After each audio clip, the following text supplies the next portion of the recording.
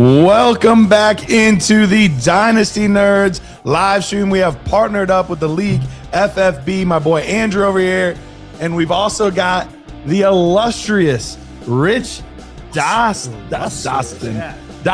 Rich Dotson. Dude, I'm illustrious. Color that in with the crayon. Hey, Rich, we didn't get to hear your thoughts on day one of the NFL draft. Give us an overview of your thoughts, what you thought from day one. Winners, losers, things you're excited about, things you didn't like, whatever you want. This is your time, and we'll jump in as needed. A lot of times when you have like special moments and special days, it's like a celebration, right? Like you celebrate certain things and have cake. And my biggest celebration for today would be Cam Scatterby. It's my biggest thing. Am I muted? Are we good, or is it muted? Okay, it just says Mike is muted right there. Just making sure. Dude, why is Pete always trying to silence me? I got a voice too, Pete. Listen, we're talking. Yeah, Cam Scatterby, massive winner. Massive win. We're so worried about Jeremiah Love and what it showed on tape last year. So for me, real ecstatic about that. The draft class kind of came back where, like, we all have been talking about, like, 2026 has been just a massive, bad class. I don't love it.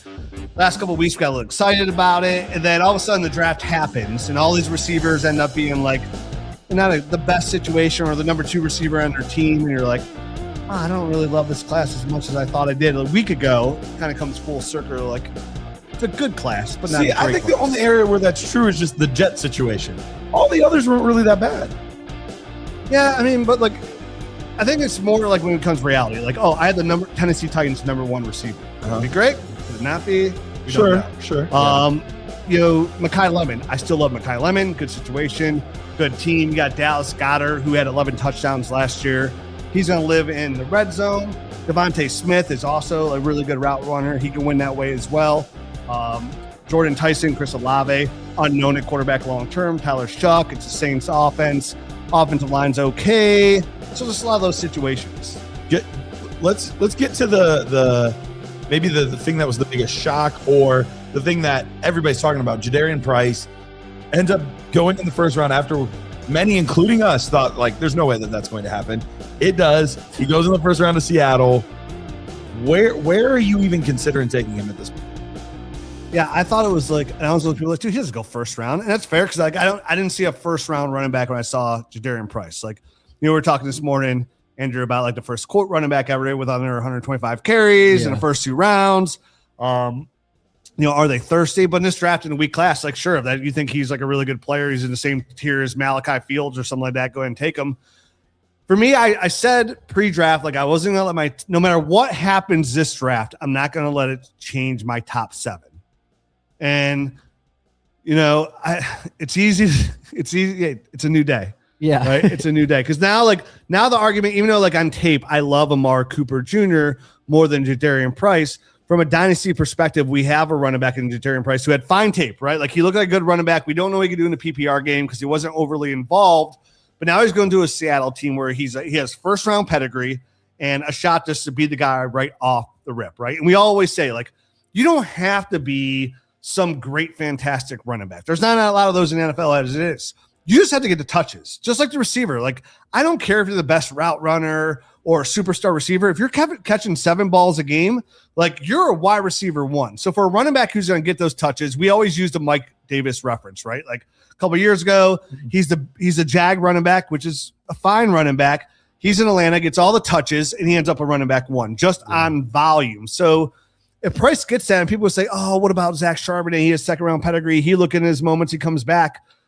That's fine. If Jadarian Price comes in and he looks really good, he's going to see all the majority of the touches. He'll be the running back 1. And you have to think a guy like Zach Charbonnet, who had an injury as late as he had it in the year, a good chunk of this beginning of the season for Jadarian Price as a rookie, he's going to be competing with guys who are guaranteed $500,000. You know what I mean? There's nobody there. Emmanuel Wilson is the guy. Yeah. There's nobody there that he's going to really be competing with. So opportunity is going to be there from day one. Dusk is in the chat, and he's saying, would you trade a 27 first as a contender to move up to the 106 and get Jadarian Price if you need running back today? No, see, this is the trap. This is the trap they lay out for you.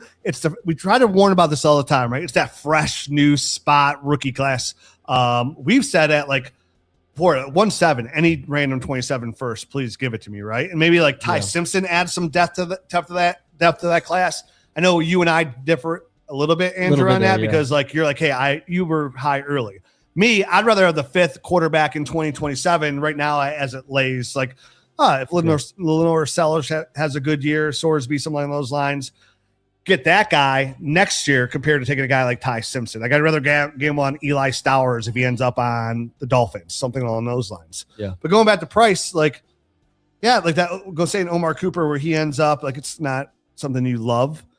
I could consider taking Jadarian Price there because it makes sense. And it's more about like, I would be looking at Jadarian Price where it's hard to get in the 27 class. The Jadarian Price looks early in Seattle. You have the chance to hold on to him, or that does enter that 27 first category, right? So it's more volume. Do you want to wait on a Mark Cooper to present himself as the ADP that we're going to see out of Jadarian Price? No, because like once a Mark Cooper has his year this year, we know how it is in Dynasty. He's going to fall back slowly every month in the rankings because he doesn't have the PPR production or stats to get him where he needs to be. So Jadarian Price does enter that menu. I still wouldn't take him ahead of Casey Concepcion. I wouldn't go that route. I wouldn't. I still want the receiver, but so he's going to enter right around there, like pick 7, which is fair. I mean, you've got a first round. So would you give up a late 27 first for him or no? No, I would not. No, I wouldn't either. Because I would rather just wait and give up my second when I need the running back mid-season or later for somebody who I know is going to produce, who's in a system, and just an old running back. Like, think about this. There's a chance you can get Derrick Henry for a second round pick, or maybe a second and a third come mid-season when he's 32, 33 years old, right? And that team's out of it and they're ready to blow it up. He's going to realize I can't get a first for a 33-year-old running back in Derrick Henry. So I'd rather just go ahead and wait. I hate trading for any running back, right, this time of year, let alone a rookie who we don't have a lot of tape on into a situation. Like, doesn't mean like I can't give up future firsts because that's just bad draft or management anyways. Giving up that kind of draft capital for unknowns at the running back. It's just too fluid for me. 27 first all day in Superflex. Maybe if it was one QB, it was a late first, and I want to win now, then I would listen. Well, and because the 27 class, part of what makes it so good is the quarterback. So if it's one QB, those late first and 27 are less appealing than they are in Superflex. Yeah, gotta look good if you want to get something in return. I think part of it is we weren't considering Jadarian Price as a pick in the 106 range at all less than 24 hours ago. And I'm not going to let the landing spot in the draft capital, even though I do think it deserves to move him up our boards, it's not going to move him up that drastically to where I'm considering him over guys I clearly had above him pre-draft. Yeah, no, I'm with you. And I think that's traditionally the irresponsible thing to do. Rich, we did the study before, 3 times more likely to hit on a player if they aren't moving up more than 5 spots pre-draft to post-draft. So, he's going to be one of those players in this type of situation that, we'll see. Can it happen? Sure. But Rich, if you go through the list of all of the late first round running backs over the past few years, like even over the past 10 years, you have the Rashad Pennies, the Sony Michels, the CEHs, it's littered with guys that you're just like, ew. Counterpoint though is like first round draft pedigree running backs had the highest success rate at the same time. You see, we're cherry picking the bad ones too. Even they're late, so it's not cherry picking too much. I would say it's really not pedigree, and we all wanted Seattle's running back they're going to take in the second round. So if he goes into first, that gets you way more excited. And it's not about if you believe in the player, Seattle believes in him enough, he's going to get the opportunity, right? His tape looked good enough where hey, if this guy's getting an opportunity like this, he's going to get in Seattle, there's a chance he succeed. So you can have a really great dynasty asset. So it's not something you had to get off of. Over the past 30 years, this is from Chuck Bass. All right. So I haven't had a chance to verify, but he is. But this all seems accurate though. Here are the running backs. Dude, I know it's the onion, but listen. Here's the running backs. Aliens are real, man. Look at my narrative. The running backs taken at the end of the first round of the past 30 years. Jadarian Price, Clyde Edwards-Helaire, Rashad Penny, Sony Michel, Doug Martin, David Wilson, Javid Best, Donald Brown, Beanie Wells, Joseph Adai, Chris Perry, Kevin Jones, Michael Bennett, Trunk Candidate, John Avery. Dude, I haven't seen anything that ugly since this morning when I saw you guys roll out of the bed. Jeez, man, that's unbelievable. Now, granted, yes, well, but if you say it like that, he's got a 0% chance of being good. But 27 first. We've seen plenty of early seconds be amazing. So it's an odd statistic because, later, like if you were to take the guys taken in the first 10 picks of the second round over the past 30 years, it's probably a great group. Weird that how it's worked out, but I don't want to put this in the same category as like first round running backs. He's not in the same range as Jeremiah Love or Bijan Robinson or Jahmyr Gibbs and those guys. Like this is a different tier that we're talking about. And Seattle could be repeat offenders, which is like, if you don't, it's like grabbing a plate like Jared did tonight twice. Yeah. Learn your lesson. We got a poll. What are we raising flags? The poll is Price going to be a bust? I will add to this, Pete, based on his projected ADP, seeing that spike. 1 in the chat for yes, 2 in the chat for no. I think he could be a good running back and still be a disappointment. Because if you take a running back in the first round, you are expecting them to be special. And so I think he could be fine. I think he could have an Isaiah Pacheco career or whatever, like guys that were fine and still be a disappointment. Yeah. Dude, don't get overly excited. We say it's a weak class, and then like this running back class isn't great, and then one gets good draft capital. They're like, yo, he's all of a sudden great. But again, if there's one kid that can be great, you don't have a ton of tape on that says he can't. It's Jadarian Price. It's true. So, plenty of tread on the tires. It's a great situation. I mean, again, if you're talking about if your initial goal is like immediate return, and like I don't overly love this class. I don't even love like where the good guys landed. If you want your most immediate return on your rookie investment, it's going to be Jadarian Price because he's going to look good early, and somebody's going to want that in their dynasty roster. And you can just trade for what you want. Yeah, we got an important question that needs answered here, Andrew. Yeah, A-Rod said, "How am I feeling about the Vikings pick last night?" I think Insidious filled him in. He said Andrew was pissed. What would you say, Garrett, based off of my reaction? I think that is a calm way to say that. I wasn't a fan. You glitched out. I just wasn't. It wasn't the name that I was expecting to come off the board for Minnesota. I kind of wanted us to go safety. I've talked about that, or I wanted to go offensive line. I thought Maxey and Aker would have been a great pick for Minnesota. You have Caleb Banks come off the board. It just was nobody, I think, except Minnesota felt like he was a top 20 pick in the NFL draft. And well, that's what happens when you fire your GM and go into the NFL draft with no general manager in the building. That's it. Welcome to my world, disaster football. Y'all can't be smart at what we do. Rich, anything else that you want to tell the good folks before you get out of here? I know you got some partying to do, some hanging out to do. Yeah, no, I want to see, I'm excited about the second round. I want to see where Ted Hurst obviously goes. The higher, the better. Denzel Boston's in a really good situation right now. End up in a good spot. You mentioned the Raiders, which would be fantastic. Yeah, Bills, you don't hate the Bills either. A lot of opportunity there. Call your shot on Ted Hurst. Where's he going? Ted Hurst, now at this point, put him in Miami. Okay, Miami with second round, third round. Oh, dude, anything second round. I don't care what team it is. Like, okay, yeah, anything second round you're thrilled, but Miami in the third you'd be good with. Yeah, if you're like, oh, dude, if he goes in the second round, he ends on any team. You're like, dude, now he's a number 2 receiver. You're like, dude, for now, like right now, you don't know that. Tell me there's a chance. Yeah, dude, he's potential. Yeah, I like the kid. All right. Well, any surprise player that you think will drop, and everybody's gonna be like, oh, dang, that guy like dropped. Dude, that's such a terrible question for this draft because, like, who do you like? All deserve to like, drop. if anybody goes down, like, I feel like we're gonna see a lot of receivers go on this day and these next 2 rounds. Like, all the guys be like Jeremy Bernard, has a chance to go up. Got Malachi Fields out there, Chris Bell. There's so many like good receiver upside guys. Like, let's see where they land in the opportunity. Like, can they get that effect that? We're just talking about Jadarian Price, right? And now the same thing. People like when you're a rookie draft, people make those arguments too. Like, yeah, I know like this guy's ranked higher, but he's gonna be the number 1 receiver in Tennessee. Like, I gotta take Alec Ailmanor, right? There's nobody else there. He's the What's guy. Going on? Hey, Jack Bash in the Raiders. Like, dude, bump him on my rankings. So, his tape was solid. I was now he's the number 1 for the Raiders. Senior Bowl riser. Yeah, a lot of the check marks were there, but that's why the pre-show that we do for the mock draft is so important. Like we say it all the time, because like. These guys, this is where we believe them as dynasty rookie assets, right? Yeah. This is what the tape says. And remember, we look at the tape not from like, where are they going to get drafted in the NFL? Like, what do they bring to the table fantasy football wise, right? Like, how do they win?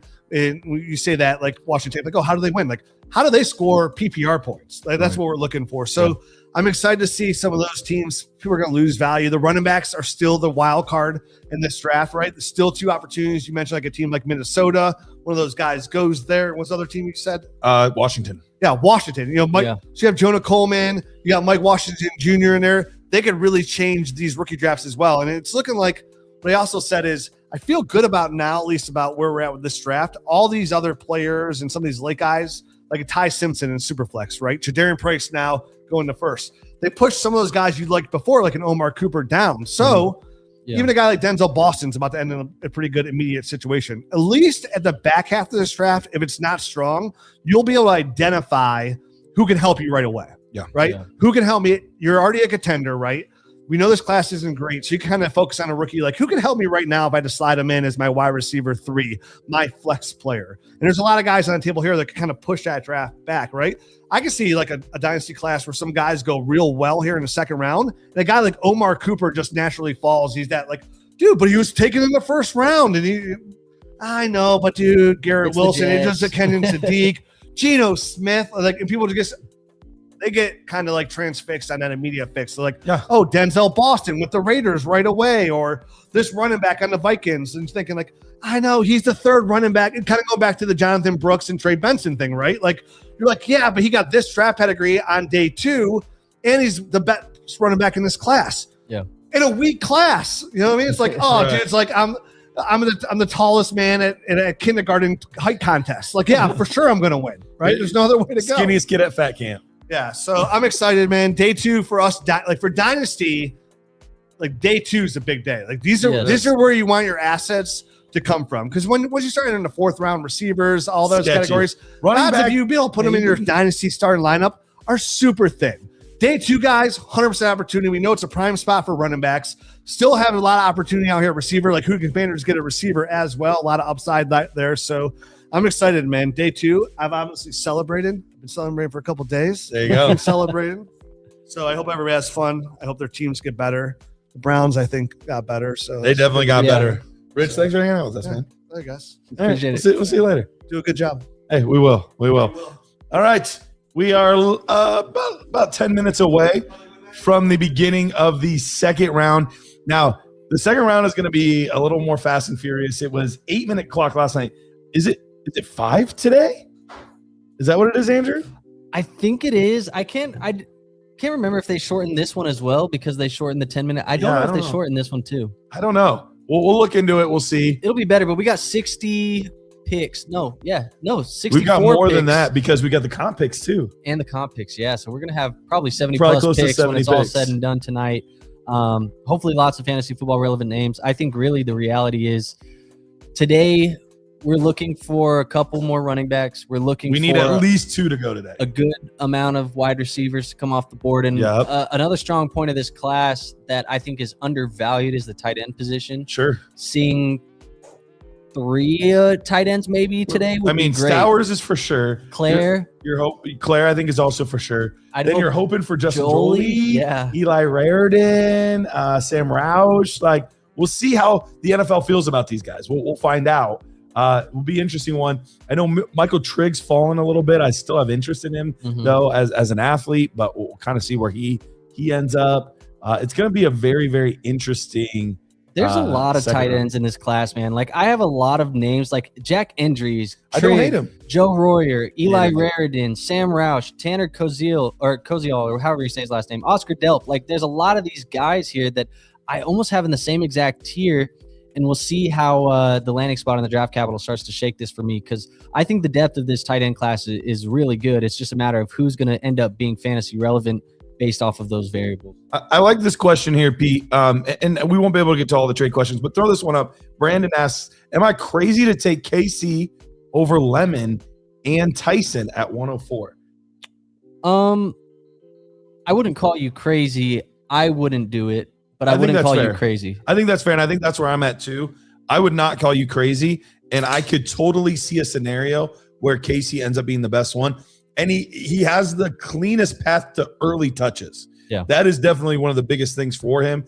He's got arguably the worst quarterback situation out of both of them. Yep. So we'll see how things go there. But I would not say that is crazy at all. I don't know that I would personally do it, but I think it is well within the range of logical thinking. I've had time to sit kind of on last night and see how that's going to shake up my rankings so far. What I have currently sitting right now is Carnell Tate has jumped Tyson for the number 1 wide receiver in the class, but Tyson is number 2. Lemon is still number 3 for me. Casey's still number 4. And we'll see what happens with Boston and Jeremy Bernard and some of these other guys today. But my top 4 and my top 3 of Tyson, Tate, and Lemon has not changed. Mm-hmm. I just feel a little bit different today because of some of those landing spots. Yeah, no, I can understand that. So Sports asking, what quarterbacks do you think will go tonight? Nuss is a lock. I think Nuss is a day 2 guy. Whether it's in round 2 or round 3, I don't really know, but I do think he goes today. I wouldn't be shocked to see Beck in play today as well. I wouldn't either. I'm gonna throw Drew Allard in as well. I think teams love traits, and Drew Allard has traits. So I think somebody's gonna take a shot at him, and it might be one of these teams like a Jets or like a Browns or a Cardinals or somebody like that, where they're not necessarily saying they will start him, but like if he looks great in camp, there's a path. Yeah, I could see it as well. Yeah, we'll see how things go here.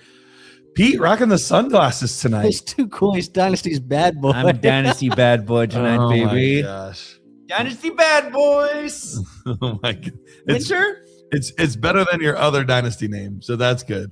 Dynasty Shuck. Oh, that's what it is. Okay. Yeah. All right. So Dynasty bad boy. We've got Pete over here. Folks. Unfiltered takes.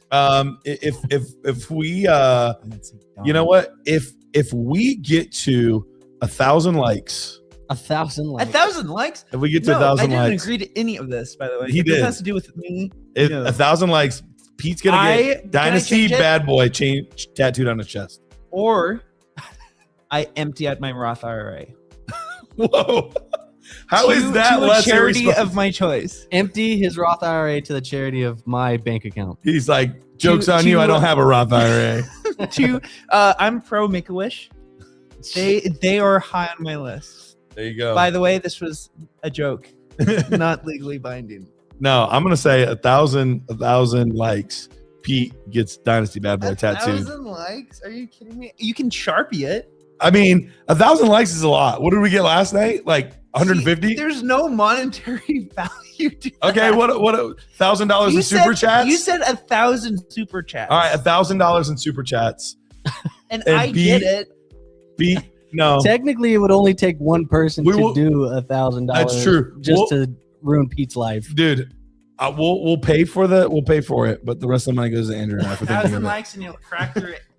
Oh, you'll crack an egg on your head. I thought you said I'll crack your head like an egg. Oh, that's like, very different. That's violent. Very different. All right, here we go. So I like that one. Egg. No, 1,000 likes, tattoo, paid for with the $1,000. But Andrew and I keep the rest. I am not complying. Don't say that to Andrew. Not after last night. Turn off that body. Not after last night. All right, we are 5 minutes away from the beginning of the draft here. Do not tip picks. Yes, guys. Including us three. We'll do our best. Insidious says, I would drop $1,000, but I got to cop 8 Jadarian Price jerseys. Oh, man. I saw one earlier. You weren't really manning the show at the time, Pete, but somebody was talking about Eli Hayden-Rick in day 2, and it's that second round draft capital. He says it's going to taste better than that solid 3 that you settled on after striking out at the club. Oh, there you go. After striking out at the club? Yeah. What club? Well, whichever one you go to, like boys and girls. The boys and girls.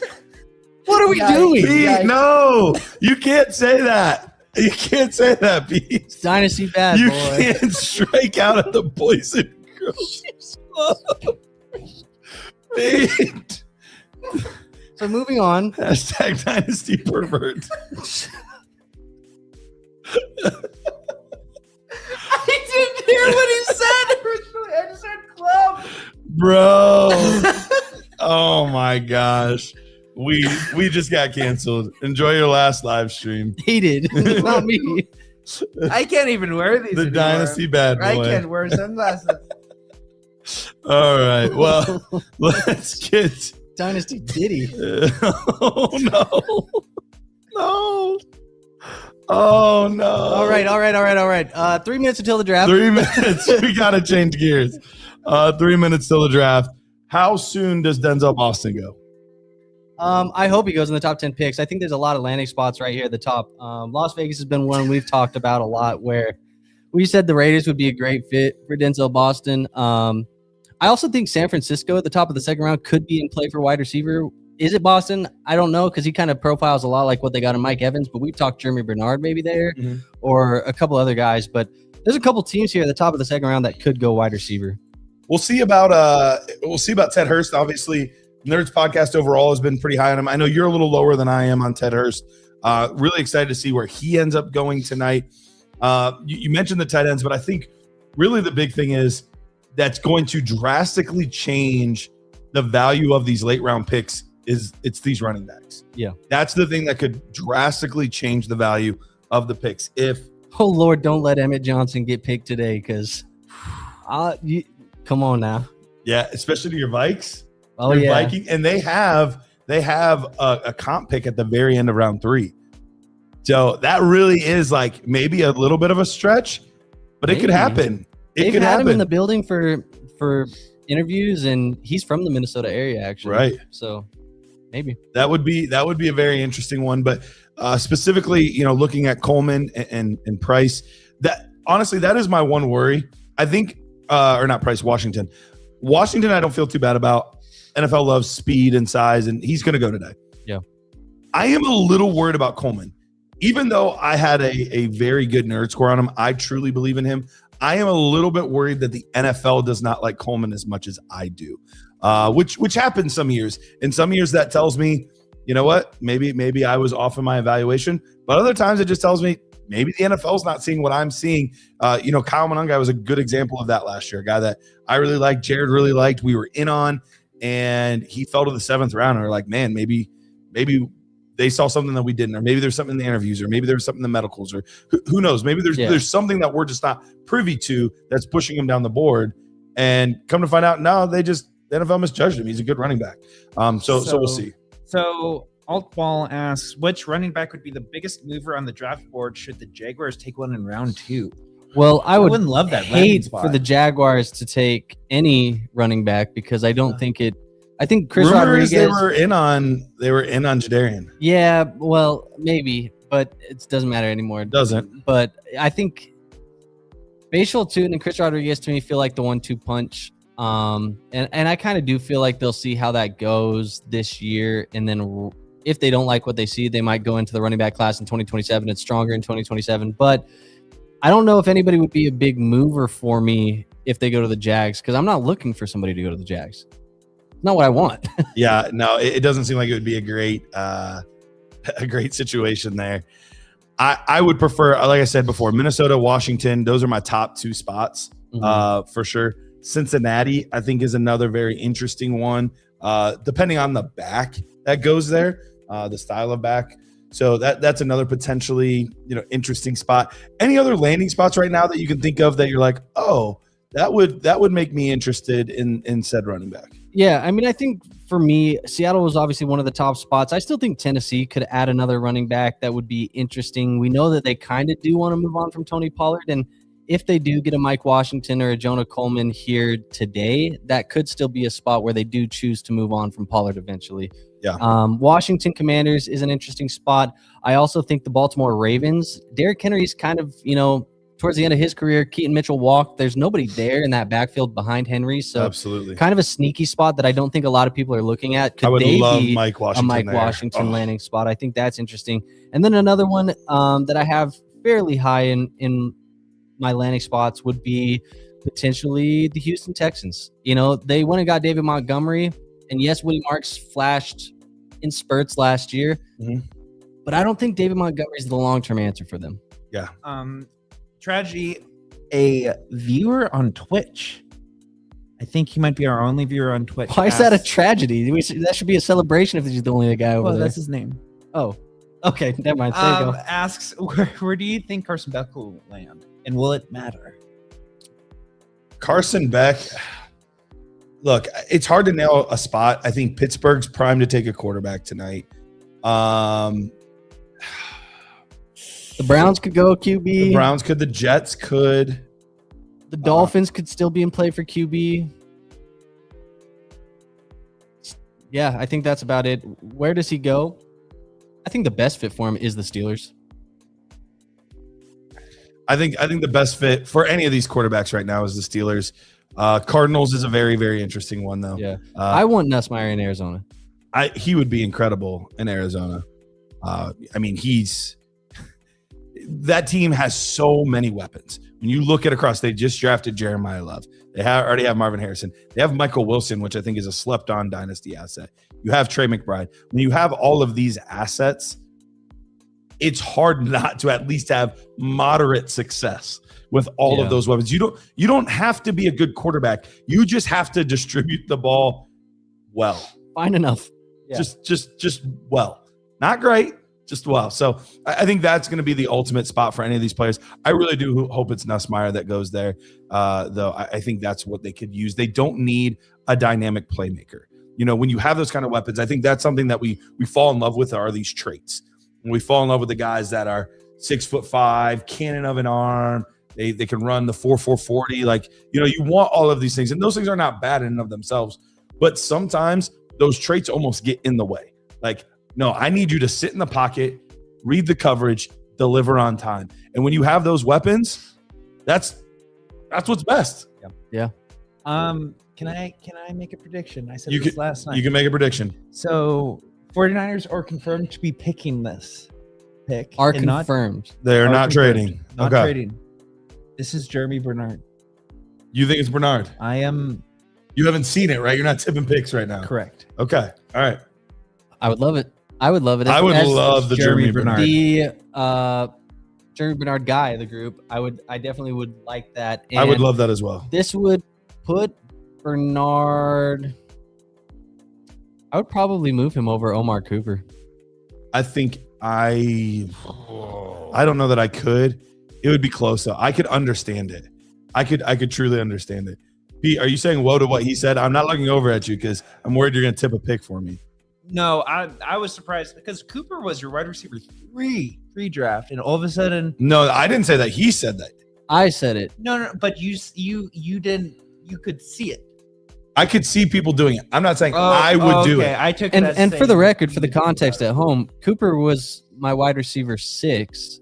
So Bernard was my wide receiver 7. Right. So I would just swap the two. Right. Yeah. Which is a very, very logical route to go. It would be a 2-spot change. Yeah, for you it wouldn't. Yeah. Yeah, it wouldn't be a big move for him. For me, it would be a much larger move.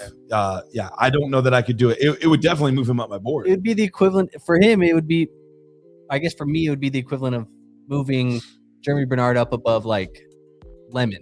Okay. Yeah. Right. Yeah. Yeah. So I think that probably is a little rich for me, but man, I cannot blame you for doing it because that would be such an appealing spot. This is a very, I don't want to say sneaky because I don't think it's sneaky at all, but a possible landing spot for Denzel Boston as well. They have a guy like Mike Evans already in the building, but they could easily use Mike Evans as, hey, do this. What if, now, I don't think this should happen, but I'm wondering if NFL teams who've had a chance to sit and digest the Jadarian Price running back off the first round last night, is that going to push some guys up today? Because now there's a lack of them.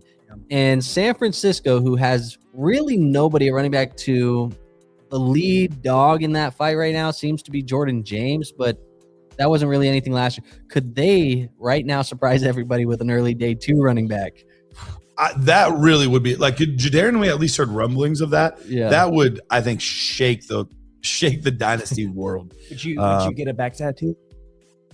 If Mike Washington Goes is to the pick at Niners. 33 at the Niners here, I will get a Mike Washington tattoo. Okay, You lock heard it in. folks. Are you for reals? Temporary tattoo. Temporary tattoo. Okay. Henna. Hey, I'll still take it. All right, so we'll see how all this goes here. Obviously not a spot for a quarterback. We're not looking quarterback here. Could they be looking for their George Kittle replacement? Stowers, maybe.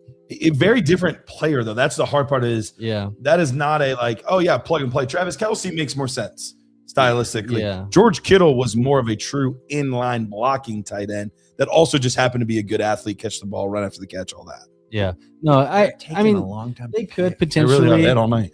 Yeah, and they've been on the clock since yesterday. I Right. know it only says, a couple minutes that they've been on the clock. They've been on the clock, They've been on since, the clock since yesterday. yesterday. But no, I think they could. But the reality is here, it's probably, Mel's best offensive lineman available is Pregnon. Like, that's a way that they could go. They could go offensive line here, too. We know that Easily. there have been drama this offseason with Trent Williams. They seem to have got that figured out, but obviously he's older as well. So maybe they just go beef up the trenches. It's obviously it's never a bad mood to just be like, you know what, we're gonna make our offensive line better. Like Yeah. that's always in play. I don't care how good your offensive line is. Like, you could always use another offensive lineman. It's like running backs in Dynasty. Like, doesn't matter how good your running back room is in Dynasty fantasy football. You're just like, yeah, I could use another running back. You could always use another running back. So we'll see how all of that goes. They're taking their sweet time for having the whole night. You would have thought their pick would have come in pretty quick. Nope. They're taking their sweet time. They're going to use most of the clock here, maybe taking calls up to the last minute. But you said you heard the report that they are making the it pick, was on right? the screen. Yeah. Well, that they're- Technically, John Lynch here, it's Lynch, right? Mhm. Yeah, Yeah. he said that they're using AI to make their selections this year. No way. Yes, Did he really say that? they're using AI to make selections this year they're drafting to help make. Okay, help make decisions. Trevor That's- Lawrence. Oh my gosh. Wild. I don't know that how I would feel about openly. Who would admitting AI like the most right now? That's a good question. Eli Stowers because of his Let's- RAS score. Let's ask Chat GPT. Chat, if you were the San Francisco 49ers at pick 33, who would you take? Let's see. Let's see what they You're say. John Lynch. This is John Lynch right now. This is live look at his process. Well, we're tipping the pick, aren't we? Yeah. If we're I think he's more of a Grok guy personally. So Who should the 49ers draft in the NFL draft? at pick Well, 33? If you zoom out for a second, the biggest mistake with the San Francisco 49ers is forcing a luxury pick. This roster is still built to win right now. So the draft should be about plugging real holes, not just adding another toy. Okay. Here's how I would approach it based on the current needs and the typical roster construction under Kyle Shanahan and John Lynch. The biggest need, in order, offensive line, cornerback, edge rusher, and wide receiver. So the ideal target, it's giving me a bunch of positions, but it's not giving me a name. It's not gonna give you a name. It's chicken and out. My verdict, offensive line. You got to And give me then a name. best Such a player safe available. pick. So they're saying to go offensive line. Maybe that's where All right, John, John Lynch Lynch is is- like, you know what? They you're said right. offensive line. Let's the pick is choose a in. name. Well, the pick is in. We'll see. I hate so ChatGPT will just give me so much fluff in that. I know. You could Is have that gave what me I asked? an answer of offensive line and not all the other stuff. I didn't care how you felt about it. At Altball asks over under 10 dynasty relevant selections in round 2. So we'll say 10 and a half In round 2. in round 2. I'm gonna go under. I'm going under as well. Yeah. I think If it was today, I would very much go over. But just round 2. I'm going. I think under. in round 3, I would take the over for round 3 because I think that's where we're going to start to see the running backs. running backs, more tight ends off the board in round Yeah. 3, things like that. Some quarterbacks, I Yeah. think. So Pete, do you mind throwing that comment from Insidious on there? Because he has a question about Carnell Tate right now. Yeah. And he says, based off of what we know right now, Garrett, where would you rank Carnell Tate in Dynasty amongst the other wide receivers at the moment? Top 10, top 15, top 20? be more in the top 15 range. I don't think he cracks my top 10. And I can't quite think of all of my rankings off the top of my head right now, but I would assume I would be putting him just a little bit ahead of like Marvin Harrison Jr. and those guys. Okay. All right, pick is in. Andy Lee. For the record, I think that does make sense. I think you have to start considering him around like above the Romo Dunes age ranges. Okay. They're drafting a punter.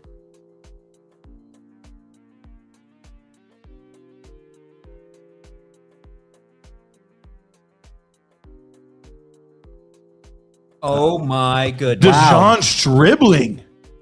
Wow. Are you kidding me? DeJon Stribling at 33. That is an AI pick. Holy cow. Like, and I like Stribling, but not like this. What? I was wondering, I was like, you know what? Do we think he's going to sneak into round 3? Is what I was thinking. Wow. Like, do we think he's going to sneak into round 3? Not, is he going to be a borderline first rounder? Dude. That is a shock. Stribling was my wide receiver 18 in my rankings pre-draft.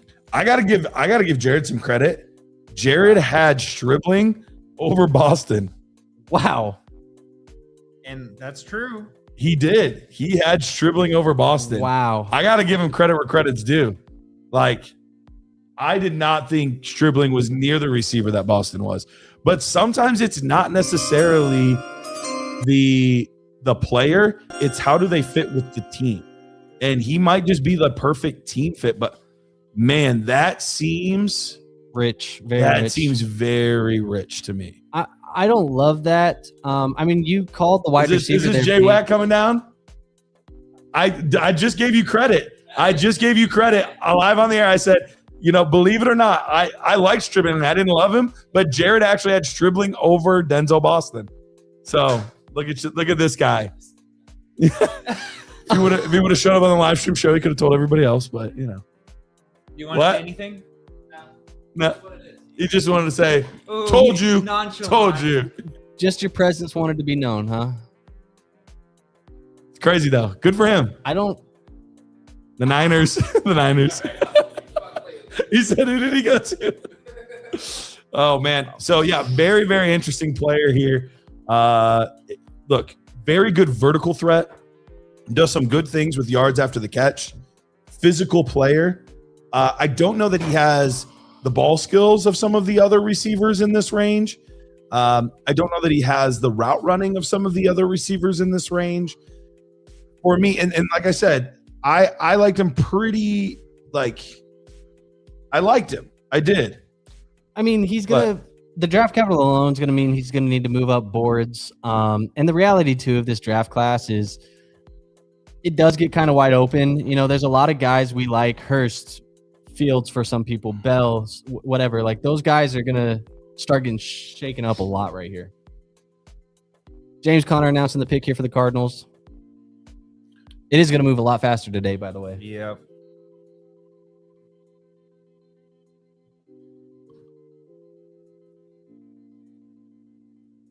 Okay. Okay, so they went offensive line. Chase Bazantis, guard, Texas A&M. Obviously, you like that for Jadarian Price. Like, you feel good about that. Jeremiah Love. For Jeremiah Love. For Jeremiah Love. The other Notre Dame running back. First round running back out of Notre Dame. Yes, Yeah. yes. You like that for Jeremiah Love. But let's go back to Stribling for a second. It's crazy for me. So I'm looking at my personal nerd score right here. I had him 1, 2, 3. I just don't like it, man. I had him at wide receiver 18. Dang, I didn't even think of that, Pete.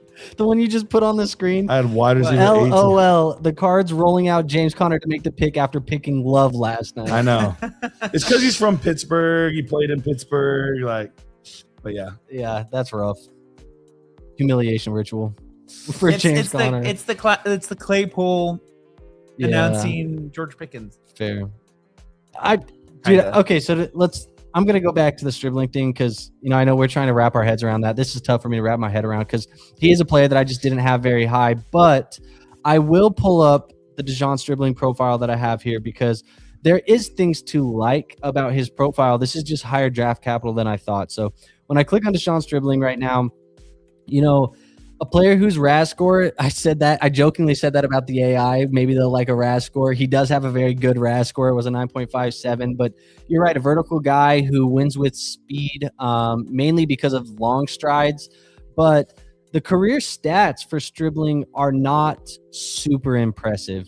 5-year collegiate career. His best season is 880 receiving yards and 6 touchdowns. It just wasn't a super productive guy. And that was with Jackson Dart throwing him the football in 2024. That was the most productive season for him. So, and that was because he transferred. Was he in Ole Miss in 24? Because he transferred from Washington State. I don't remember. Good call. I don't remember if he transferred there that year. But regardless, that is his most productive season, 880 and 6. You look at some of the underlying metrics with him. dominator rating wasn't what we wanted to see out of a player. The receiving share that he had in college wasn't what we wanted to see as far as metrics that will translate to future wide receiver one success. A mediocre breakout age. There's a lot here with Stribling, man, that I don't get it. It's a bit odd. Sorry, in 2024 he was with Oklahoma State. So he started with Washington State, then went to Oklahoma State. This was his first year with Ole Miss.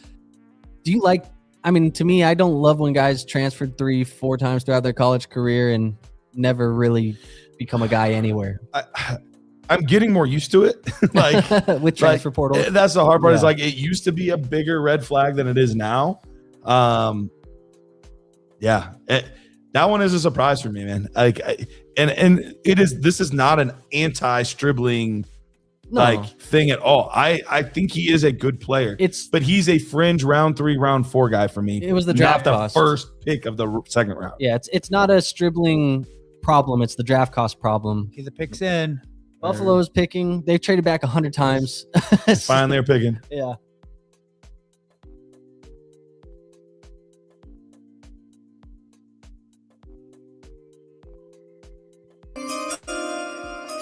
DJ Parker. All right. Okay. Parker. Good pick. Parker was a guy that he was an edge player that has been hyped for well over a year now. A guy that was like one of the biggest names before the season started. He's dipped a little bit, dropped a little bit.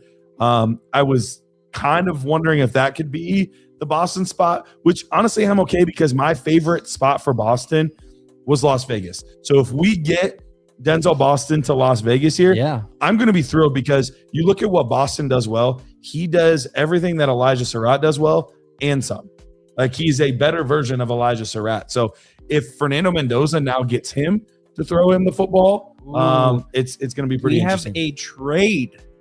The Raiders are trading out? The Raiders are trading out. Oh my gosh. Texans are trading in. The Texans. What do the Texans want? Running back. Jonah Washington Jr. Johnson. No, I have a feeling they might be going O-line as well. I think that's what they really, really need to do. That would be my guess. So I think the Texans, if they're trading up, they're trying to get O-line. I'm bummed, though. I really wanted that spot for Boston. We'll see. They only moved back 2 spots, so they're still within the range, though. Yeah, Dan says he wanted the Bills to trade back and grab Boston, and then they didn't. He says wide receiver 1 season again for Shakir. I think we're forgetting that DJ Moore is also a Bill now. Yeah, DJ Moore is a Bill. I mean, this just in. Raiders do not need any positions. They don't need anything. They're no needs. No needs. Cool. Okay, no needs. Done and done. They have no needs. I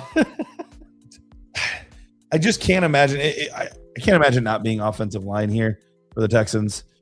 So where do we think the next fantasy relevant spot is going to be? Do we see the Giants going wide receiver? They could still go wide receiver. I think a lot of people had wide receiver pegged to them early with the 5 and 10 pick, and obviously that didn't happen for them. So, this could be a team that does end up grabbing a guy like Boston. I don't know if they would have even thought Boston is still available, but they might be looking at it and saying, he could complement Malik Neighbors pretty well in this offense. He would complement him super well. It wouldn't be as much of a spot for like a Bernard or somebody like that, but more of a perimeter, bigger physical receiver. So, I mean, Boston really fits the bill for the New York Giants there. So that could end up being a really, really good pick.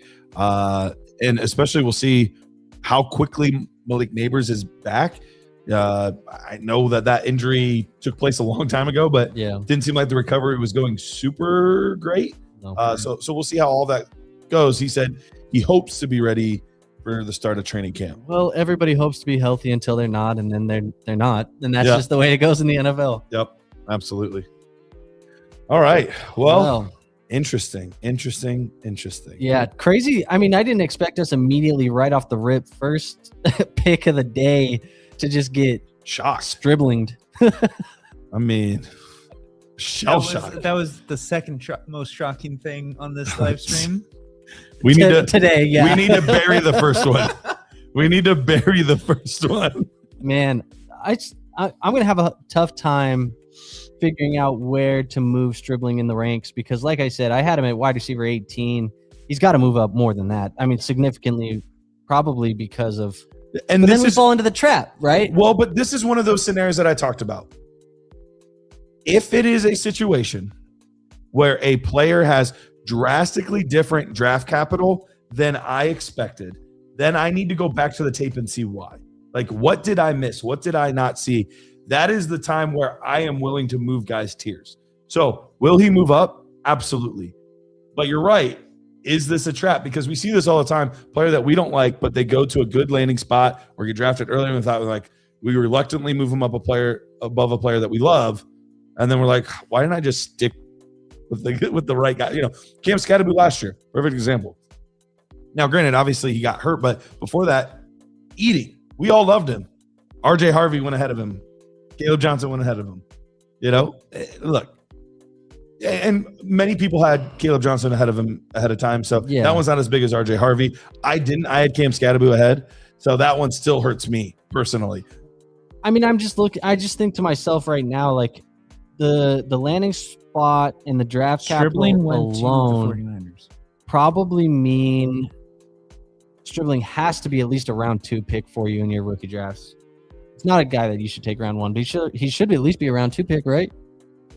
Yeah, I would think so. We need to. Somebody wasn't able to hear the picks. They're about to announce. I have the graphic for the round 3, round 2 after this. Oh, do Okay. you? Yeah. Okay. Perfect. All right. Let's see the Texans pick here. And then Giants in Las Vegas after. We got you, Insidious. Just give us a second, man.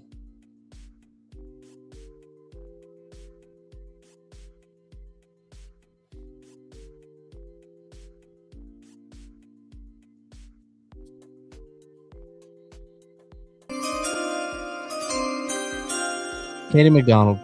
Ohio State. Wow, they added to that ridiculous defense. Yeah. A guy that by most places was projected to be a first round pick. Yeah. I mean, I didn't really expect offense for them. I wouldn't have minded dipping back into offensive line again after last night. That's what I was saying. But- More O-line. Yeah. Good for them, though. I mean, they get the best player on the board. Yeah. Here is the pick so far. Okay. So we got Stripling going to the 49ers. Chase going to the Cardinals. TJ Parker. going Chase to the DeSantis. I got you, buddy. Bills, and Caden McDonald going to the Texans. Chase B. Chase B. So, yeah, I mean, that's where we're at right now. The Giants are going to be on the clock. Now that we got the Giants, we said this could be fantasy relevant. Maybe a guy like Boston is in play. I would be shocked if Boston's not one of these two picks here. I think it's the Giants or the Raiders here. He needs to come off the board here soon. He's too talented. But we did laugh at some stuff. Like, even though we think he's good and we thought he deserved to be a borderline first round guy, we heard other analysts talking about him being the next Justin Jefferson and stuff like Yeah. that. And you're just like, come on, guys. Like, let's be realistic with our comps. Yeah. Well, that was Braden Fajoko, so I'm name dropping Braden. Oh my gosh. I don't know if we would call Brady. He's not an analyst. He's a former player. He's I a guess. former player. And look, Yeah. and even though I know that I was talking to you guys And about we all get stuff wrong, but that's just crazy.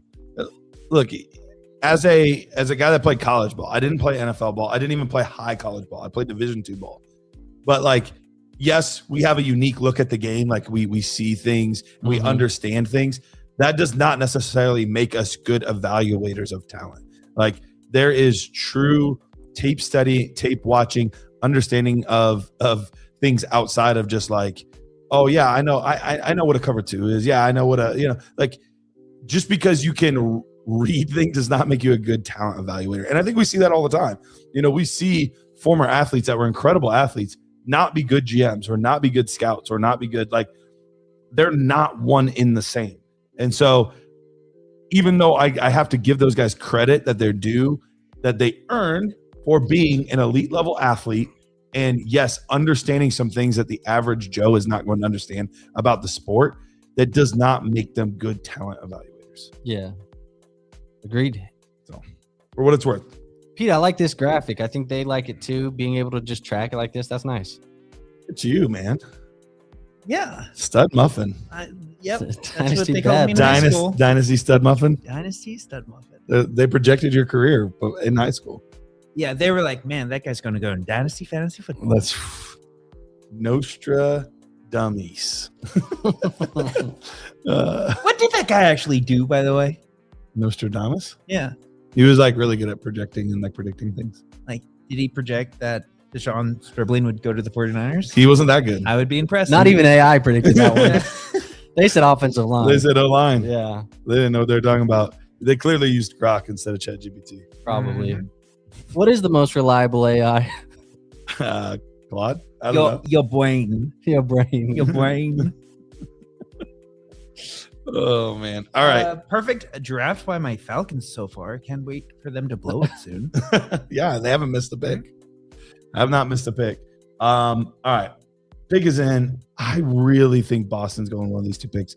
I don't think Cleveland's going to dip back into wide receiver again. It's possible they go two receivers. I think it's very unlikely, though.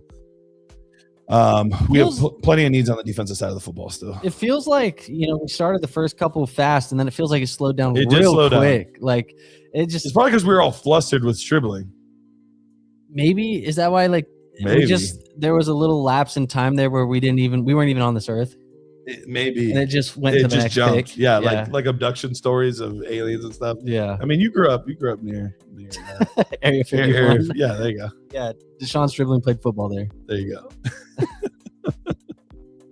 Oh man, Colton Hood's still on the board. Obviously, very talented Very defensive talented back. player. Yeah, Guy that missed a bunch of time. Or no. McCoy was the one that missed a bunch of time. Yeah, he's still on the board. He's too. still on the board too. Yeah. That's what I was thinking of. He's still on the board Well, too. Colton Hood is also a very teammates. talented DB. so- Teammates. yeah. So people aren't vibing with Tennessee right now. A lot of people have actually called me a very talented DB. Really, What- dynasty bad boy. Very talented There's DBB. there's a lot of abbreviations for that. Oh, you were thinking douchebag, weren't you? You were thinking Dynasty douchebag. Wow. Pete with all the nicknames tonight. Pick is in. I'm halfway through my Coke Zero right now. You don't know what I'm going to say. Oh, man. Wow, He's living on the edge. crazy guy. Get the picks here. That's OC Manura. He's lost some weight. So these guys don't even get to talk anymore. They just get to walk out with him. Yeah, they had too many people yelling and going on tangents last year. Colton Colton Hood, Hood, you there he is. said it. You, wrong called guy. it. You weren't supposed to be talking I, was about. talking- I meant to be talking about McCoy, but both very talented backs from Tennessee here. So they went defensive back after. Look, they have not gone skill position after we thought they were going to be a team that was going to go wide receiver. They've had 3 opportunities to do it. Haven't done it yet. It doesn't fully shock me. I know there was a lot of smoke around the offensive side of the ball, but Harbaugh being a defensive guy, he's going out there and getting defense on this team. It makes sense. Yeah. Destroyer. I do not know where Matt had Stribling. He's similar to me. I know he liked him but didn't love him. So my guess, I know he was not in his top 10. I do know that. So definitely, even for the great Matt O'Hara, it was a surprise at wide receiver. So, Sport asks, is Boston falling further than we thought? I think we all thought he was going to go in the first, right? If he falls past here, I thought he was a top 40 pick. So if he falls here and he does not get taken by Las Vegas, then I will officially be like, heck yeah, he's falling. I'm not going to lie to you. Hell of a draft so far from the Giants. Coming away with Arvell Reese at 5, Francis Mauigoa at 10, and Colton Hood. Those are 3 guys. One, Reese wasn't supposed to be there at 5. You got a value in your lap. Mauigoa, most people would say best offensive lineman in this draft, or at least in consideration for one of the best offensive linemen in this draft. And Colton Hood, most people had at the back of the first round as a talent. And you get him there in the second. It feels like they're cleaning up a lot of value here. Exactly right. They are continuing to go best available player, even if they might have some other spots that might be higher need. Like, we're just going to take good players, which is always a good strategy. Well, and last year when you just took the best value of Jackson Dart, it worked out for you too. Still same GM, different coach.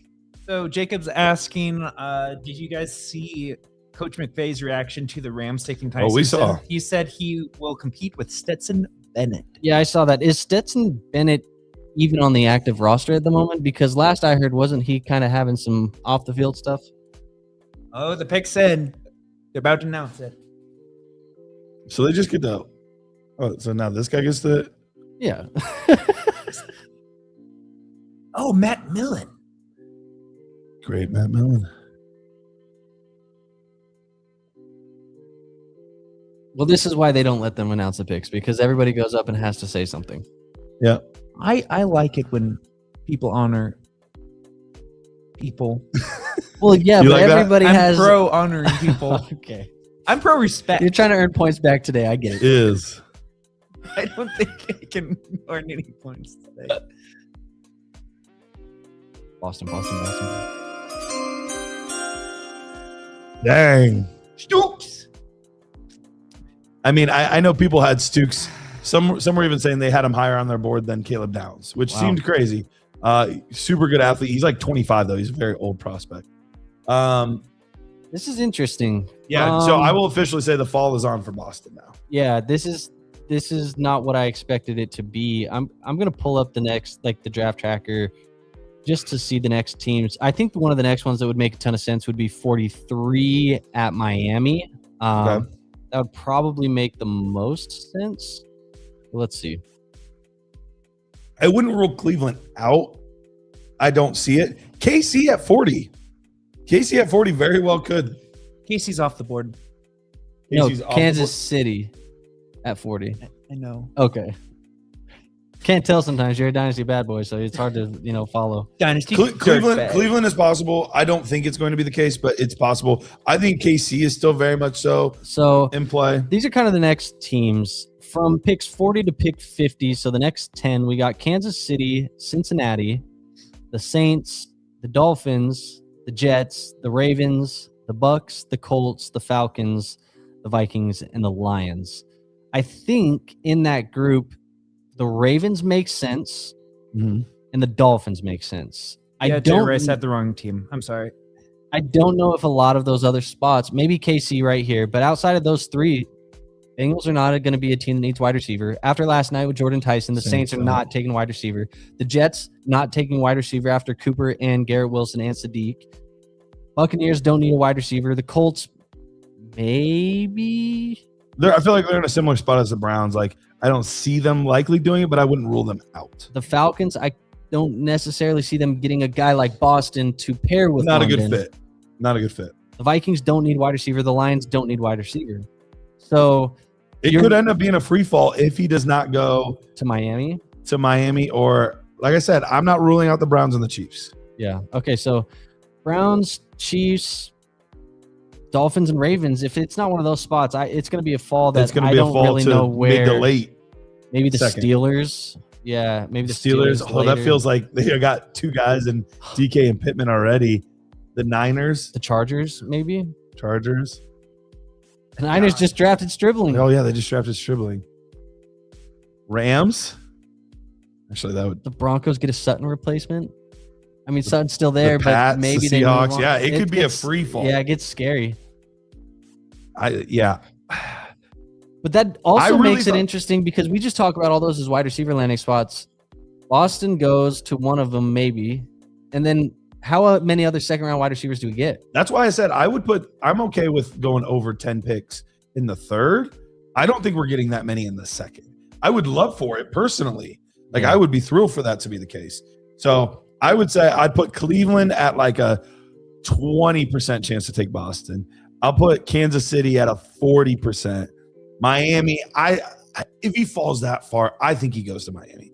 So He should. I'll say he goes before the Miami pick. Also, we haven't really talked about him very much. I don't think you said his name today. I don't think he's going to the Browns, but Garrett Nussmeier. I feel like We talked about him early on. Whoops. I think he is going to go. I mean, I think he's going to go in the second round. I would be surprised if he didn't. I do think he is a lock for day two, though. I don't think he's going to fall outside of day two. I don't think the Jets here at 44 are out of the range of outcomes for Nussmeier. Not at all. Love that. Could Not you at all. imagine that? Garrett Wilson, Omar Cooper, Kenyon Sadiq, Garrett Mason Taylor. Nussmeier, Mason Taylor, Brees Hall. Brees Hall. Braylon Allen. If he doesn't go there, though, I mean, it would probably be the Steelers would be the next one. And then, gosh, I don't know. The Steelers, and then I mean, I could potentially see the Colts. I could see the Colts. I don't think that's out of the realm of possibility. They could shock people and take a quarterback.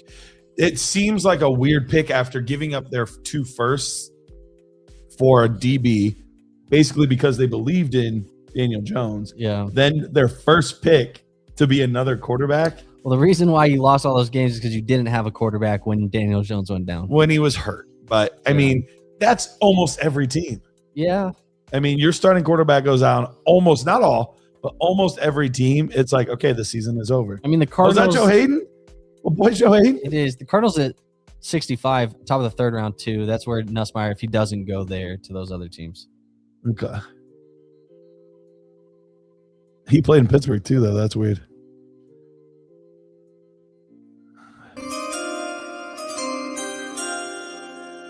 Wow. Okay. There he Denzel! is. 20% of the time, it works every time.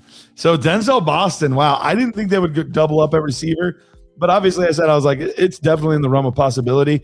It's real now. It happened. This is interesting because I heard rumblings that they were connected to Boston in round 1. They ended up going KC. I mean, they are now showing their hand for the future. I mean, you have Denzel Boston, Casey Concepcion, and Harold Fannin. That's a crew. I mean, that's a crew right there. The problem is, do they have anyone to throw them the football? I mean, that's the question. And it's making me feel a little gross inside knowing that This hurts KC. we're through probably 12 to 13 fantasy relevant options, and I have 2 Jets and 2 Browns. It's not great for my late first round picks. Yeah. No, this is not good for Dynasty. Ooh, Seattle Mariners. Oh yeah, of course. You dub. And does this make you feel? I think part of the appeal of Casey Concepcion in Cleveland was He's the only one there. volume. Yeah. It's not volume anymore. Well, maybe not. He's still a playmaker. Absolutely. You know, like But Boston is a much better playmaker than a Cedric Tillman, who he was going to have to go, share as the big play guy downfield. Dynasty loser Jerry Jeudy. He's been a loser for 4 years. Yeah, Jared Jeudy, RIP, my guy. But man, that is very surprising. I mean, like I said, it was a possibility, but it was more of a hope that like he goes. But realistically, as soon as it happens, you're like, oh, but I don't love that for Dynasty. Yeah, Because not only is it not great for him, now he brings Casey down with him. just a little bit. Just a little bit. That was pick 39. Oh, Andy Reid slimmed down. Let's stop it. Can you imagine a head coach making their own pick? We're going to take.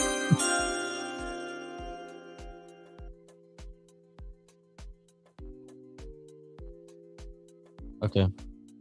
Is his first name really R? I mean, I guess. R. Mason. Boston was 39. Boston was 39. How does this affect Isaiah Bond's legacy? Garbage. I mean, in theory, he still has a chance to have a role. He's different from these two guys. He's just straight speed, different. straight down the field.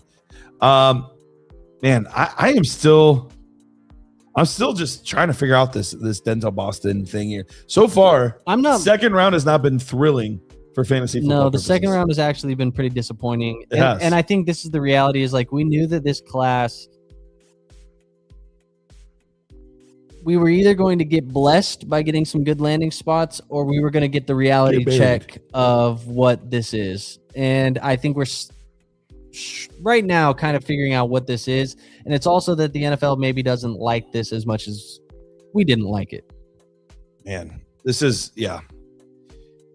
I'm glad for Boston. I thought he deserved to be picked in this range. I thought he deserved to be picked a little earlier, honestly. But this really does limit the upside Feels different, of both of these players. than a Miami landing spot and a Raiders landing spot that we wanted. We wanted those it's, spots. It's just not that. Maybe Jeremy Bernard is a Dolphin. I mean, that would lift some spirits. That would make me a lot happier. He's a human. Yeah, he's not a Dolphin. You did that on purpose too, didn't you? Oh my goodness! You're just crazy tonight. Oh man, it's gonna be a long night, guys. It's going to be a long night, A and long life. Pete.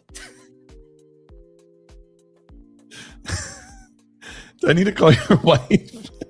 just to, Long good just to life. check in. I'm very happy. Just to check in. I'm a very happy person. Oh my goodness! All right, Yeah. Bengals pick here. Obviously, they need so much on the defensive side of the football. They also need some offensive line help. So can't imagine it's a skill position here. Oh, defensive end. Yep, that makes sense. Yeah, Good pick. they should go defense. I mean, you said it. This was a player that was projected to be a first-round pick. They get him here in the second round. They get some edge help, which they sorely need with the loss of Trey Hendrickson. So makes a lot of sense. Yeah, I mean, they got to keep getting defensive guys. Everybody's been complaining for 2 or 3 years now. This defense is not good. This defense is not good. It's the same reason why Jamar Chase and T. Higgins and Joe Burrow have been fantasy so goodness. But this team, if they want to be competitive in a division with Baltimore and Pittsburgh and some of these other teams, right, you got to go beef up a defense. Yep. And they're in a position right now, I would say, that if they can get the defensive side of the ball figured out, they could be the favorite in the division. I know Lamar's still there, but they very well could be the favorite in the division. The division is wide open. It used to be one of the stronger divisions in football. It is not that way anymore. A lot of these teams just have too many holes. Yeah. There's just too many holes. But all of those teams, except for the Browns, have a playmaker or two that at any point can win you a week. Yeah. Like for NFL purposes, not necessarily fantasy, but also for fantasy purposes. Lamar Jackson gets hot. Joe Burrow gets hot. They just take over. I mean, so we'll see what happens. So far, we have gotten 2 receivers in the second round. Let's look at that board, Pete, if we can. No Second quarterbacks, no tight ends, no running backs. No Stowers. We're still waiting on Stowers. Still Bernard. Still waiting on Bernard. Still waiting on some other receiver names like Brazel, some guys like Ted Hurst, Jacoby Lane, Malachi Fields, Chris Bell, Chris Colston. Okay. We're going to see a lot of that. I think the defense has been the depth. It's one of the better parts of the draft is just the defense. The defense is strong in this year's draft class. So I think we are going to see a lot of these be defensive picks here. But I'm very interested, man. Miami's They're screaming next. to take a anything. They don't have To help. playmakers. Stowers, Bernard, whoever you want here in Miami, you need a playmaker. Yes. I'll be like low-key angry for Malik Willis if they do not get somebody here to catch the football. Talk about a bait and switch. You might have had a bait and switch with Malik Willis. My goodness. Let's trade our best player, which We'll I get it. convince you to come be our guy. And then once you get here, we're unloading everything we have to get everything out. And also our first round pick, And you're the fall guy. not going to help you. Not going to help you. Yeah. We're going to take an offensive lineman that is questionable at best. Yeah. I saw a Dolphins guy yesterday say, in Miami, respectfully, we don't care what Saban has to say. That's fair. That's fair. Respectfully, we don't care. He did so many good things. The one place he wasn't Miami. was Miami. Yeah. So he said, respectfully, we don't care. We don't care. Yeah. And respectfully, I respect it. Yeah. I can't be mad at you for it. I'm a big fan of respect. You're a big fan of respect? I'm glad. I'm a big fan of taking a pee break. Already? Yeah, I know. Yesterday we went like 4 hours, did and great. then I took my pee break. I'm doing it right now. You're yeah. All right. There goes the seal. Done. All right. So the seal. yeah. I mean, we're talking about Dolphins. We can talk about seals. Why not? All right. So we've got the Miami Dolphins. The pick is not in yet. We've got about 2 minutes left. We know Miami should go offensive weapon of some sort. The Jets better not. And then we have Baltimore. And Pete, I know you're getting some stuff ready here, but Baltimore I mean, could surprise Mhm. at wide receiver, could surprise at running back. I mean, I would personally love to have Mike Washington Jr. there backing up Derrick Henry. Similar concept, obviously not as big, not as physical, not as legendary as the great Derrick Henry. But you are getting a similar player stylistically. You would not have to change much of anything in your offense to go from one guy to the next. So I would love that. This seems early. I think it will probably be round 3 that we're hearing Mike Washington's name called. I do not think it'll be in round 2, but I think those are the next 2 spots that we could be seeing some fantasy goodness. I do not think it'll be the Jets. Lord, please let it not be the Jets that take another offensive skill position player. But I think Miami is going to go pass catcher of some sort here. I think Baltimore has a decent chance to do it. I would have fun with the Washington pick. I don't think that's going to be the case though, but I would have a great time with it. I'm back. You're back. I Welcome don't back. think you washed your hands. I washed my hands and got a Dr. Pepper, and I didn't offer you one because I knew you were going to be an asshole. Wow. Yep. See? Yes, you pegged. Dynasty, Dynasty, bad boy. Dynasty a-hole. That can be you. That's me. Yeah. Oh man. We've talked about some people tonight that moniker would fit. But we won't get into that on the air. All right. We are to the fence pick here. Andrew, make your call. Who they going with? Eli Stowers. You think Stowers? I think Eli Stowers, man. It makes the most sense. Now, the only problem here is Miami has talked about being big and strong because in the cold, that doesn't get small Sure. and weak. They said the fast gets slow. I do feel like Stowers is more of the fast gets slow type, but Jeremy Bernard doesn't feel like that. Maybe if they go the big and strong route, Would that be the Ted Hurst? is that the Jacoby Lane? Yeah, Malachi Fields, those kind of guys. It's going to be funny because they've been talking about it, and so far they have been doing the big and strong type of vibe. So I we'll see mean, if that's what they do. if they want a player that will have some similarities, I'm definitely not player comping these two, but some similarities to Jalen Waddle. Jeremy Bernard would be a fit stylistically for what they had in Jalen Waddle. He's a yards after the catch guy, does a lot of things well. Not a physically imposing player, Good route runner. but yeah, I could see that being a fairly easy fit into that offense. Yeah. So we'll see. Antonio Williams, another guy to kind of keep an eye on here. Chris Bell could be the pick. He's, another guy that could definitely be. Would that be mean though? Like, is he even going to be ready to start the season? Like, they finally get him a weapon, and it's a guy coming off injury. I wouldn't mind the Chris Bell pick. I mean, I've kind of liked Ooh. Chris Bell.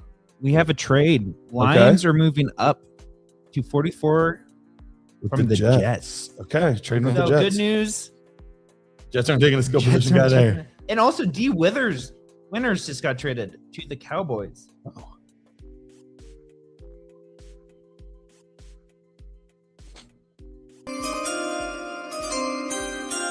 Linebacker Jacob Rodriguez. Jacob Rodriguez. Wow. They're sticking with their Crazy. kind of what they said they were going to do. I mean, I respect it. I respect they're doing exactly what they said they're going to do. But if I'm Malik Willis, I'm mad. What is the offensive plan here? I have no idea. I It's legitimately Malik Willis. Run for your life. run for your life and throw it to Devon Achane. practice squad guys in Devon Achane. I mean, is Malik Washington wide receiver 1 in Miami? Yeah, and like Tolbert, Tutu Atwell, like these are the guys that are the receiving core for Miami. Wow. This is odd. This is really odd. And I don't want a victory lap. I'm not even going to victory lap. I'm just going to point out the fact I always felt like there was some risk with Malik Willis. I know when he signed, a lot of people got really excited about Malik Willis. for sure. There was a lot of risk, and to me, it felt like, based off of context clues and things we've seen in the past, this is a guy who's going to be a bridge quarterback until they can get a franchise guy. I know all the smoke and mirrors and relationships and everything you heard from the media is, no, Malik's our guy.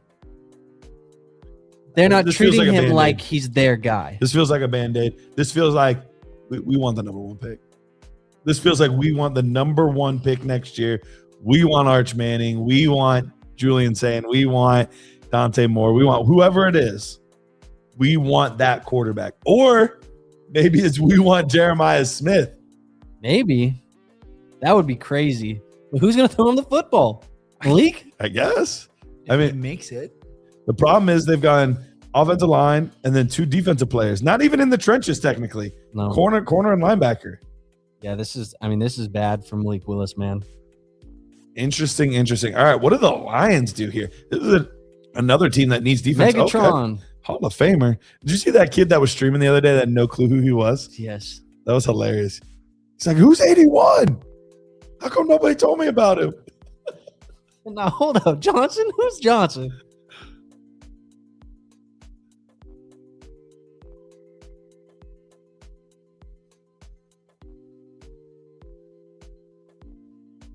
All right, Derek Moore, edge from Michigan. They need some help on the defensive side of the ball. Obviously, he gets to stay in state, gets to go from Ann Arbor down to Detroit. But that's what they need. Detroit has a very good offense. They needed some defensive pieces. So and their last one worked out pretty well with Aiden Hutchinson. So maybe they just figure out we're gonna go back to that well, keep our boys in state here, and hopefully that goes well. Yeah, So, different player, but different player for sure. Same thought process. Ravens on the clock. This could be wide receiver. Could be a team also that goes offensive line. Edge is definitely still in play, so defensive line somewhere. Another question here. All right, lay it on me. Is this sneaky Stowers? Likely he's out of the Could building. you imagine being Mark Andrews and being like, seriously? It could be. Likely he's out of the It building. could be. Do you just go get your another tight end? I know it's a different coaching staff, Sure. but another tight end. And we know Andrews, despite getting paid, not young. I mean, they need some. They got rid of Kohler and Isaiah Likely. So, I mean, they definitely could use another difference-making tight end, I guess, if that's their priority. I mean, we'll see what Jesse Minter's wanting to do here. I don't know. It would be weird. It would be a little weird, but it would not be totally out of left field and unlike the Ravens to do something like that. So, Would you say that's so Ravens? that is so Ravens. Were you allowed to watch that? No. I knew it. Oh man, that's good stuff. So you definitely weren't allowed to watch Harry Potter then. Harry Potter, I that's could watch witchcraft. You were allowed to watch Harry Potter, Yeah, when I turned 16. and you had your Chuck E. Cheese birthday party. No. That was at 13. That was a 13. Get it right. Get it right. Yeah. Get it right. Oh man. Okay, I'm gonna go with. Who am I gonna go with here as the pick? I don't know, dude. I do think it's probably defense. I think it's probably defense. I could see them also going offensive line here. Thanks, Keith, That for would not the. shock me. But they went offensive line in the first round, right? They went with Vega. So the terms of the trade: Lions get 44, Jets get 50 and 128. Still no 2027 picks trade. No 2026 picks have been moved. You know, the highest graded per NFL.com defensive lineman or edge rusher right now is Zion Young. Zion Young could be an interesting Ravens pick here. I remember Jag loved him. Loved him so much that he took him number 2 overall Over to the Arvell Jets. Reese. Yeah. Well, he was meaning second round. That's what he meant. Mhm. 2 round overall. So you do have that. I'm looking at just straight up interior defensive linemen. Probably feels early for any of these guys, unless you like Lee Hunter out of Texas Tech. I know he's got some buzz. This just pisses me off, man. You see this? This just pisses me off. Caleb Banks is a Minnesota Viking at pick 18. Yep. Yeah, behind Caden McDonald, by the way. let's just Would you have get- rather had Caden McDonald? I just don't think defensive tackle was really a need that they needed to address at all. So that means if it wasn't a need, then that was truly the best player on their board. Or do they have a board? They don't have a GM, so They might not. do they have a board?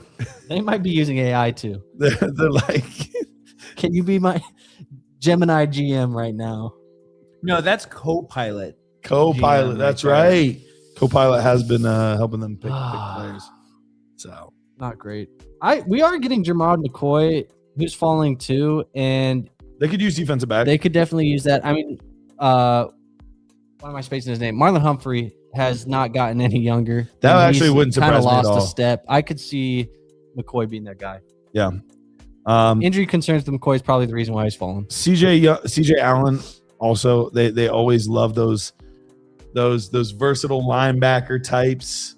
Avion Terrell, AJ Terrell for the Atlanta Falcons, his younger His little brother. brother. I hope they take Zachariah Branch. That's who I hope they take. As a Browns fan, and they're in our division, take Zachariah Branch. Razzle. Oh man. Do you think Jeremy could go here? He plays a little too similar to a guy like Zay. I don't know if they fit well. Is he a slot, you think, or is he an outside player? No, I think he can play out. I would prefer him to play Z outside, but I think he can be one of those guys that kind of moves all over. I mean, we've seen Bernard get snaps out of the backfield. We've seen him be used in jet screens. We've seen him be used, all these different places. So I think he's definitely somebody who can be moved all around the formation. Okay. Pregnon's still not going. That could easily be a Ravens pick, but they went guard last night. Yeah. I don't know that they're going to do that in back-to-back, but they still need center to it. And I'm not well-versed enough to know if either one of those guys can play center, but Yeah. Nathan, don't pick Boston with 106. There's plenty of other. I would go other routes. There's Yeah. plenty of other players there. I would rather go KC at 106. I would at least go with the first round guy than I would. I'd go Jadarian Price over Boston. I would go Jadarian Price over Boston as well. Yeah. Yep. I would too. And I'm not high on him. Oh, Mark Ingram.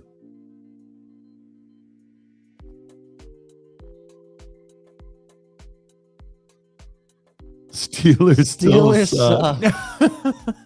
That's fantastic.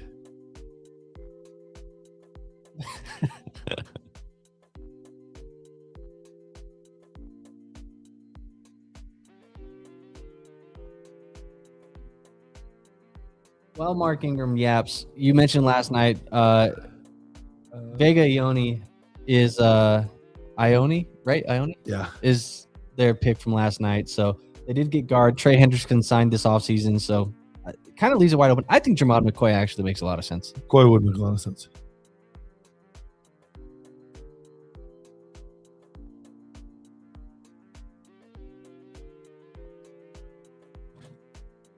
All right, let's get the pick.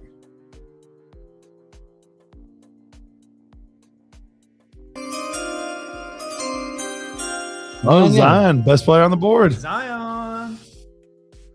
You saw the pick, right? Huh? You saw the pick? I did see it. Yeah.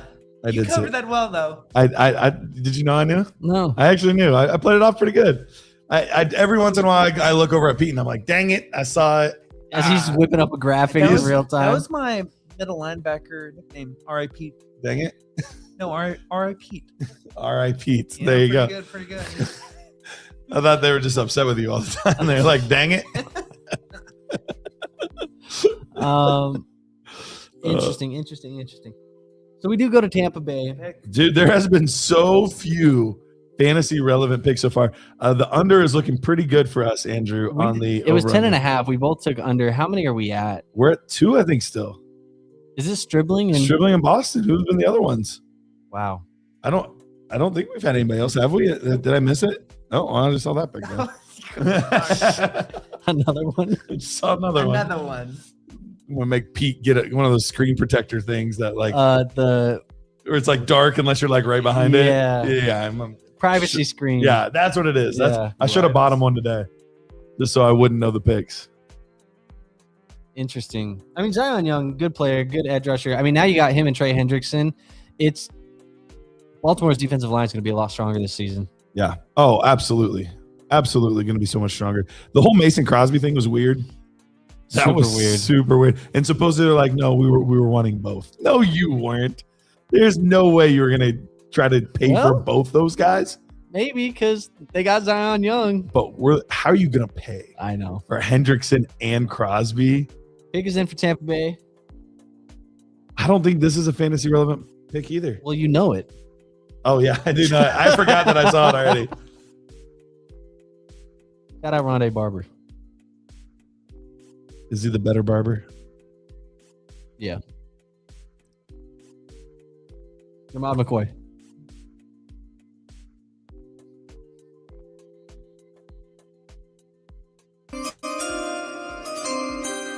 Good pick.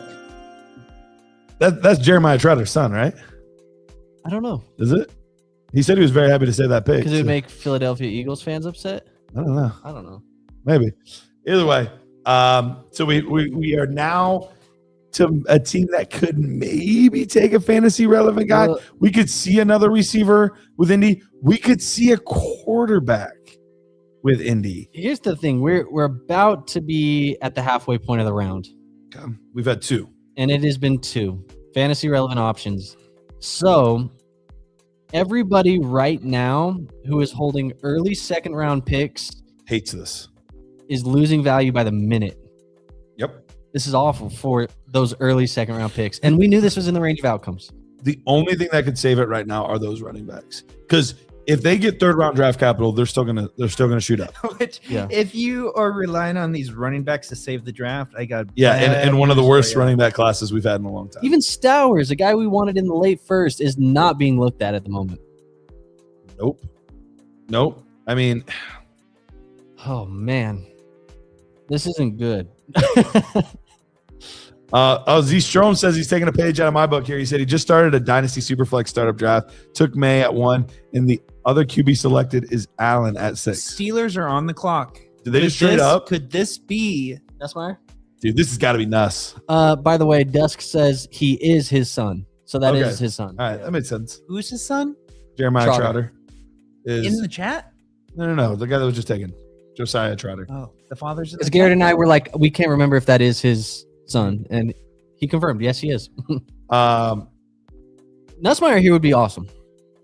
It has to be. hey, Think about this. If he sucks, you can call him Bustmeyer. Nuss bus. You I mean, could the do bus that. was a Pittsburgh. I hope the reason why you're not excited to draft him is because you get to call him Bustmeyer. Bustmeyer. I hope that's not the reason why you're excited. I hope you'd actually like him as a player. Hopefully. I do like him as a player. All right, fair. But if he sucks, he has a good nickname. There's a cop out there where it's like it could be good even if it's bad because you get to have a funny nickname. That's true. It could be good even though it's bad. That is not a Like song. my last relationship. Is this your Like your last relationship. First relationship. Pittsburgh Steelers. Gosh darn. Please be Nussmeier. Be somebody we've never even heard of. Carson Beck. Imagine. Jeremy Bernard. Okay, they traded up for Jeremy. It's a weird situation. You have Definitely crowded. DK and Pittman, but Jeremy's a very different receiver than those guys. He's a slot now. He's a slot, which might be good for him. Yeah. Who's the quarterback? I don't know. Maybe Rodgers? Rodgers. Maybe. Rogers doesn't like rookie wide receivers. He does not. He does not like rookies. Watch out. This is But maybe it's interesting. Will Howard.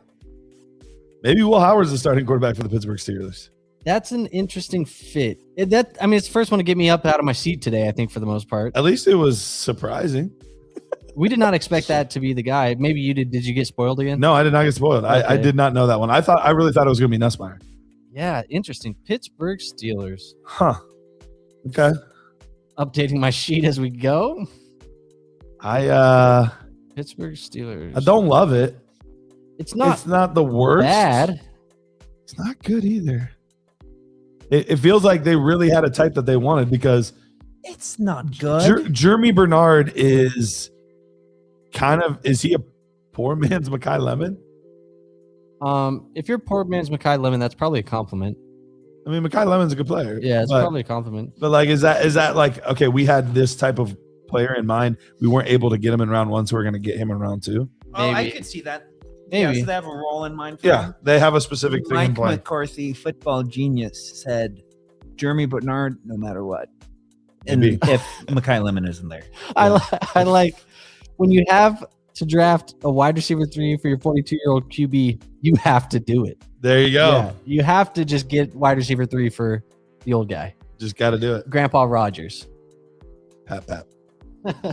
Pap Rogers. Dude, I don't know. He's probably on some like some Darkness Retreat. Okay. yes. Okay. Name the 6 wide receivers on the Steelers. DK Metcalf, Michael Pittman Jr., Jeremy Bernard. Roman Wilson. Yep. Calvin Austin? Nope. Or is he No, a free Calvin agent? Austin's a giant. It's gonna be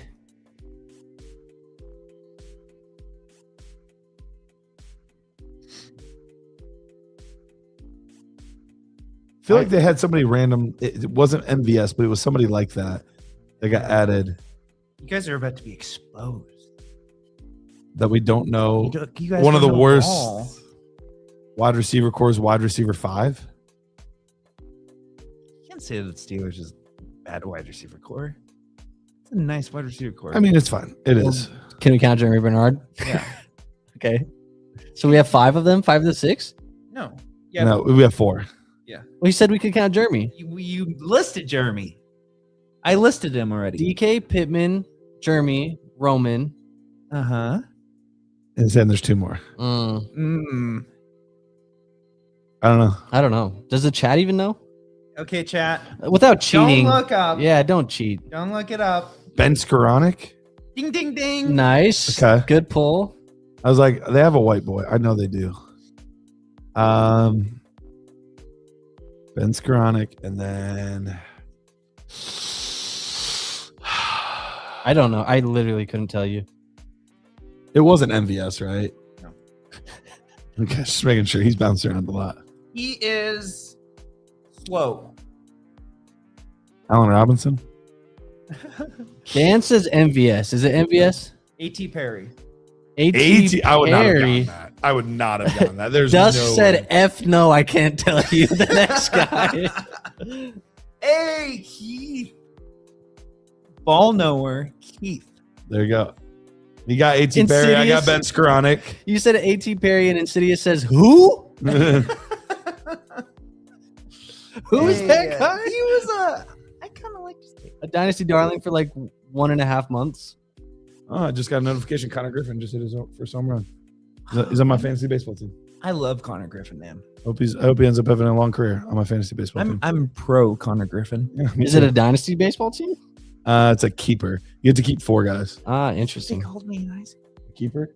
There you go. Did you play soccer? I actually did. I was a Were you- goalkeeper. Were you a keeper? Crushed it. Crushed it. Bro, I know you very well. Yo, even the NFL's. Oh, they just updated it. They Never just, mind. they were a little I was like, behind even the NFL's behind. Hey, man. All right, so Jeremy Bernard. Oh, I forgot Matt Ryan's in the building helping them with some of these Is he- decisions. Is Jeremy Bernard the highest rated? Like, is he ahead of Boston and Stribling for you? He's ahead of Stribling. Boston's tough to figure Boston's tough. Because I had Boston over Bernard pre-draft, and he got better draft capital and probably less target competition. out. Maybe? I mean, Fannin and KC. think about First this, DK though. and Pittman. Yeah, they also have like And a- Fryermuth and Janu at the moment. Is Janu still there? Johnny's a free agent. He's gone. Yeah. These are some pretty nice weapons for Sean Watson, though. Yeah. Like, I mean- if he's 85% of the quarterback that he was, Dan says free Darnell Washington. I know, right? Another weapon there. That is a big weapon. All right. that's a tight end who blocked too much. Michael Turner, he lost some weight. He was a big dude. Yeah.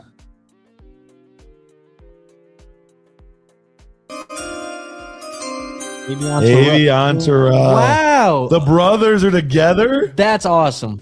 That's really cool. Avion and AJ get to play together. That's really cool.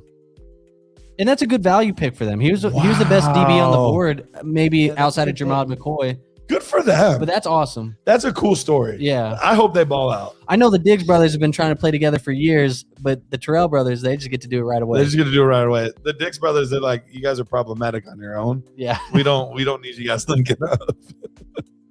I like that. That's really cool. That is actually a super cool dude. I wonder how many practice fights they're getting in though, for sure. You like AJ Terrell has a roommate now until he buys a house of his own. absolutely. No, there's definitely gonna be some practice fights between those two. Like the heat of summer. You were supposed to guard him. No, you were supposed to guard him. Bro. Yeah. You missed that call. No, Drake I London's didn't. cooking both of us now. Oh man. Sedated Forks in the chat. I think Dude. that's the first time you dropped it. So, he's a good dude. do you see that question there from Insidious about picks 107 through 112? I think it's a good conversation piece. Okay. He says, so far, do you think that those picks, 107 through 112, these later first round picks, have they been devalued now? Further Yes. than what we've already thought they were devalued as? With To- Casey, Boston, Bernard, all of these guys kind of landing in weird spots. They all today has been nothing but hurting dynasty rookie drafts. Panthers are moving up. They're another one that could. Eli Stowers, baby. I mean, Stowers would be nuts there. Even though I think they He's a good fit there. I honestly think, did they just celebrate again? We already saw them celebrate. He hugged his brother. Is this a secondary celebration? I'm very confused. Anyway, Yeah. Going back to the 107 through the 112. I mean, right now, the reality is we know Love, Mendoza, Tate, Tyson, Lemon, probably KC and Simpson are top of those picks. It's going to put, Minnesota just traded out with Carolina. Yeah, hopefully so they got something decent. Keith says Panthers get 49, 196. Vikings get 51, 159. So they So you picked up move a up late a whole fourth. round and a half. You move up a round and a half. This I move think this back two has to be spots. Stowers. Yeah. I haven't seen the pick. It has to be Stowers. It should be. I'm calling it now. I could see them going another receiver too. So I was right about Jeremy Bernard going to the Steelers. You called that? Mhm. When? when he said that the pick was guaranteed to be Bernard to the Niners at the first Yes. of the Mhm. Yeah, that's the one he That was the one. Yeah. That I was got the most one. of that sentence right. So I'm trying to I'm trying to Sam get from back to the Pittsburgh. question because this is kind of what you're battling with in that range, Garrett. 108 to 112 range. Omar Cooper for the Jets. Jeremy Bernard for the Steelers. Jadarian Price probably for the Seahawks. He's the most exciting, I think, of all of them, and we don't even really want to draft him that high. You have guys like Boston for the Browns. It makes me feel pretty bad about all of these picks, 109 and beyond. And honestly, we didn't want to move Jadarian Price up our boards because we were like, Boston could still get a good spot. Bernard could still get a good spot. Yeah. I think Price has to move He has to move at least a little bit. a little bit. Jake the homie.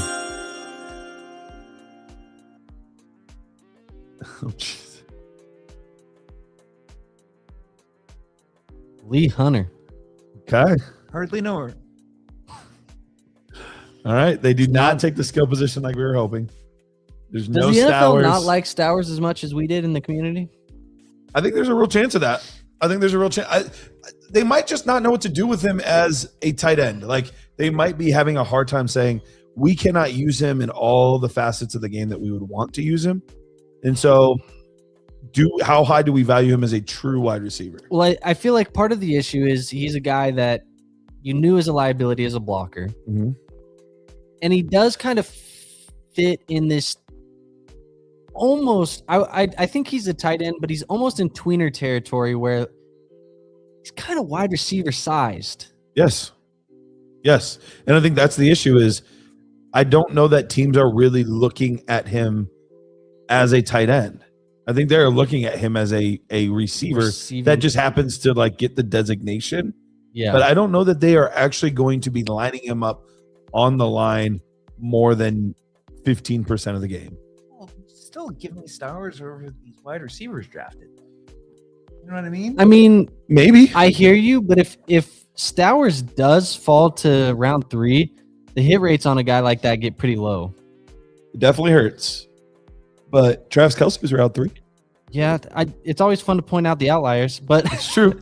when It's you true. look at the data saying it is rare. 10% hit rate for round 3 tight ends, Well, if this draft is so deep with quality, round 3 in a lot of drafts is like Stop round it. 2. Stop it. That was last year. What year is it? Where am I? Oh man. oh, Rounds and Jets. folks, I blasting don't want to Howard.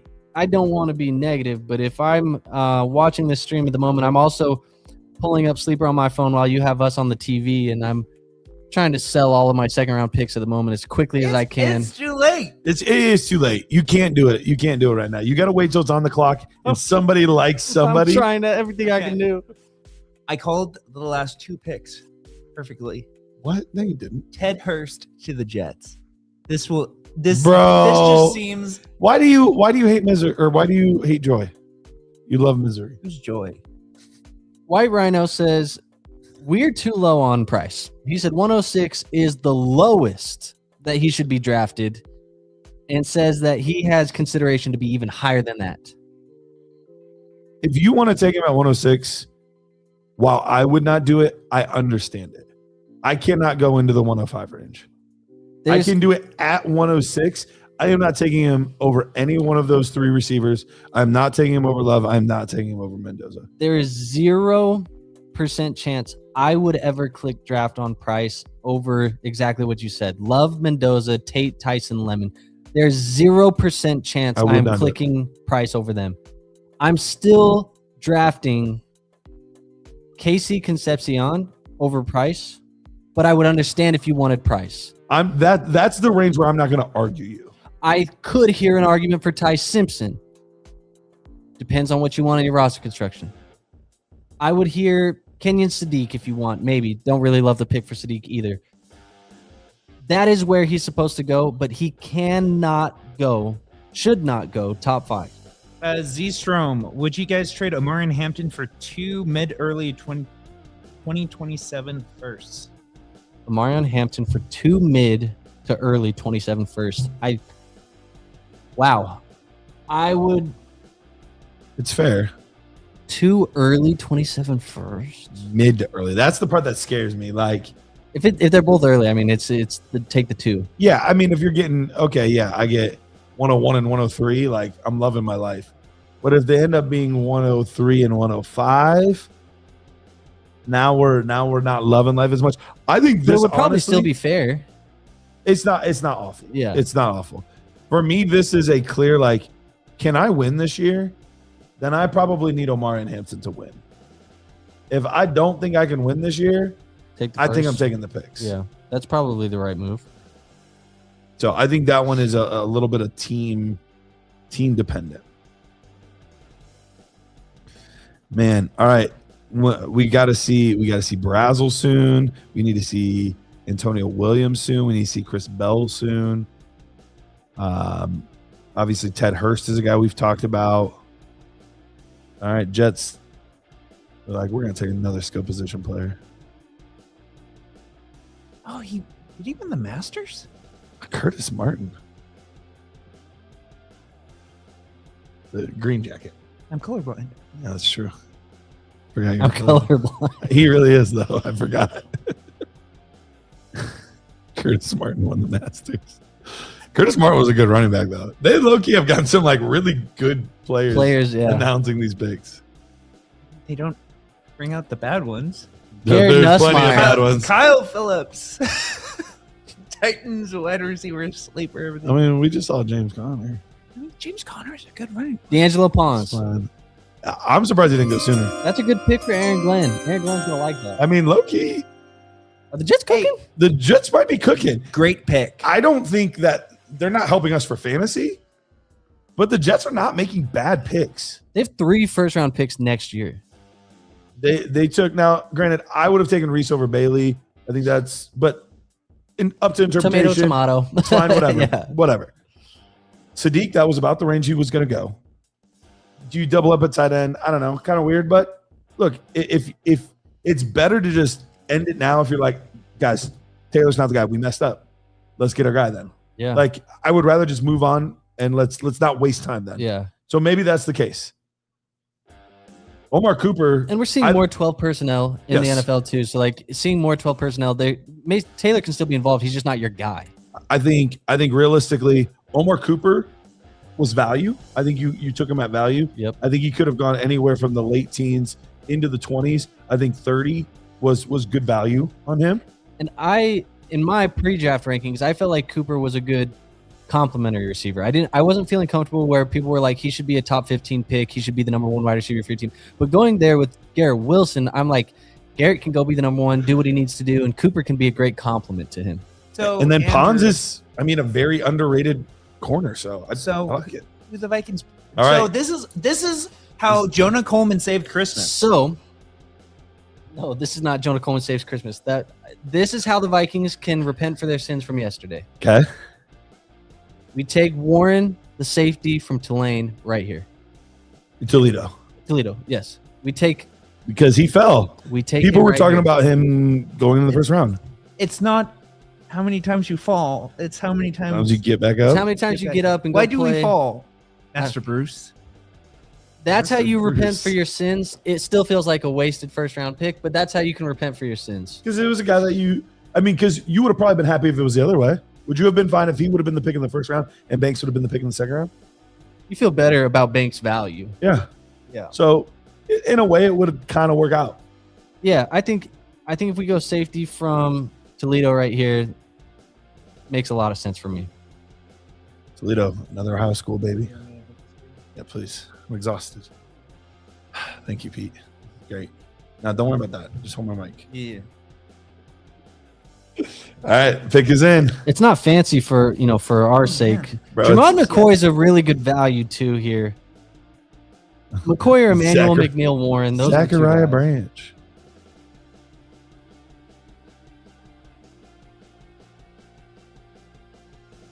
Okay, you guys got a guy. He's got a linebacker. What's his name? Golday. Jake Golday. Linebacker. Good pick.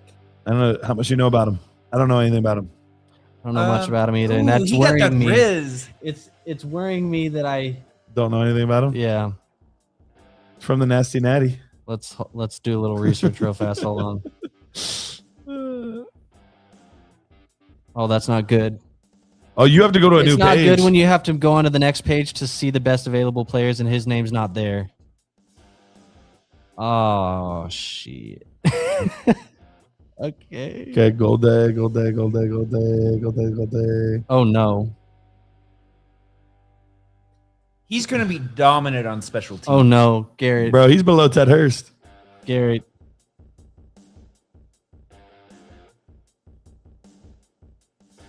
Below Bryce Lance. Below Carson Beck. Well, Garrett. looking- Dude, did you just miss him? Garrett. What's Travion Henderson's value? Just got an offer for 105 in a 12-team Superflex. You got an offer for 105, and they're going to give you Travion Henderson. I think they're trading away Travion Henderson for 105. I had to have passed him right now, right? I think that's fair value. I will stick with the running back, and I will stick with Travion Henderson. But I think that is fair value. If you would prefer whatever Wide receiver is receiver. left, it'd probably Jordan Tyson. Either Jordan Tyson or McConnell. It's going to be one of those two. But see, look at this, though. People are drafting Price around that pick. I would rather Travion Henderson over Price. Not even close. I wouldn't say not even close, but I would rather him. Really? That's not. It's not close on talent. The Ramondre Stevenson thing's really annoying. There's just no Zach way. Charbonnet, though, when he's. Bro, just go to linebacker. I'm doing You it. had to have missed him. Oh, okay. I You did missed miss him. him. I missed him. Oh, I was Okay. getting scared because I was on like page 7 and I was like, where the hell is this guy? Dude, is he projected Undrafted 5th round pick? agent.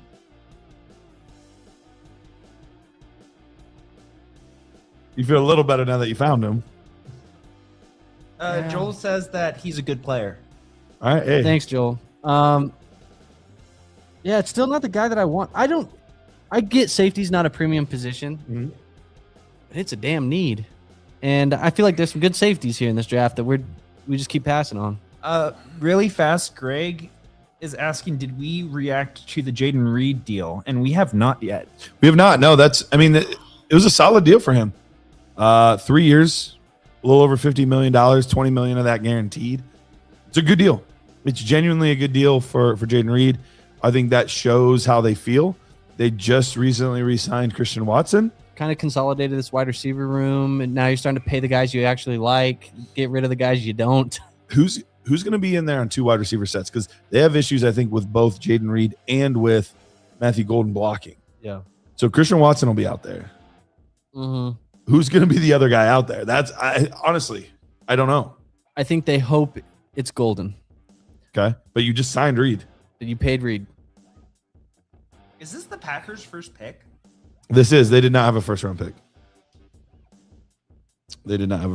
So, Dude, this is I didn't have a ton of high hopes, I think, for Minnesota when you fired the GM at the Senior Bowl weird.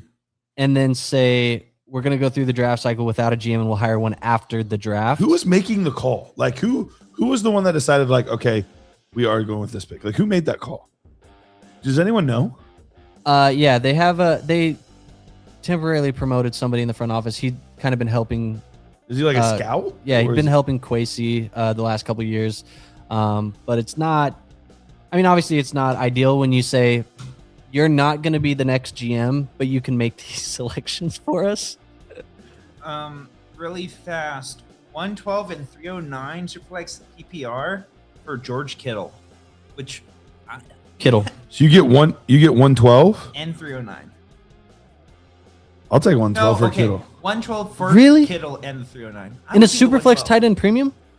I'll take 112. He doesn't specify it's Superflex I mean- PPR and has Warren at tight end. Oh, Yeah, he has Warren. But even if he didn't, to get a first round pick, I know we don't love the spot right now, but to get a first round pick for a tight end that is coming off an Achilles tear and he's 33, 34, what is he? Yeah, 33. Like, that's not ideal. Is this fat Travis Kelce? Who is This is this? Brett Favre. Is that not just what Jason Kelsey is? Yeah. We're just saying something. Dude, he really looks like chubby Travis Kelce.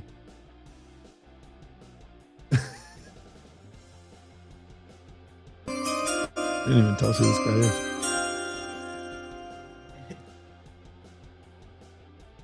Oh, John Kewen. Who? Is it Kewen? Brandon Sis. Kuhn. Oh, John Kuhn? The Kuhn fullback, right? Oh, the fullback? Yeah. He looks like a fullback.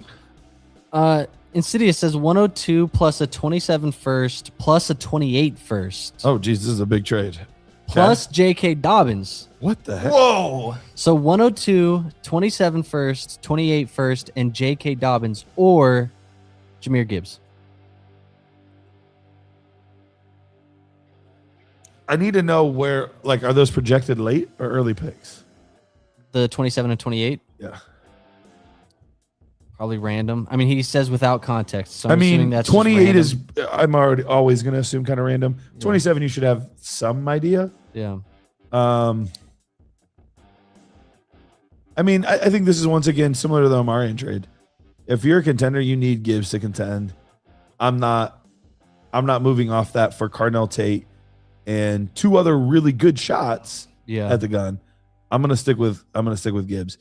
If I'm either rebuilding or even just middle of the pack, I'm probably taking the picks. Yeah, I mean, a rebuild, if you can get 3 firsts for a running back at peak value, it's never a bad idea. I don't think you'll ever walk away from that being mad. No. But yeah, it's hard for me to move a guy like Gibbs. If that 27 has any chance of being early to mid, I think I lean the picks, but you would know better than us. Bro, I think is that Pat? Pat, Pittsburgh Bro, guy. I think this is nuts. I hope. I think this is nuts here.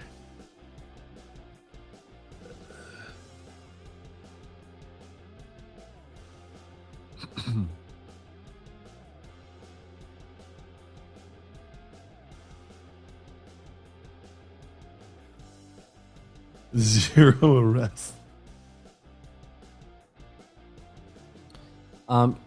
Additional context. He said the guy who's giving him the first, his team sucks. But it's definitely the first. But he'd be getting Jahmyr Gibbs. So But if it's Jahmyr Gibbs isn't going to make the difference from a team sucking, that'll just put him middle to of a that. mid. Like, yeah. So picks.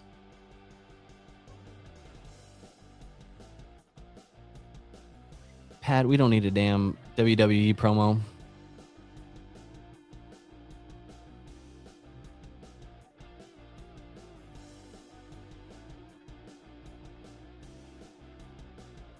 Oh,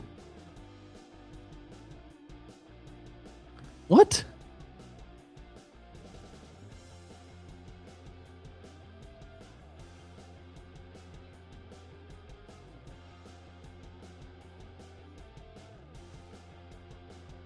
good pick. A lot of yapping, Pat, for saying a lot of nothing. Every time he's announced a pick, it's been a linebacker, right? I have no idea. I do not have, contrary to popular belief, I do not have a Pat McAfee tracker. You seem like you would. I don't know that I've ever actually seen the Pat McAfee show. Similar to our conversation before, I've seen a ton of clips. I've watched tons of his shorts. I don't know that I've actually ever seen the show. A show, yeah. I don't know that I have. I'm not a big Pat McAfee guy. I know that's probably controversial to a lot of people because people love Pat McAfee. I don't mind him at all, but I'm just not a big Pat McAfee. I just don't. Actually, let me just peel back the curtain right here.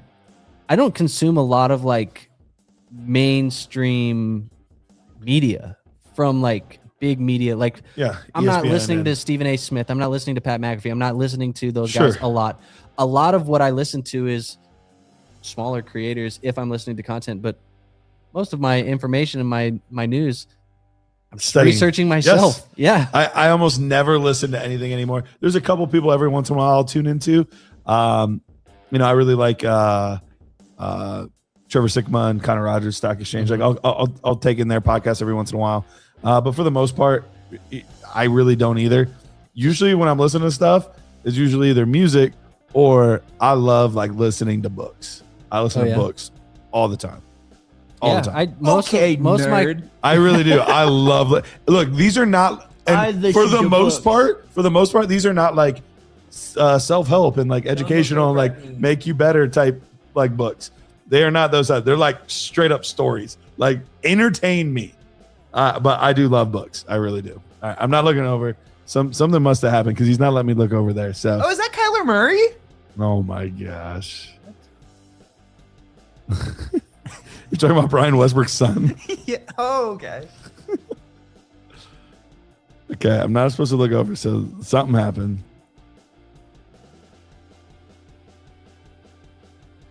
There you took a receiver.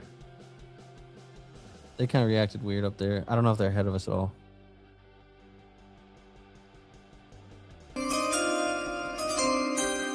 Stowers. That's pretty good. Mekhi Lemon and Eli Stowers, the first two picks for the Eagles What? Hey, Devonta Smith. And they just re-signed Goddard. on a 1 year. 1 year. One year, There's a but- 1 year. Wow. We got another double up. Lemon and Stowers together. This is a weird year. This is such an odd draft just because we're getting a lot of the guys we like going to the same teams. I don't know that I've ever seen this many players go to the same teams this early. Like, you'll get a guy that you liked. Oh, I liked him in the 4th round. Like, Quinshawn and Dylan Sampson last year. Like, okay, I get it. 2nd round, 4th round, whatever. Like, we're getting 1st and 2nd round guys matching up. That's wild. I don't love this. I was going to say, I don't think I love it either. I don't love this.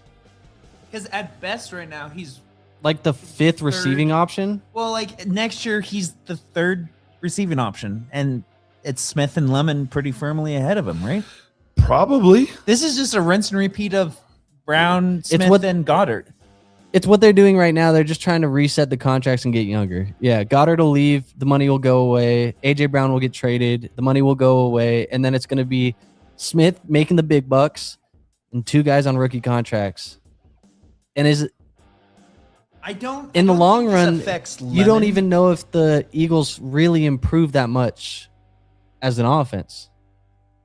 I don't know that they've improved that much. I don't disagree with that, but I get the necessity of it. It's just weird to do all this right now, all at once. In a window while you're paying Barkley, Right. and you have some of these other guys that are like, we got to win today. It is odd. I don't love it. I still think Lemon. I still feel okay about Lemon. Yes. Yeah. It's more Stowers that I'm more like, how do I feel about you now? Because I mean, we talked about this when we were talking about tight ends. It's like you care about talent, obviously, but you also care about Opportunity. opportunity. Yeah. Opportunity's the biggest thing. Biggest thing for tight ends, and at best, it's either He's the someone third gets fiddle. injured, Well, and like the Goddard role is like AJ Brown goes down or Smith goes down, and all of a sudden he's very viable. But and I have said on numerous occasions, one of my favorite sayings, because I just truly believe it, is when I am targeting tight ends for fantasy, I need them to at least be the second receiving option in the offense. You can have a number one wide receiver, but I need you to be the number two guy. There's no way that Stowers can do that right now. I don't even know if there's a way that he can do this a year from now, 2 years from now. Can he be the number two guy in this offense in the next 3 years? unless there's something Drastic. changes happen, yeah. Just out of curiosity, I did want to see Smith's contract. Smith's contract here, and they really don't have a good out until 2027. Then 2028 is like the full contract's up. So I don't know. How old will Smith be? He'll be 28 next year. So that's This season. This He'll be season, he'll be 28. Okay. Yeah. I think they like it upstairs. They might just be doing horse racing. Hard to tell. They could also just be, Wow. gambling. Man,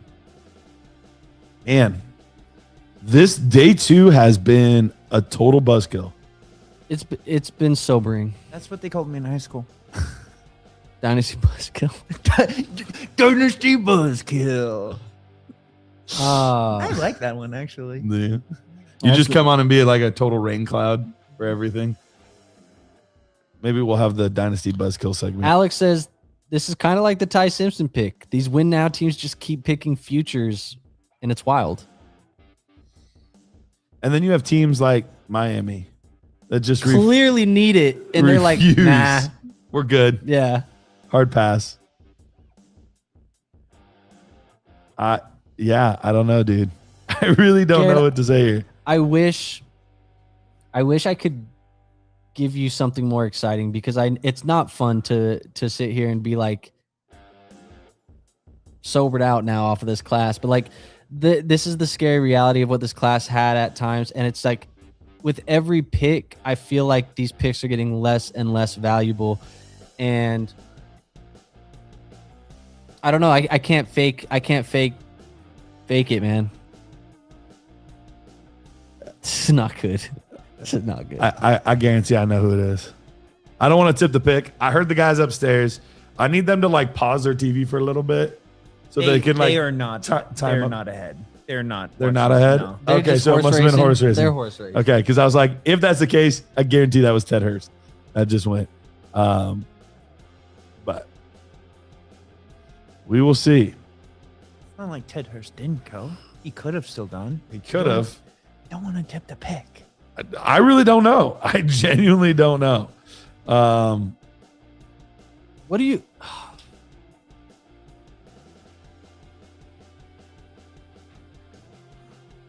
I don't know. This is weird. Man, yeah, I don't know. Like, I want to have more analysis, but my analysis is This This rough. sucks. Yeah, this is rough. Ooh, Like- Eagles are acquiring veteran pass rusher Jonathan Grenard From the Vikings? from the Vikings. What did we get? Not him anymore. They haven't said.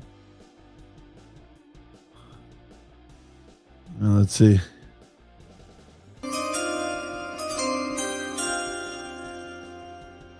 Gabe All right. Jackus. All right. So still, basically, the only time we get to talk about players is when they go to situations we don't like. I'll be right back. So so far. Hey, can you actually figure out where they're at timing wise on the TV and make sure they're not ahead of us? I'm also gonna read this because I like this little rant we're getting from Alex in the chat. Okay, let us hear it, because he's Alex. feeling how we're feeling. Okay. He says Lemon replaces AJ, so it makes sense, but it seems like they would take somebody here to make them better immediately, and they're paying Goddard. It's not even like wait a year and taxi these guys. There's a chance that these guys we like just become roster cloggers.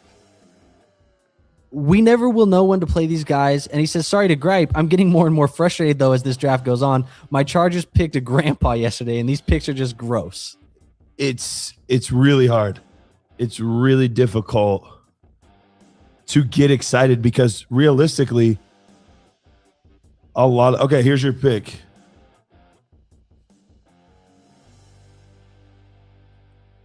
$98 and a third-round pick next year. So 27, first 27 pick. First 27 pick, yep. So 26 third and a 27 third. For Grenard. I don't hate that. Okay. I think that's fine. Yeah, Grenard was a guy that felt like he was kind of on the outside looking in. I know there was rumblings of him maybe being a trade candidate, a cut candidate, a cap casualty. So to go get 2/3 for him.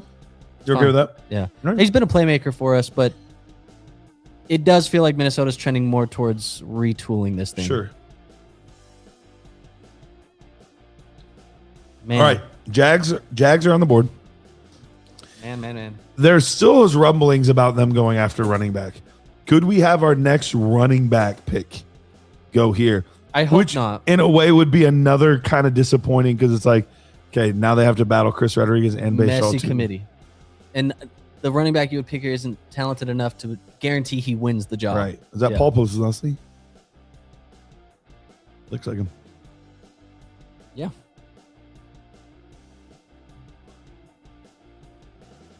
Okay. Tight end. Wow. Whoa. He's got to be a blocking tight end.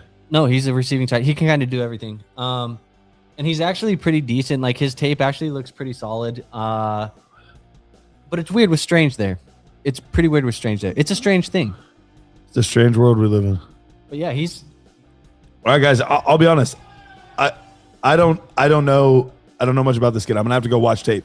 That's a good In pick. 2025, he had under 200 yards and 3 touchdowns. So not a ton of. yeah, there's not a ton of production. production. I mean, we talked about it though with Casey Concepcion. The quarterback play was abysmal Sure. there. So, but he's a player that I did like a little bit. I'm pulling up my profile for him because he kind of was right outside of that tier of all of those upside guys. So it is a little bit early for me. He had an 8.9 RAS score. The production is just the big question mark. That season with 200 yards and 3 touchdowns is the best season that he's had in college. So it's kind of a weird fit, but I had him more as a tight end too that can block, play special teams, be a little bit of a receiver. I don't know if you take a tight end too that's a special teams blocker guy in the second round. It's just so weird that of all of the skill position players available, this is who we get Over Claire? over Claire, over Raridan, over Jolie, Roush? over all those guys. Any of them? Very Well, interesting. Look, I will go watch tape. I will go watch tape. I haven't, like, he's not even really been on my radar because of the lack of production.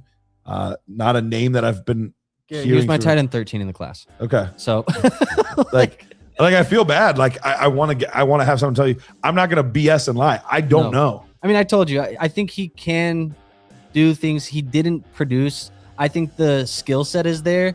He's a tight end too that needs developing, that needs to be a special teamer. What was his combine numbers? Didn't really do anything at the combine. When you look at his combine numbers right now, he was a guy who went and did, only results I have for him is a 4.4 for the 20-yard shuttle. So we know absolutely nothing. Did he have a pro day?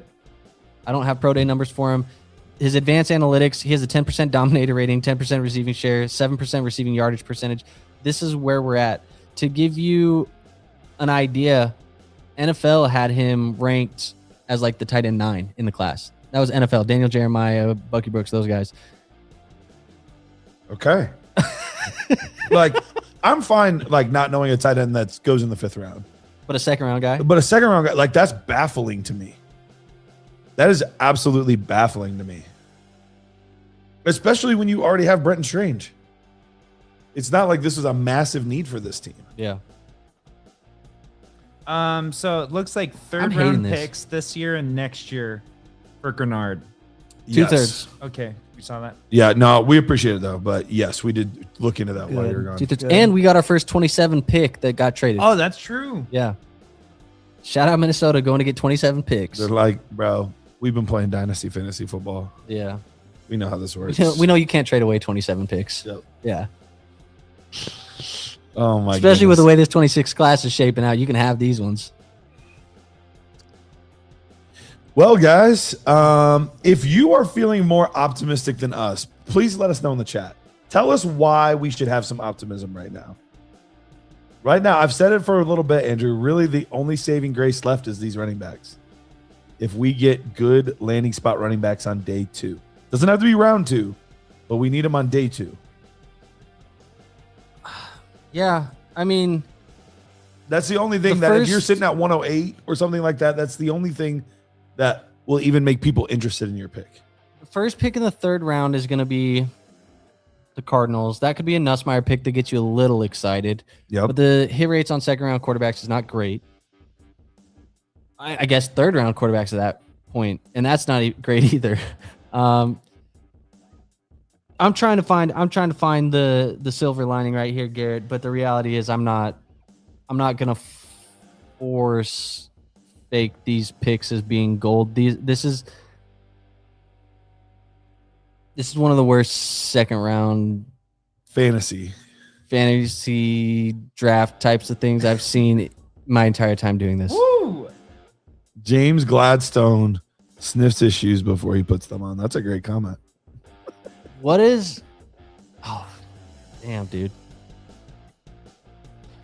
City says, "What pick number are we at? We're at 57. Chicago's on the clock at 57 here."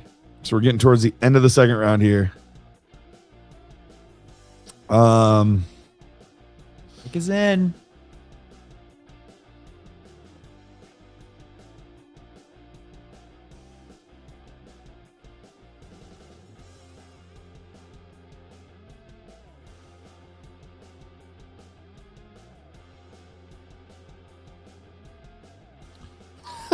Dude, What? it It- is just dead silent in here because nobody. There's nothing to say. I thought they were gonna announce the pick just here. I thought so too. And now, Hey, is that Ditka? Who is it?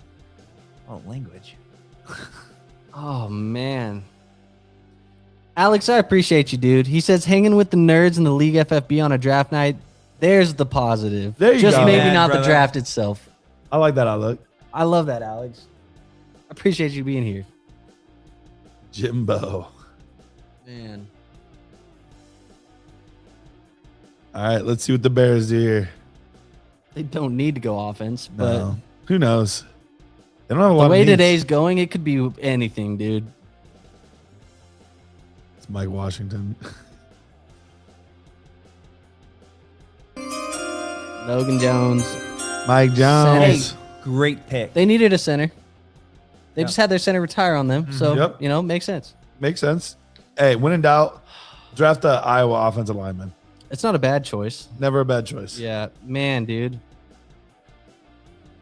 I know I only took one last night. I'm taking a second pee break. What? I'm sorry, dude. I haven't even taken one yet. It's a depression pee break, isn't it? You're just going to cry. You're just going to go cry into the toilet.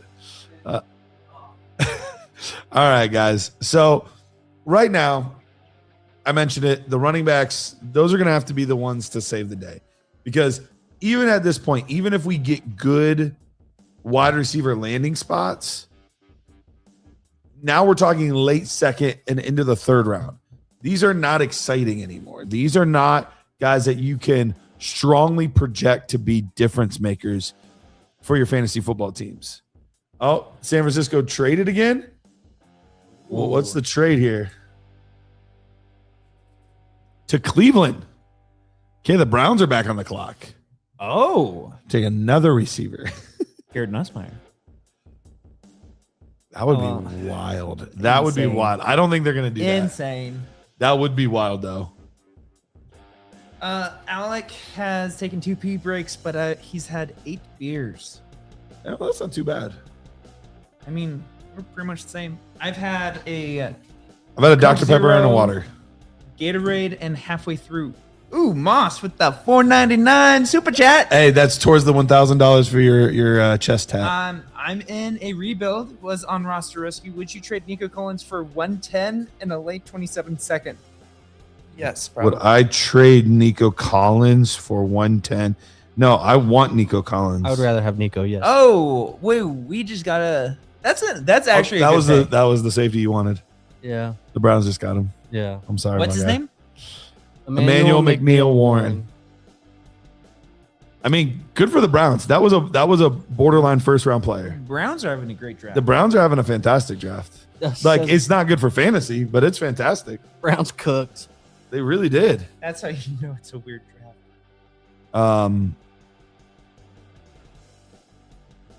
Man, good for the Browns. Like, as a fan of the Browns, I'm genuinely happy. I feel bad like celebrating a pick that was the guy that you wanted for your team, And this- but genuinely, like, the Browns got the guy they wanted in Fano at tackle. KC. They took KC, maybe at a little bit of a value, but right around where people were thinking he was going to go. Denzel Boston at a value, Yep. and now Emmanuel McNeil Warren at a value. Yeah. So, I mean, You can't complain. it's weird seeing like the Browns and Jets making good picks. It's kind of weird. Yeah. But that being said, maybe this is where everything turns around. So, did we answer the Nico question? Yeah, we would rather have Nico Collins. Yeah. Nico. That, and that's a great trade. I would Yep. love to do that. I would easily rather have Nico. It's not really that close for me. Interesting. All right, Brownies. I see you. Man, oh man, he's crying. I wonder if he's from Ohio too, because Toledo's in Ohio. So I wonder if I like that we just got a quick pick from the Texans here. I'm really struggling with this draft class, man. Kind of ready to get this draft cycle over with. I dude. know. Let's move on to 27. Oh man, I'll be so happy to stop talking about these rookies. This guy didn't get to talk earlier, so he's gonna take his time to talk. Remember when we talked about great players being up there? Yeah. Billy Miller. How you feel? He played for the Texans for 3 years.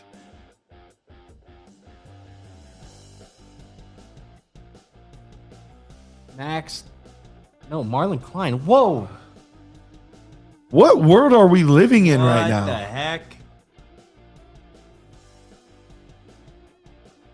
Again. Okay, so I probably dug into tight ends a little deeper than you have. We did 12 tight ends. Okay. Neither one of these guys were in our 12. Yes. I've dug in. He was my tight end 14. So we just had Nate, we who had came off 13 as and tight end 14. 13, and Claire's my Klein's my tight end 14. This is another guy where just with Nate, not productive in college. There's zero production with him. Is he a great blocker? He is a guy who has played tight end for 1 year. I would say he looks like a receiver. He's been a developmental guy. He's very athletic. The RAS score was good. That's the traits that people are looking at. But 1 catch for 8 yards in 2023, 13 catches for 100 yards in 2024, and 24 catches last year for 248 yards and a touchdown. That is what he's done. So 4.6, 40-yard dash, 36-inch vertical jump.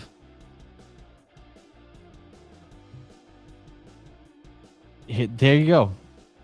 My overall takeaway when I wrote the scouting report: Klein projects as a tight end 2 and tight end 3 with upside if a coaching staff can refine his technique and unlock his athletic ceiling.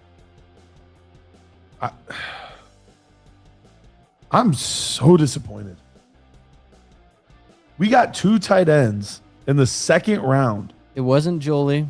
No, we got 3 tight ends in the second round. Well, other than Sowers. Yeah. Wasn't Claire. Wasn't Jolie. Wasn't Trig. Either NFL teams are severely reaching. Let's bring this up. We got another super chat. Okay. right. Would you give 106 and a 27 second to get 102? Easily. That's a great trade. That's a great trade for you. No brainer. I would 100% take 102. That's a positive note. That's a very positive note. You would do it as well, right? 100%. Yeah. Yep. I mean, yeah, that's beautiful. I mean, so I do wonder, are people just overvaluing 27 seconds now? Like any 27 pick.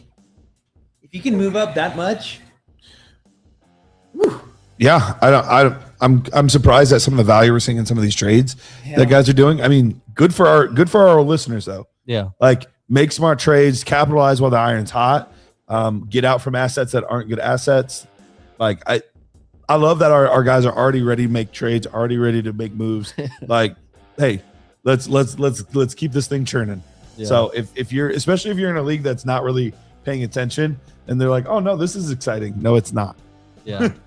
Yeah, because we're getting some of the names. It's not the names we want them to be, which is making it weird. Klein and Borkshire or whatever. Like, these are the guys that we're not expecting to come off the board, and they are. So your league mates could get fooled with draft capital to these names. Potentially. I hope so, maybe for our sakes. But yeah, I see Insidious. He says Jermon McCoy or Pregnon to Seattle, and that would be awesome to see Seattle get McCoy in the back of the second. When we just talked about them, yesterday when we were doing the stream, we were like, oh, McCoy going to Seattle to be the Tariq Woolen replacement. That would be interesting. Makes a lot of sense. Then you get him in the back of the second. That would be pretty nice. Absolutely. All right. We're going to, man, this is all very fascinating. Odd. Yes. Oh man. A lot of emotions, a lot of things going into what's going on right now. Well, yeah, so Spear brings up an interesting point. If this class is so bad, then does it matter if NFL teams just go crazy and get their guys? I think we're seeing a lot of teams drafting for traits right now. Yeah. In the second round, which is very confusing because usually these seem that's like day 3 developmental stuff. Like right. Which is so weird. Like, why aren't developmental players like Ted Hurst going or Chris Brazzell? I mean, maybe these guys are just. I don't know. I don't have a good answer for that. I don't either. I want to have good answers. I want to give good analysis. That is my desire. We just need a fantasy relevant pick, too. Well, we got Marlon Klein. That doesn't get you excited? That doesn't get the blood flowing.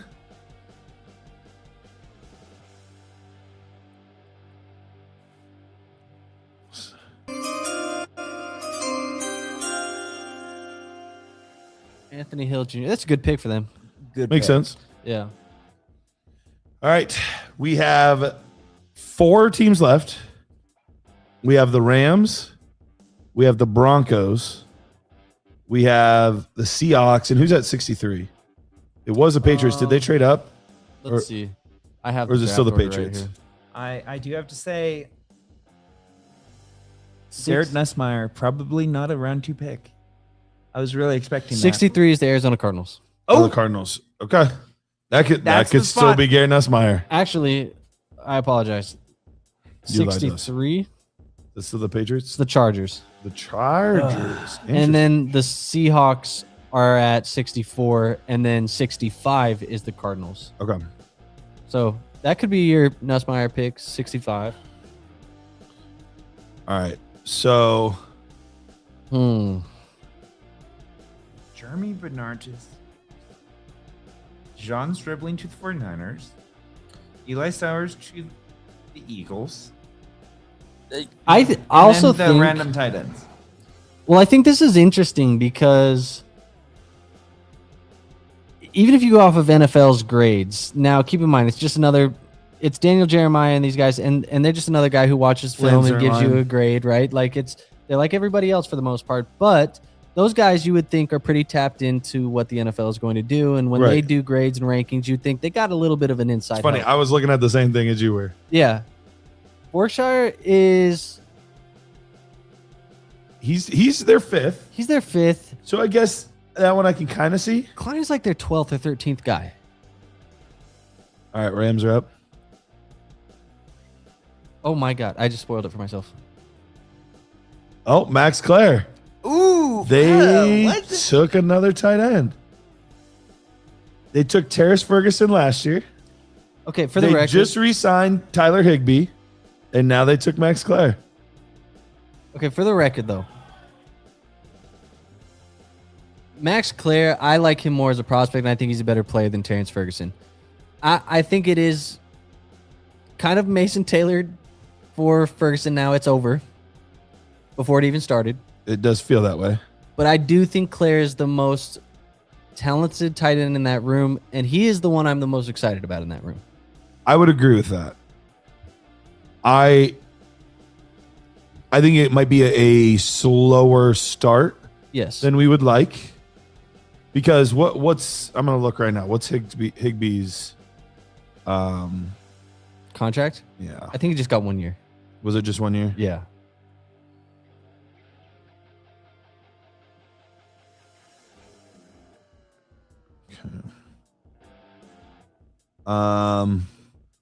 I don't hate the spot for 2 Clare. years, $6 million. But I'm sure they could get out after 1 year very easily. Okay. Yeah, it's Um, probably zero dead cap next year. the dead cap hit would only be $1 million. Yeah. So So they can get very, out. very easy to get out from. Yeah, it's very interesting because again, this is Oh, did the Bills just trade up? yes, they did a player that goes into a weird situation where it's a little murky. It is. This But- isn't the weirdest one. I mean, we've No. had much weirder tonight, but Garrett, I'm going to ask a crazy question. throw it out there. Is this up there for one of the best landing spots today? Despite it being a weird landing spot? On the Rams? I mean, Yeah. as No. bad as today's been, it's up there. I think Stribling obviously got the best landing spot with San Francisco. Got Puka, Adams, and then didn't they?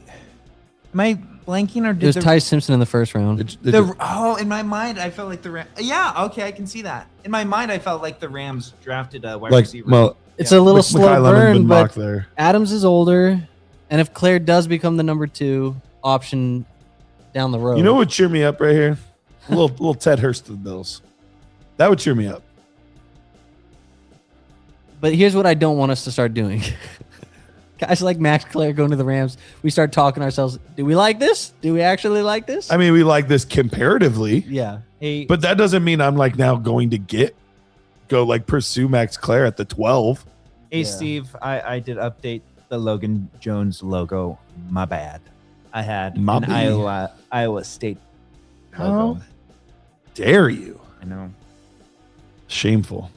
Absolutely But shameful. it did get him from Twitter onto our YouTube chat. So You know what? That's fair. That is fair. All right, Buffalo Bills here.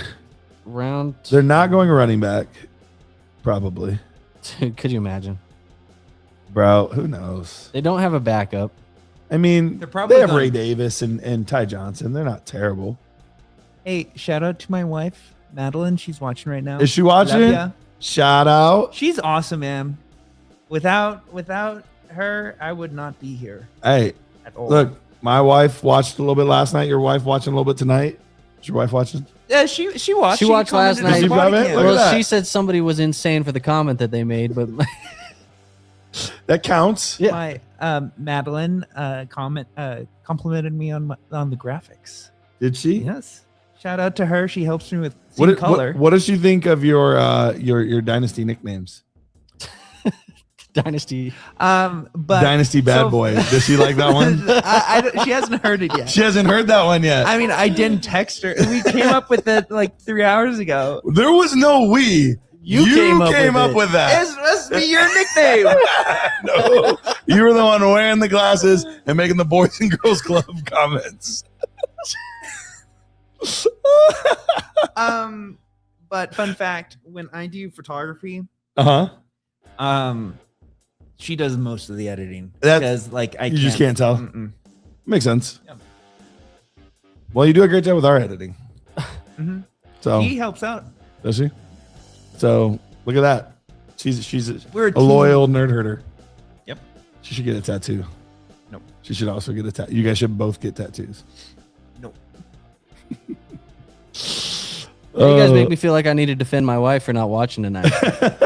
Mine didn't watch tonight. She watched last Okay, night. fair. She watched last night. Mine texted me not too long ago and said that she was ready to go home because she's been at work at 2 different hospitals today. Now, what is her exact role again? She's a PA. Okay. Hey, yeah, we're PA buddies. That's right. I thought that. Oh yeah, Yeah. yeah. Busy. Well, my wife works in children's ministry at our church. Same thing. So not the same. Well, okay, maybe. All right, Buffalo Bills up. Dust says boys and girls comment was crazy. That was crazy. Was wild actually. So, okay. You didn't do it on purpose, but you No. stepped in it. There was poop on the ground and you stepped in it. You rolled I around a fell little bit. face first You rolled in around that, a little bro. bit. Why is Paul Postlesny up there again? This isn't the Jags. Oh, okay. He's okay. As a guy that actually watches the Buckeyes, They lost Taron Johnson. he's fine. Yeah, they replacing Taron Johnson. He's nothing special, but he's fine. Madeline just texted me. Quote, too much. Never logging in again. Winky face. Too much. Never logging in again. She did not like getting spoken to directly. Ooh, yep. She was like, just let me chill in the background. She is most definitely an introvert. Okay. Okay. Also, just a little bit of side note. Okay. I'm not going to bring it up. Sounds like But you're I bringing want it you up. guys to know this. I cannot hear very well out of my left ear. So I just heard club. Look, why are you bringing this back up? Let I it just die. heard club. Let it I die. didn't hear anything else. Let it die. Let it die. Pete's gonna have nightmares tonight. He's Well- not gonna be able to sleep. For the League FFB audience, you guys know MFGD's my co-host War. If you guys are wondering how he's doing tonight, he said, "Can all of these people just shut up and make these damn picks so we can be over with?" Okay. Yeah. All right. So he's loving this. He He's said, thrilled. "Let's just shut up, make the picks, and move on. Yep. Let's get it over." Just with. give us can you just give us a Google sheet of everybody taking in the third round? Just let us know. Yeah, they can talk it out on Slack Just and then email it to us. Yeah. We'll get the transcript. Oh man. So it not just us here in person are feeling that way. Apparently, it's another feeling going on everywhere else. Everywhere. Yeah. Everywhere. It's fun when it's like a bunch of players you love going to spots you love and like the mood is good. It's a whole nother thing when you're like, I just took my whole night to watch this. Yeah. And I'm not thrilled, Bob. Yeah. Insidious, thrilled. he is pretty thrilled about that. MFGDs is a Bears fan, and I've been hyping Thieneman as the Vikings pick, and obviously Thieneman went to Sure. the Bears. So yeah, he's excited about that because he knows that I liked him, so it makes it even better. So basically what we're finding out is all your friends took all the safeties you wanted. Pretty much, yeah. Okay. Yeah. That's what we're finding out tonight. Do you have a friend that's a Raiders fan? Because they took the other guy. My brother's a Raiders fan. Oh, there you go. So there it is. Yep. There it is. Browns, Raiders, Bears taking all the safeties you wanted. You know what? I'm thinking we should stream all of day 3. I think we so should. Great. I would rather hop on 7 flights in a row. With no leg room Yeah. and a screaming baby next to me. Yeah. This is awful. I mean, think about it. All the It can- games that we wanted to go in day 2 will go in We day will 3. finally get to see the names. To be fair, Hey, I still love the draft and I will still be excited. round 3 Always. is going to be lit. It is. It's going to make up for round 2, kind of. I mean, I mean, we could get a fantasy guy here. round the- 2 just punched us. It Just did. punched us in the gut. That's Ra- just what round 2 This is. this might be the worst round 2 Round for 1 was- fantasy purposes. I It thought wasn't round that 1 was bad. better than expected. I would say so. I came out of round 1 like, yeah, that felt good. Yeah. And then round 2 punched me. So round 3, we're gonna get back up and see what happens. Yep. Sean Merriman. He's still a big dude. Alex, I'm flying back to Dallas 2 days, not 2 weeks. 2 days from now. Dynasty Nerds 2. Jake Slaughter. They need interior offensive line. Like, I'm actually genuinely excited about this. Oh man, It's the accountant guy. Yes, I remember talking about him at the combine. or like a Secret Service guy from the 80s. The accountant guy. Yeah. Hey, look, as long as he can block it, I don't care if he can also do my taxes. That's great. That's All a right. good pick. No, but for real, like, the Chargers needed interior offensive line. They did. So this genuinely is a good pick. So I'm very happy for like my Omari and Hampton shares. Good for Hampton. Good for Mike McDaniel as a play caller. Yes. Justin Herbert. It's good for everybody. Yep, absolutely. I would say not the most splashy Chargers draft so far, but you address both of the trenches and feeling all right. Feeling all right. But we are pick 64, the final pick of the second round. The second round needs to die, and we need to just move on. Seattle Seahawks are on the clock. I think we need to. We might all have to get up for a moment and just kind of reset our mindset. We need to get a couple of those guys to come down and just give their feelings on round 2 at the end of this. I don't even know how much they've paid I attention, don't think to be they've honest. been watching round 2, to be honest, I don't blame them. because they sound happy up there. Yeah, they're cheering. They I should hear be. cheering They and should yelling. be depressed. They should. They should. They should have to feel what we're feeling. But look, at the end of the day, let's here's the silver lining. Joel said round 3 still to come. Absolutely. Here's the silver lining. Of all of the jobs you could be doing, pretty we are cool getting job. to hang out, drink pop, hang out with friends, and talk about the NFL draft. Yeah. Like, it could be a lot worse. It could be a lot worse. So we'll keep that in mind. We're gonna keep our attitudes as high as we realistically can. I'm gonna get another Dr. Pepper. You do what you got to do. I'm gonna man. pee at some point. I want to at least. I'm gonna wait till the Seahawks pick. I want to end the round. I want it to feel like a fresh start. I'm gonna come in a new man, a new me, and we're gonna get tons of fantasy relevant players, fantasy relevant guys that we get because we got some tight ends that we.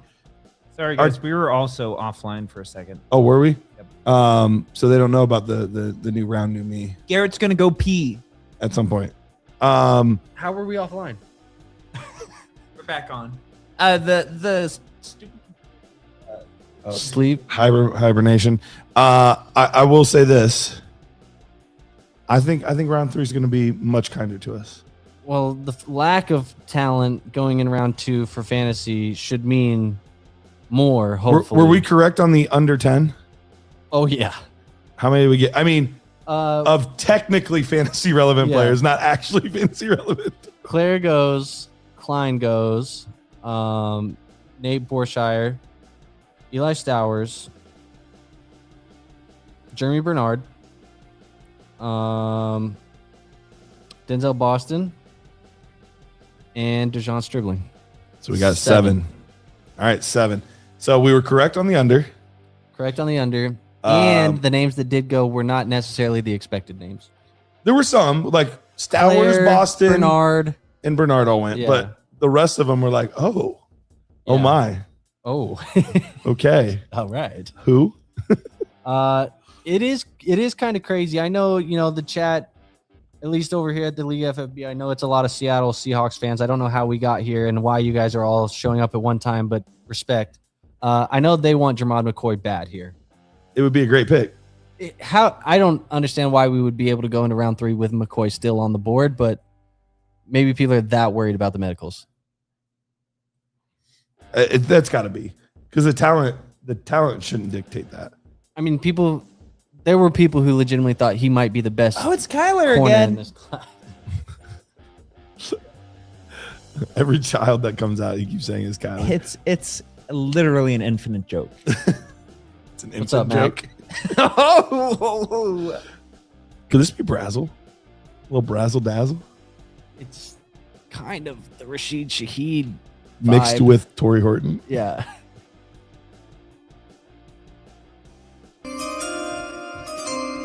And that wraps up round 2, folks. All Another right. defensive guy. Underwhelming. I'm gonna pee and get a drink. Okay. Pete, how about Insidious says, just got the notification. Who the F is that guy? Love to hear it. Pete, I'm going to update my sheet for you. Do we want to just look at my top guys? So people were kind of calling for a full first round again. First round mock draft? Yeah. I'm okay to hit that. Yeah. I think we listened to the Nerd Squad and the League FFB squad. Do you have a nickname? It's League FFB. The League? Yeah. We can listen to the League. Yeah. Yeah, the League. I think we set up a mock. We can't even do a second 2 round. There's not enough Yeah, to not do enough. a 2 round yet. Yeah. Which is kind of crazy. But we can do another first round. But I don't know much that'll change other than, right now in this back parts. Let's do it.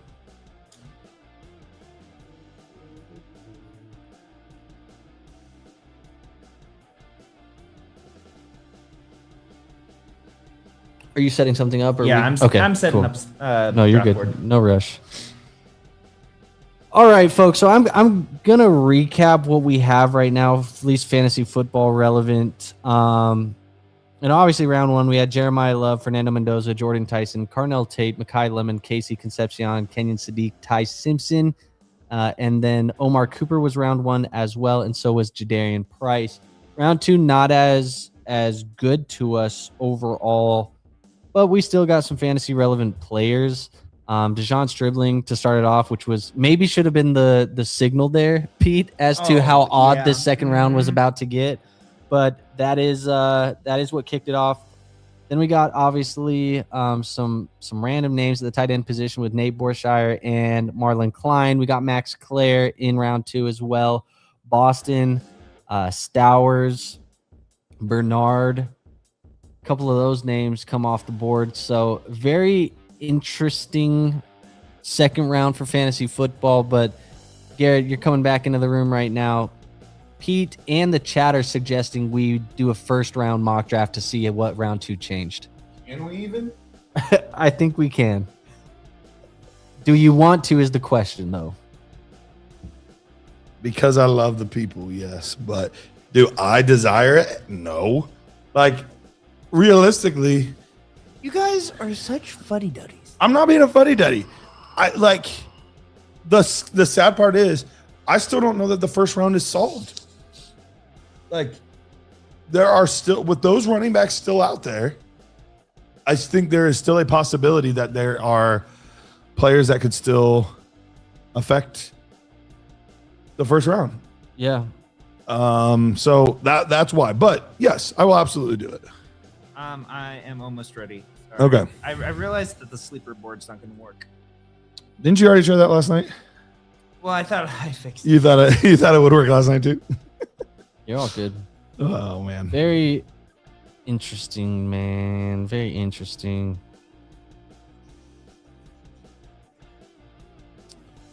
I forgot that. It's not great when 5%. That's all right.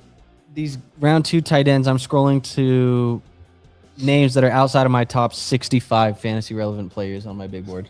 Outside of your top 65. I didn't have Klein or Borshire in my top 65. I can't blame you. I didn't even have them scouted.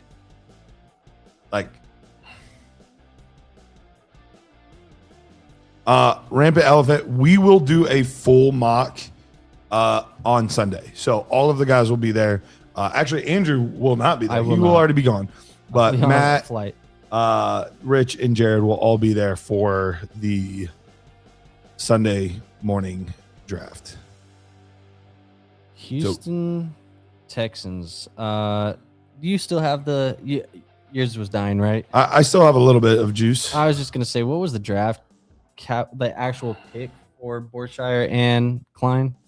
I think we have it on the board. Yeah, right here. Klein was 59, Round 2. and then Borshire was 56 to the Jags.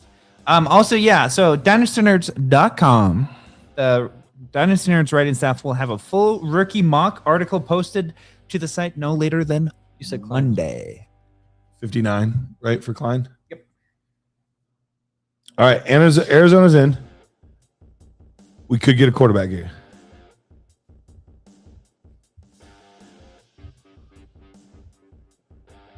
Carson Beck. Are you freaking kidding me? Beck over Nuss. Wow. Interesting. Look, if you're Arizona, why not try though? Over Nussmeier? No, I would rather Nuss personally, but like, why not take a quarterback here? Why not at least give yourself a shot this year? You know that Jacoby Brissett is not your long-term answer. Do I have Beck next? No, but I understand the appeal. I had Beck fourth. So to me, it's 3-4, Nussmeier and Beck. It was a different tier. I think Nussmeier is a better scheme fit for this extension of the LaFleur offense, but I get it. Look, he's a guy that has been a winner. Yeah. He is an older quarterback. He's played in multiple systems, had Obviously, success in multiple systems. coming off of a playoff run for Miami, that was awesome. Yeah, I get this pick. Like, do I love it personally? No, but like this is the one where I can actually say like, oh, okay, how does this affect fantasy as opposed to this just hurt another fantasy asset? This just hurt another fantasy asset. Like this actually is a helpful thing. I already told you, third round, new me. I even picked red for the Arizona Cardinals. There you go. Now I got to ask you the question though: does it change anything? They did go out and sign Gardner Minshew, so now it's Minshew, Brissett, and Beck. Minshew being there is similar to their running back room. Like, yes, Tyler Algier and James Conner were there, but they drafted Jeremiah Love. Like, Jeremiah Love's going to have every shot. Yes, Minshew and Brissett were there, but they're going to give Beck a shot. Yeah. Now, obviously, the big difference is you drafted one guy at 3 and the other guy in the 3rd round. Yeah. So there's a big difference in draft capital between the two, but why not? Like, if he won that much in college, he has your prototypical size, more than prototypical. He's got a good arm. Yes, he makes some head scratching decisions at times, but I've seen worse college quarterbacks have some NFL success. Yeah, I mean, my initial report on him was just a guy that I thought was a little bit scheme dependent, but I thought he had a high floor. I thought you put him in the right system and give him the right opportunity. There is upside with a guy like Beck. We'll see if it comes to fruition. Bro, if the Broncos take a running back here, I'm going to be ticked.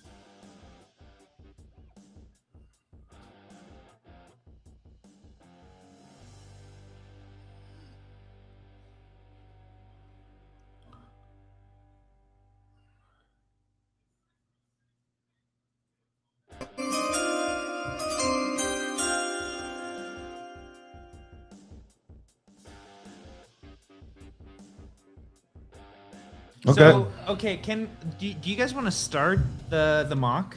We can do that And while just we're kinda have it doing this. passively? Yeah, we can do that. That's while we're fine. doing Instead of just not talking. That's fine. Okay. So Well, we were waiting for the pick to come in. No. I was just saying last round. Oh, yeah. There was some dead air. There was more lulls than the first Well, round. That's we for were sure. getting beat up. Again and again. Yeah. Okay. So 101. Who's picking 101? You both go back and forth. Oh, who we both think the 101. Oh, we No, just no, go back no. and forth. Well, you gave me 101 yesterday. So you're 101. You do All right, what you Jeremiah gotta do. Love. He's a stud. No analysis needed. Perfect. My 102, I think you could go a couple different ways with it. If you're in a super flex and you want to go Mendoza, I'm not going to blame you. However, I would put Carnell Tate as my number 2 player right now. I talked about it last night, the landing spot going over to Tennessee. He's a player that I had him and Tyson and Lemon all pretty close. I really did like the fit pre-draft of Tennessee. I think he pairs well with Cam Ward and his arm, and obviously you don't have any target competition there. Wan'Dale Robinson is signed, but obviously Tate is going to be their guy, so I'll take him number 2. All right. I will. You said Tate? Carnell Tate, yeah. Okay. Hold on. The Raiders are up.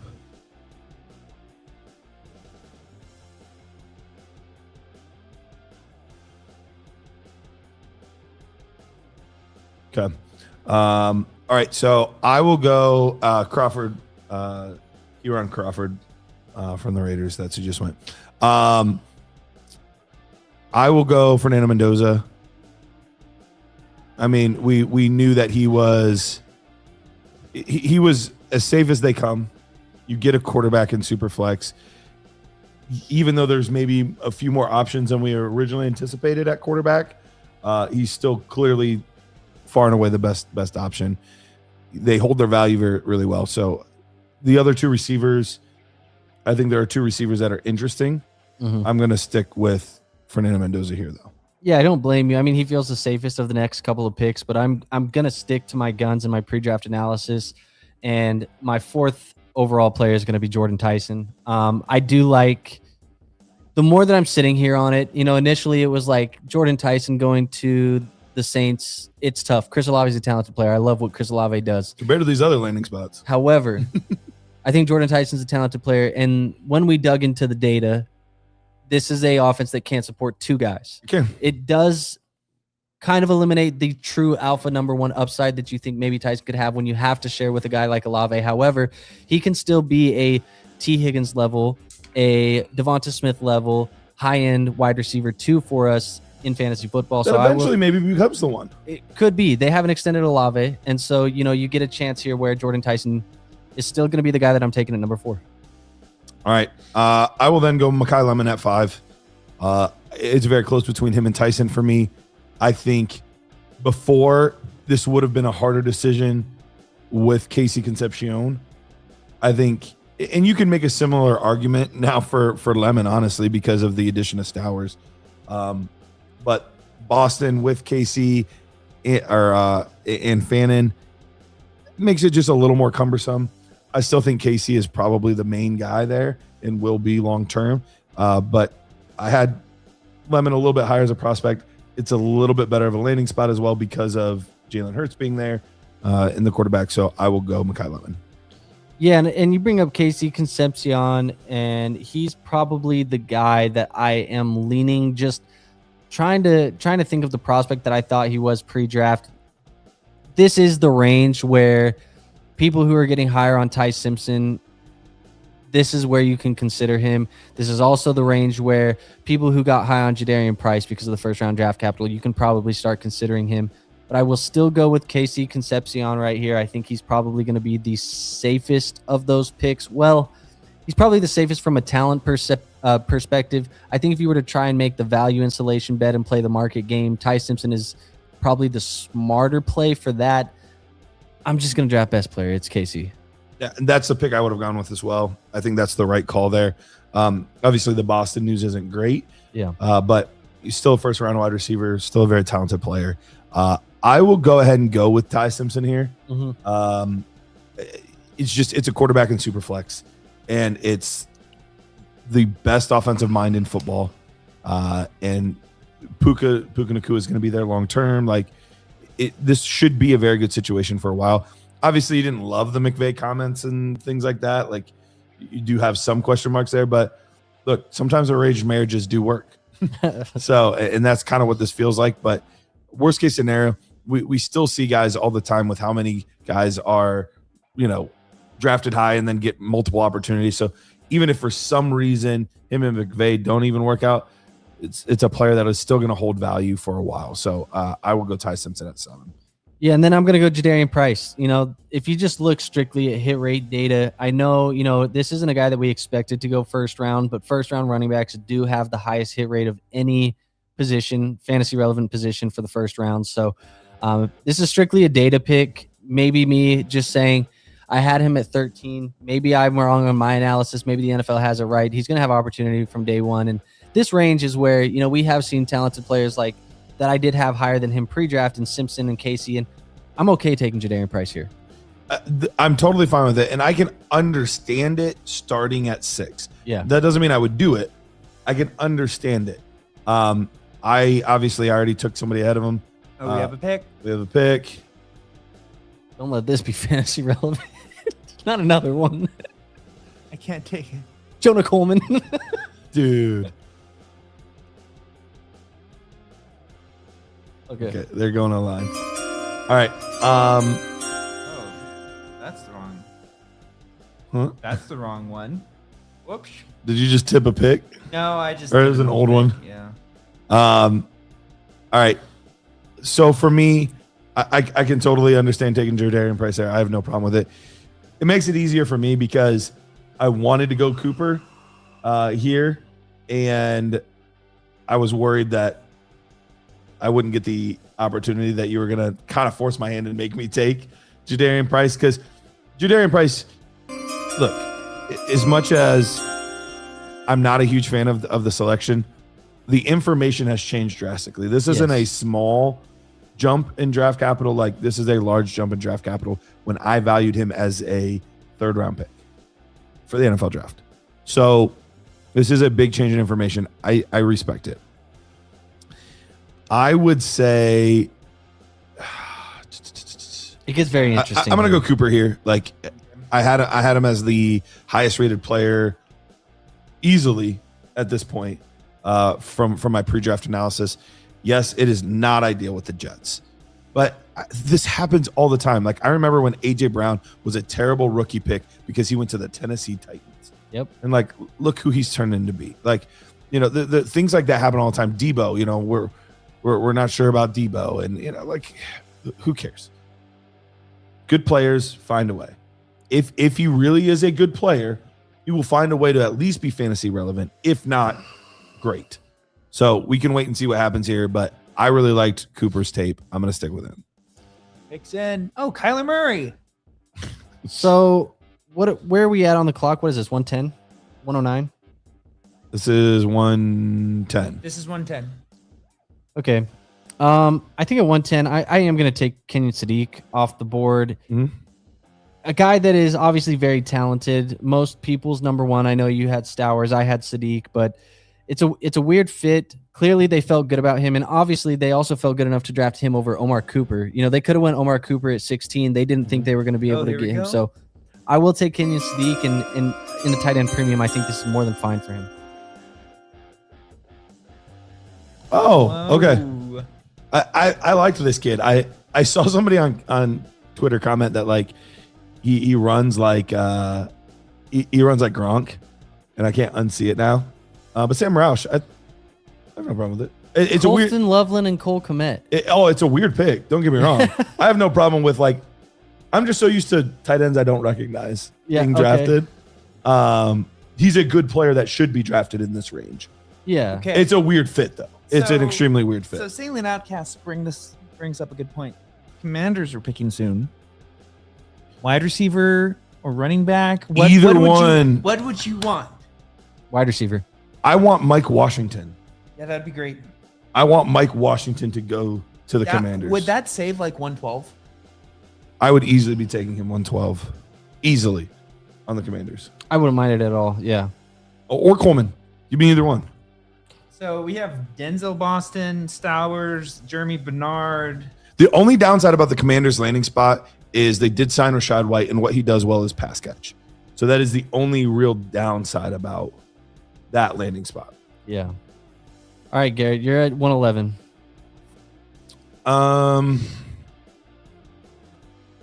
I will go with Stowers? I'm going to go Boston? It feels bad right here, dude. It does. I don't like this. 49ers. That was fast. They're ready to get moving too. Mark Zuckerberg. Okay. Whoa. Can you say the name Romello Height. for the audio? Edge Texas Tech. People are still wanting to watch us to hear what's happening in the draft, Garrett. Hey, you guys are making me do a mock draft right now. Well, let's get these two picks over because they're gross and then get out of the first round mock draft. I will go Bernard Boston. Who's Bernard Boston? Yeah, I'm gonna go Denzel Boston. I had him ranked higher as a prospect. Obviously, I would like an opportunity with more targets and a better quarterback, but at this point, I like him enough as a player. He's, we only have so many receivers with good draft capital because even though we had like the early picks, we had a good first round. We had 5 guys. Yeah. We only had They've all doubled up. we in the only same had teams. 3 in the second round. So now we only have 8 wide receivers with round 1 or round 2 draft capital. Yeah, and they're all sharing the same rosters basically. They're sharing Cleveland and Philly and all these. I guess that doesn't count as the other ones, but you know what I'm saying. New York is another one with a tight end sharing. Yeah, so it's tough, but that's going to put me at 12. I'll go Jeremy Bernard. I've been a fan of Jeremy Bernard. I think he's a very talented player, and he's a very different player than the guys they have on the roster. I have no idea what they're going to do at the quarterback position. It's just this is not where we want to be. Nope. We are really clenching our teeth to make picks at the 110. Yeah, that's crazy. Yeah. Honestly, anything after 105 still doesn't feel great. Yeah. Still doesn't feel great at this point. So that is our super passionate mock draft of the first round right now, if we had to do it today. 100% Mac. He says all the picks involving the fantasy football relevant players have just been underwhelming. They really have. They really have. I had a lot of hope after day one. I thought day one was fine. Felt maybe a little bit better than I was expecting. And then It was really just the Jets that were annoying. Mhm. Well, now the Eagles got annoying. The Browns got annoying. Like, Wow. and we drafted a bunch of tight ends we've never heard of. And Beck's jumping Nussmeier, and Sam Roush is going to play tight end 3 with these other guys. Yeah. All right. We'll have to. Do we want to take this down for now since it's not updated right now? Or Isn't it updated? we're in round 3, homie. Well, he's got it did just it. continuing on to the right side. Oh, do you? Oh, okay. I thought Homie. this was just round 2. You're Homie, homieing me. Dynasty homie. Look, I was just telling you. the thought we dynasty were fine. homie. We were not behind. That is my fault. That's on me. I was just thought it would be a natural break, and then here's the round 3. So Chosen Hunter, we're saying we're pooping on this so far, but wasn't Scott a 5th rounder at NFL draft last year, but he was smashing the 2nd for rookie draft still. But our film grade, he was a 4th. He was 4th, but his ability and what he was as a prospect was so much better than. Yes, It's not the same. And last year's running back class was so good that running backs in the 4th were closer to what we would typically get out of running backs in the 3rd, because everybody was kind of getting pushed back because there was so much volume there. Yeah. That being said, I am with you that these running backs are not dead. Yeah, this is where they should be coming. This is a logical place to start talking about them. The receivers now at this point start to get sketchier and sketchier. Okay, so here's the question that I think we need to talk about is what landing spots in the 3rd round get that 110, 111, 112? What gets those values back up with running backs? I think Minnesota and Washington Okay. are the 2 main ones. Baltimore, I still like as an opportunity there, potentially. Cincinnati, potentially.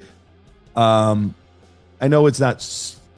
Chase Brown is still annoying there. What do you think of Green Bay Green Bay as the heir apparent, potentially. for Jacobs? For Josh Jacobs, I could see that as a possibility. Do the Steelers, somebody competing with Okay, Dowdle? we got to pick. All right, we've got the Washington guy. Please be a fantasy relevant player. I'm begging you.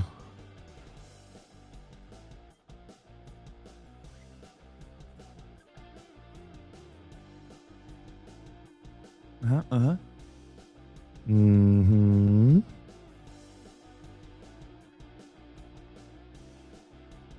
Oh my goodness.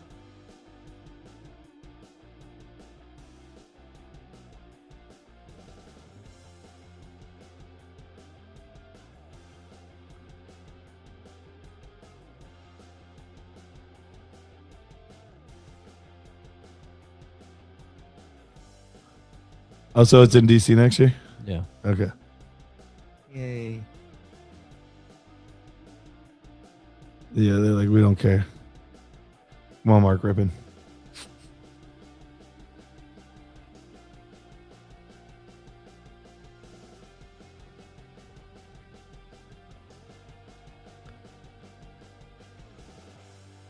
Oh my goodness.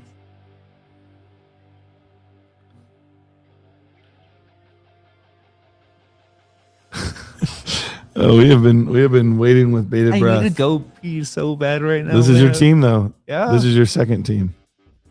My first.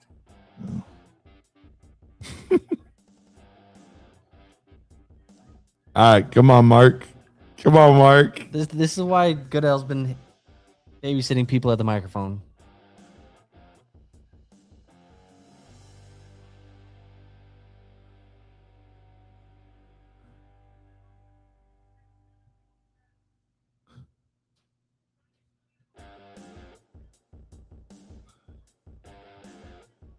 What Why are you already we talking about doing? their other pick?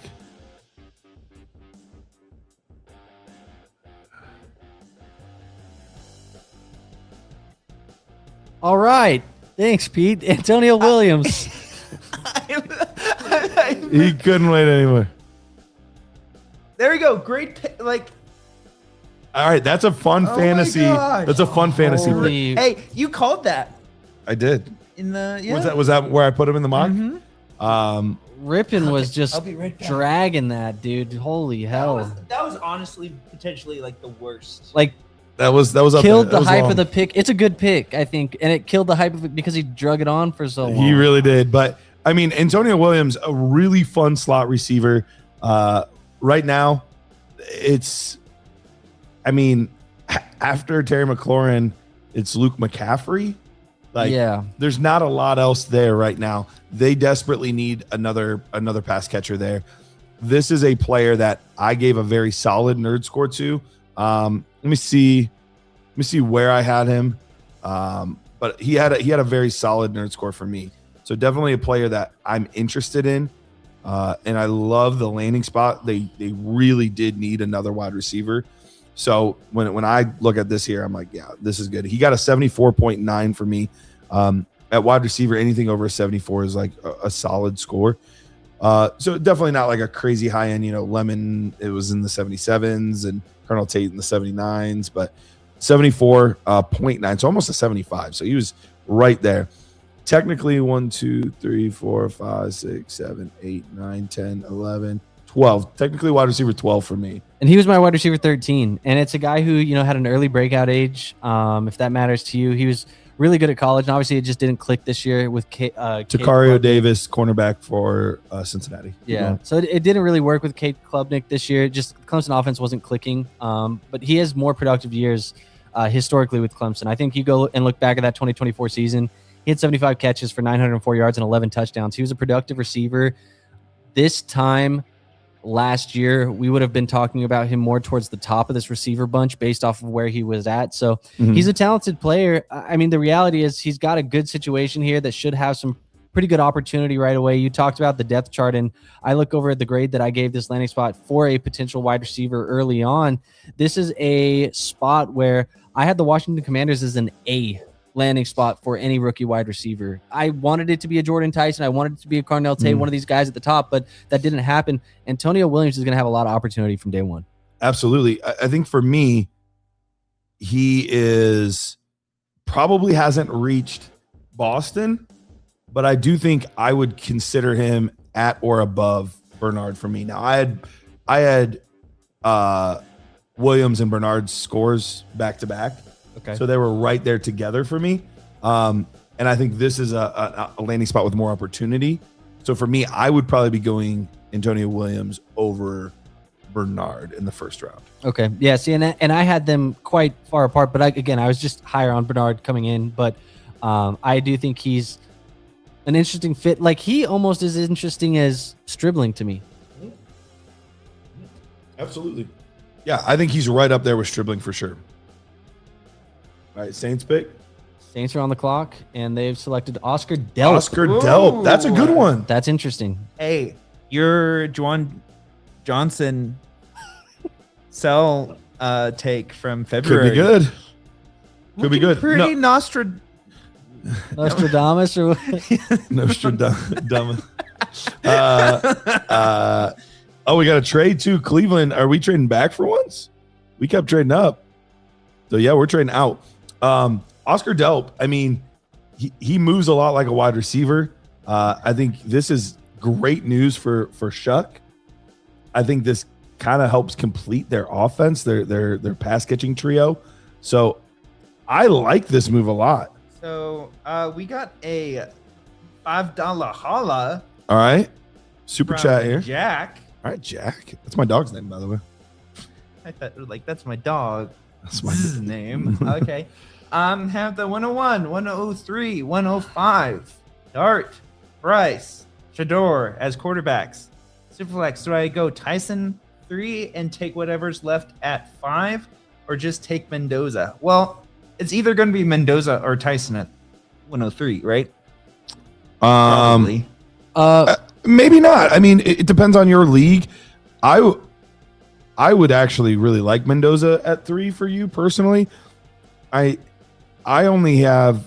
I mean, right now you have one quarterback that has a very bright future. Yeah. But you don't have any for sure quarterbacks right now. We like the upside of Bryce. I think Bryce showed some positives, and then obviously they got him another offensive tackle to help protect him, and a good one at that. But yeah, I mean, you're not comfortable with him in a super flex as your QB2 right out the gate in week 1. So I'm agreeing with you where 101, we know who that is. 103, it probably should be Mendoza, and 105 is Whatever receivers left. wide receiver. Giants. Giant selection. They traded. Malachi Fields. That's a good landing spot for him. That's pretty big. That's a very nice landing spot for him. Obviously a guy that really jumped up a lot in value during the Senior Bowl, then almost as quickly dropped in value with the combine and not testing super well. Yeah. But I mean, he's got the size. Really, really all that he's missing is that big time production. He moved around a lot. He started at Virginia, then went to Notre Dame, didn't get a ridiculous amount of targets. We're looking at more of a contested catch merchant, but he did it well. Yeah, and I think the thing about him is he's going to play a very different style of receiver than most of the guys they have on that roster. So he can kind of be that big play, red zone threat that Malik Neighbors doesn't have to be. And he's honestly better if he's not going to be that guy for you. So it does add another dimension to this receiving core that they don't have. And there's opportunity right there from day one.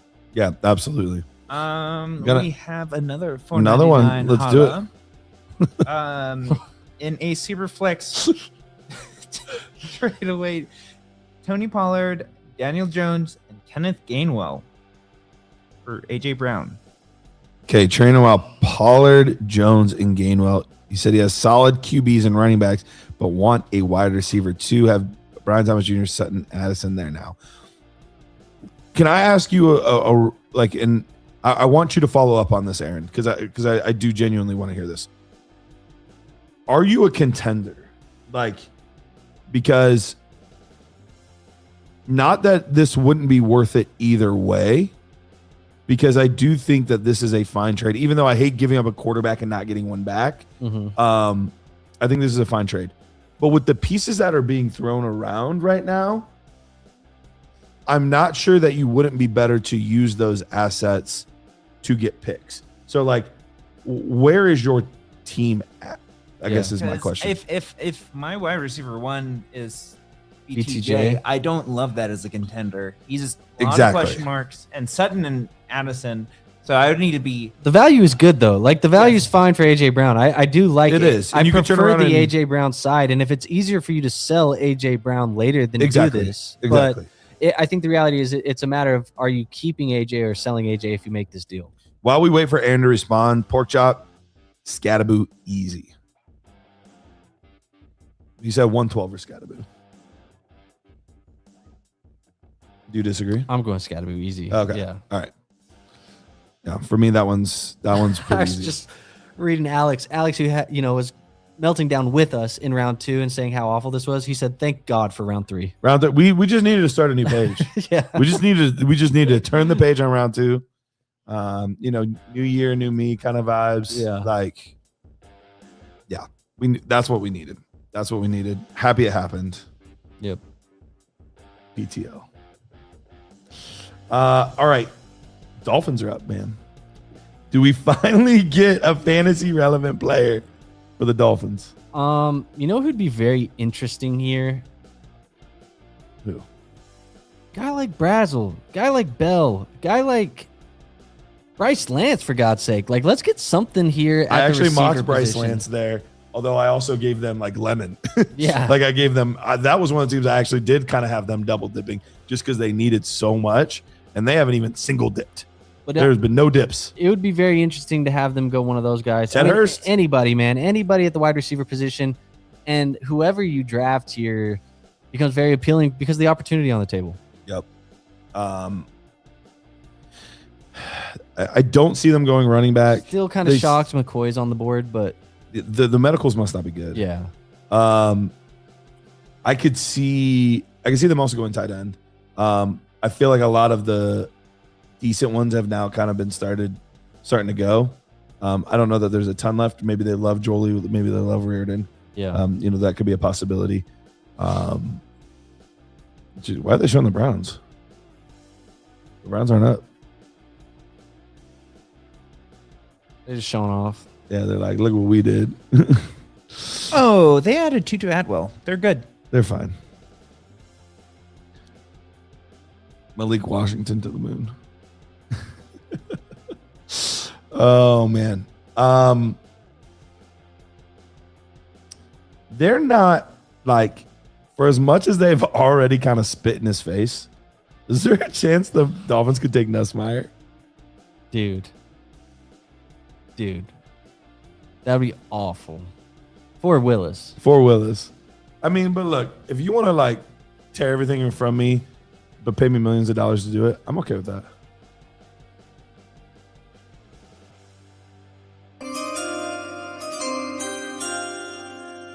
Caleb Douglas. We all saw that one coming. Holy shit, dude. Caleb Douglas is who they went with? They might call you. You might get drafted. Caleb Douglas. Okay, guys. Pete, Andrew, I want you to look at my nerd score right now. Who is the name at the very bottom? Caleb Douglas. That is Caleb Douglas. Do you see this, Andrew? Well, I'm scrolling to the bottom of mine to give you a 60 where I had him ranked. 60 is crazy. 60.13. Literally my lowest rated wide receiver that I graded. And I graded like, I don't know, 30 some. He's my wide receiver 30 in my pre-draft rankings. Okay, so we're in the same boat. He was my 73rd overall player. He was somebody I thought was a UDFA pickup Yes. for you after rookie drafts. Yes. Look, and there was even a gap. Yeah, you have a pretty large gap there. I thought this guy was one of the worst prospects I had scouted at the position over the past 7 years. Wow. Did round 2 sneak in here again? Was it like, hey, I'm back? The chat's going crazy. These are going to be the most wild fantasy drafts of all time. Wide receiver unknown, cannot compute. I'm sorry if I ever talked bad about the Browns. The Dolphins have dethroned you guys. Y'all have had a great draft. Jets have even had a great draft in comparison. So Caleb Douglas, like, what does he do well? Like, Stanley Outcast is asking, so what do they see in him? Like, what would his role be? He does big. Like, he's big. Okay. Like, my best attribute on him was catch radius because he's huge. Tracks the ball decently. And he's okay in contested catch situations. Okay. So That's kind of right where I have him too. I have Caleb Douglas. He's a long vertical receiver who wins with size, length, and catch radius. That's what I had with him as well. So the problem is I said he was a developmental wide receiver 3, wide receiver 4 with red zone and vertical usage potential. Mhm.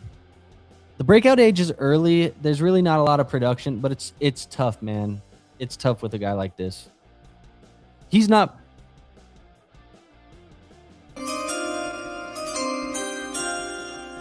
Drew Aller. Aller.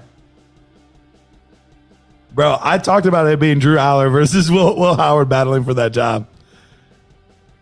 I literally said those exact names. That's interesting. Hey, Mike McCarthy, quarterback whisperer.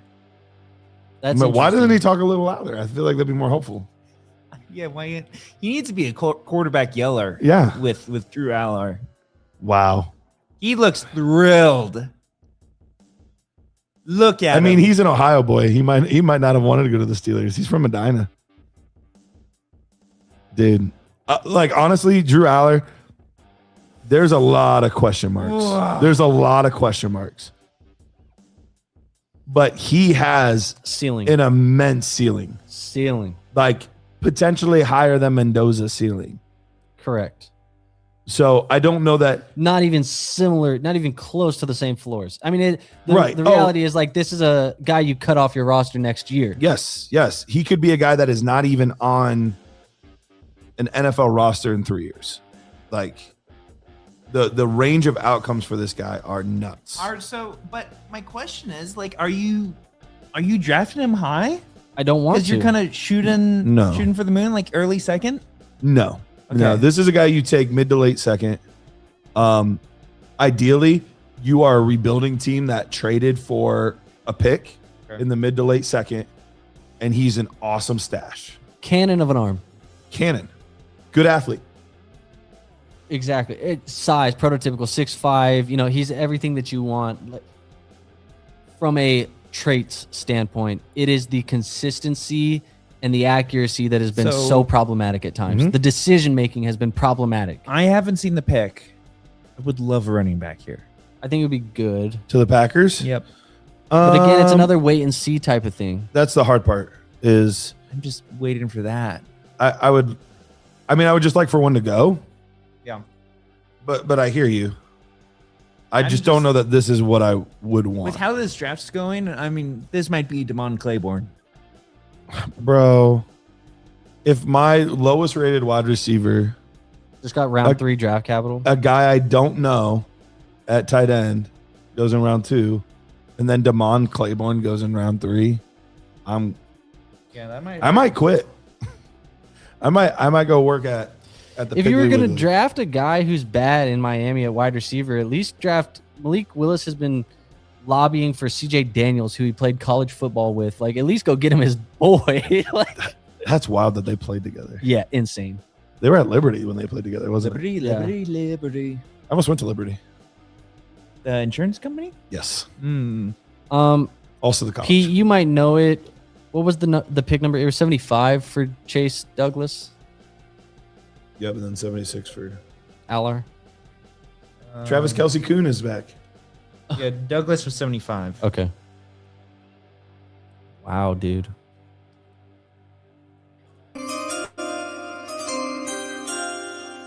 I thought you said McLovin. I do have to say it is my fault. Alex brings this up. Pete ruined us by giving him that nickname earlier. I felt so confident he was going in the second round.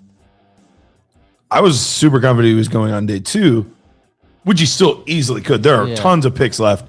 We will get to pick, what is it? It's like pick 100, 101, something like that. something like that tonight. Yeah. So, I mean, we've still got a good 20-some picks. Anthony says he likes the Aller pick. He said him and Howard battling it out. Him probably and be Will fun. Howard, yeah. Yeah. Let him have at it. You know what? Like, Aaron Rodgers, like, it was fun, man. It was fun. Yeah, you didn't want to give us clarity. We got the young guys over here. I don't know if they're any good, but if they're not good, we get a top guy in 27. They at least want to be here. Yeah. Like, they want to fight. Yeah. And there's there's Bernard there. There's Pittman, Metcalf. DK, Rico, there's pieces.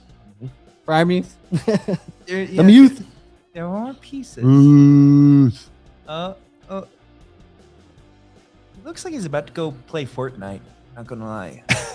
Well, He's got that battle pass vibe. true Aller, the battle pass QB. Him. Fortnite, Oh, he's trying to yeah. riz people up right here.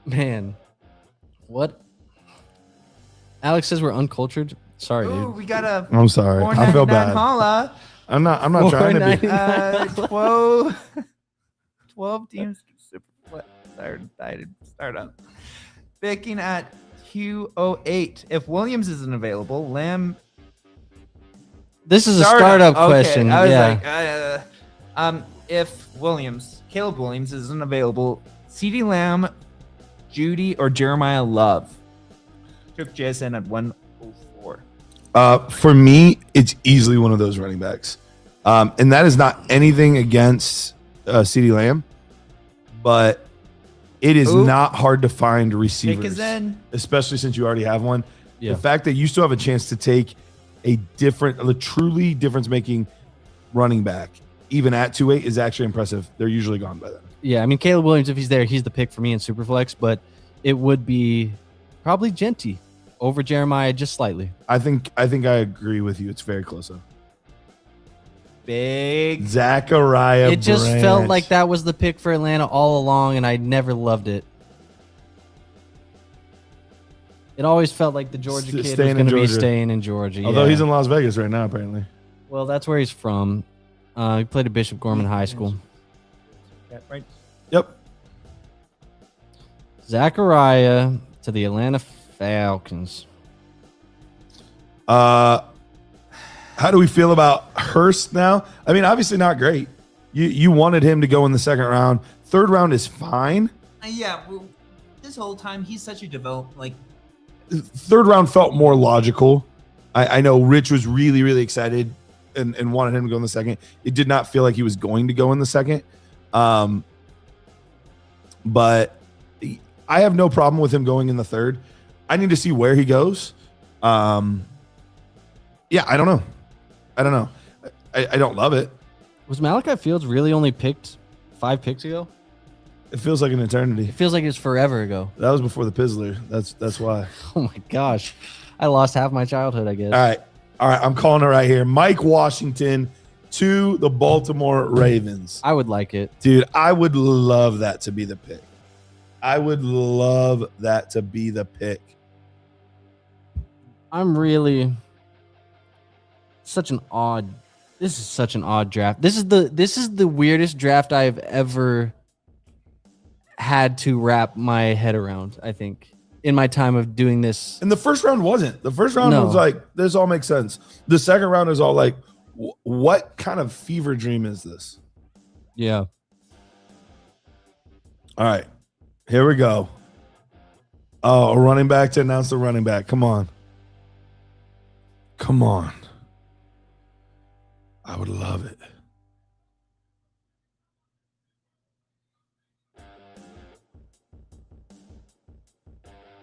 Bro, we don't care about your stats.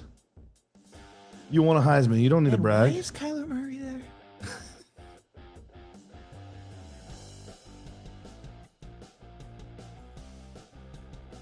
I got my nephew with me.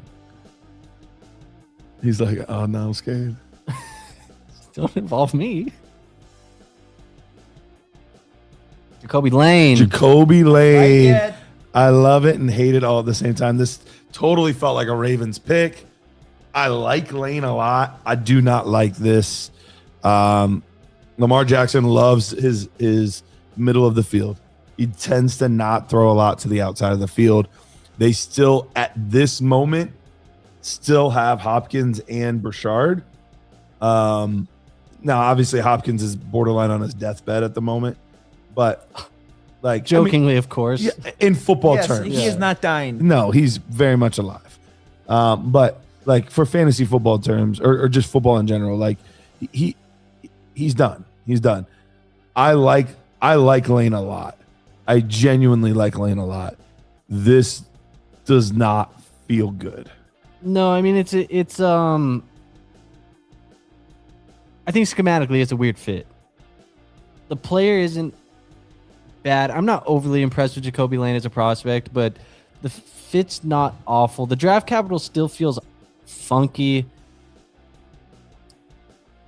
I'm trying to think of like how I like this compared to a Malachi Fields in New York. I think I prefer Malachi with the Giants. I like what Alex said here, and I totally agree. I don't think this has any bearing on Zay. I don't think this has any bearing on Zay at all. Yeah, I don't think it hurts Zay at all. I think it's just the future replacement for The Nuke. red zone targeting, Yes. your big red zone target, jump ball guy. Yeah, Zay's role is going to remain unchanged, and that's good for us because he just came off a top 12 season. We got another pick here that is in. People keep saying that running back could be in play. Let me ask you, while we just had a little receiver run, Yep. let's rank in order: Stribling, Fields, Antonio Williams, and Lane. You want to put Bernard in there too or no? I would clearly have him over, but Because I have We can Antonio throw him Williams in. over Bernard. let's throw him in there. Okay. I would go Bernard, Antonio Williams, Go. Stribling, Fields, and then probably Lane. Here we go. But Paul Puzzlesny. Leslie. Okay. Hey, good pick. They needed that. All right. For me, it would go if I'm remembering all the names correctly. It would go Williams. Antonio Williams, Jeremy Bernard. Then it would go probably Stribling, Fields, Lane. Okay, so we both would have Lanes at the back of that run. Yeah, I think so. Yeah, I agree. Yeah. Yeah. Bryce Lance instead of what's his name? Your terrible wide receiver. I guess Caleb Douglas. I didn't even mention him, but yeah, Caleb Douglas. That He would've would been be so in much in the back. Oh, Branch. Branch, yeah. Branch over Caleb Douglas. Actually, Caleb Douglas is the only thing there. Well, So I would maybe? still go Branch over Douglas. I would too. It's not that bad, but I don't like Branch as a player that much.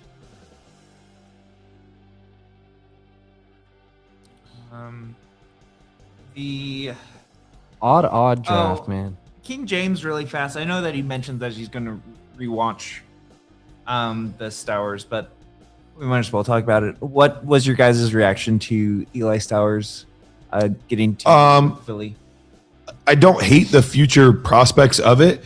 It's really tough with all of the things that are there right now. Obviously, AJ Brown will be gone. We all know that. That's like the worst kept secret. But still, you still have Devonta Smith. You still have Dallas Goedert for this year at least. And then you got Mekhi Lemon. Yeah. I do think, and looking at the contract for Smith, we have at least 2 more years of Smith. It's really just it's going to be a super patient play to take Stowers. We really do just want tight ends that can be the number 2 receiving option. He's right now probably at best the 4th or the 5th, and if things go positively his way, at best maybe the 3rd. And so it's just tough for us to get behind that. Very talented player. I mean, I'm still early to mid 2nd round picks. I'm probably still considering Stowers there strongly because of the talent, but the opportunity, it's hard to get behind right away. Probably more of a guy that, like, if I'm picking him, I'm understanding I might be putting him on a taxi for 1 or 2 years and then seeing that grow slowly over time, Yes. which is not what you want to do with a 2nd round pick. No. So, can I say something really fast? We have a good amount of viewers Okay. on right now. I am dropping the YouTube channel of Andrew's channel, the League FFB. Nice. I want to see a large subscription Bump. bump. Yep. That would be cool. I Andrew, appreciate that. Andrew has put in so much work for this. It's come out. Let's support. Yep. And this is like, for those of you that don't know, it is not just like we share Andrew with another company, which in some senses is true, but like Yeah. this is his company. Like Yes. this is his baby that he started. Like it's his project. And for anybody that's like an entrepreneur or has like stepped out and like done anything on their own, like it's a grind, but you do it because you love it. Yeah. You know, and so definitely go show support for that.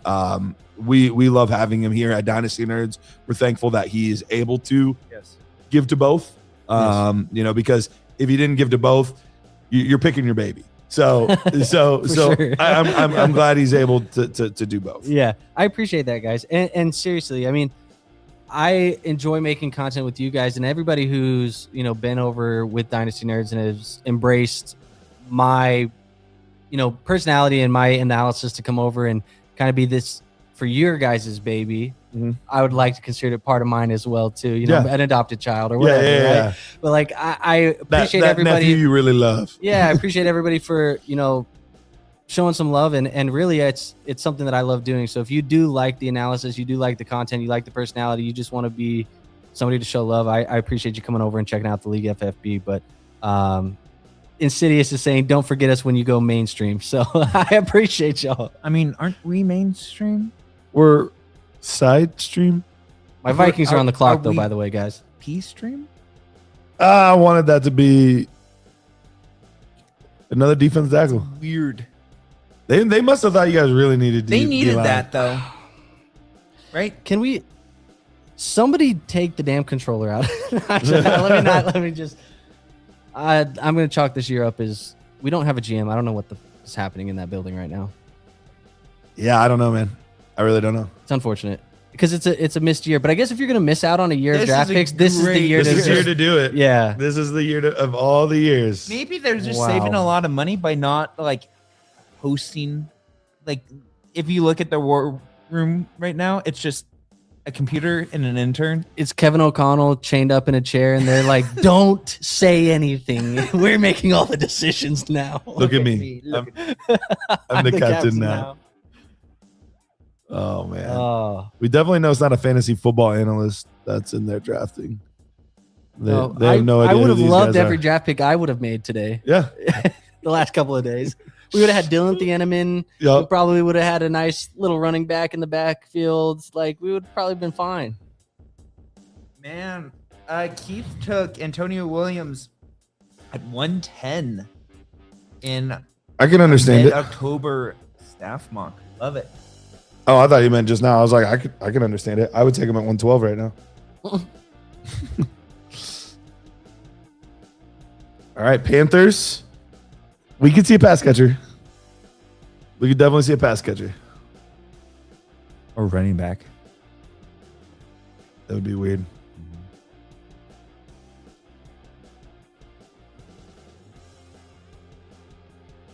Chris Brazzell. Chris Brazzell. Some Brazzle dazzle. That is such a Carolina Panthers wide receiver right there. I love it. I love this pick. I think this is a great pick. I would have preferred them to go with a slot guy because they already have so many larger outside type receivers. But what this tells me is maybe they're not fully sure about Coker. Yeah, maybe not fully sure, but also I think it's just you're gonna keep. Bryce took you to the playoffs last year, and not only did he take you to the playoffs, Bryce Young was dealing in a playoff game with Matthew Stafford and the Rams. You go get him another weapon, another guy to block him up front. It's starting to just piece this together and say, hey, we think we have our franchise quarterback in the building. It's been up and down. It's been a roller coaster, but we think we got our guy. Let's make sure we know we have our guy by surrounding him with some more weapons. Yeah, I mean, look, I don't want to say Xavier Legette is like RIP for fantasy football. But he's more or less RIP for fantasy football. Yeah. He had his opportunity. He didn't do much with it. I know they used a first round pick, but it seems like they've kind of just moved on. And look, third round draft capital is nothing crazy. No. People move on from third round draft picks all the time. But here's my one worry. What Brazzell does best is not what Bryce does best. Yeah. That is my worry. Yeah. Brazzell is a linear receiver that does an incredible job of ball tracking and can make some circus highlight reel type catches. Take the top off the defense, play deep downfield. Like it's tough for Bryce and really do that outside of the numbers. Right. Bryce likes the middle of the field. Yes. Bryce likes short and intermediate throws. Layups, pick up first downs. Like Yes. we're not going to put ourselves in Smart. danger. Yes. That doesn't play well to Chris Brazzell's style. Chris Brazzell needs to go wherever Jameis Winston's filling in for the year. Yeah. Like, like that's where he needs to go. So while it's interesting, not a hand in glove fit for me. What about the cokeheads? I mean, the cokeheads are ticked right now, but are the cokeheads always ticked? Yes. Let me ask you guys this, because I bought some Jalen Coker Okay. this offseason. I paid the 301.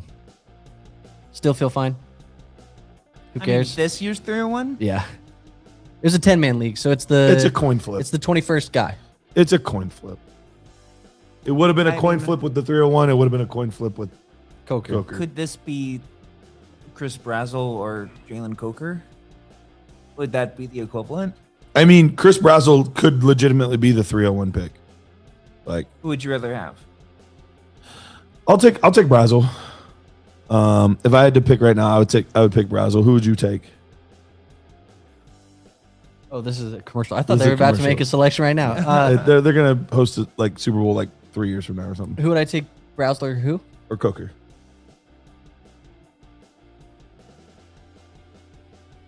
It's tough. I kind of want to go with Coker because I've seen flashes, but Brazzell's ceiling is probably higher than Coker's. Mhm. It's tough though, and if it's tough like that, that's not a great sign for us. I think for No. fantasies. No, for me, if I'm going that far down the board, I'd rather just take the upside player. Because, like, if Coker can be like a wide receiver 4 for me, a wide receiver 5 for me, like, I would rather just see if I can get somebody that could end up being a wide receiver 2 or 3 for me. So Josh asks, can Ted play on the outside and have Coke and Brazzell play on the Can outside? Ted play on the inside? Inside, sorry. Ted's strength is on the outside, isn't it? I think he can play inside. I don't think you want him to primarily be It just an seems like a inside waste. receiver. Yeah. Like, I think he can move around. Yeah. You just don't want him to avoid playing outside on the boundary, too. Yeah, I think these guys, you can move all around. I mean, you can move them anywhere. But yeah, it's like, firing up the Ferrari to like go to the grocery store. Yeah. Like, did you really need? Did you didn't really need to do all do that. that? Yeah. It's still very interesting to me that we are now approaching pick 85 and we have Coker no easily. Mike Washington, no Jonah Coleman, no, Emmett Johnson even. Like, it has been the Notre Dame running backs and nobody. Nobody. And the NFL clearly has seen a massive gap between the Notre Dame running backs and everybody else. Clearly. Tom Brady has not aged well.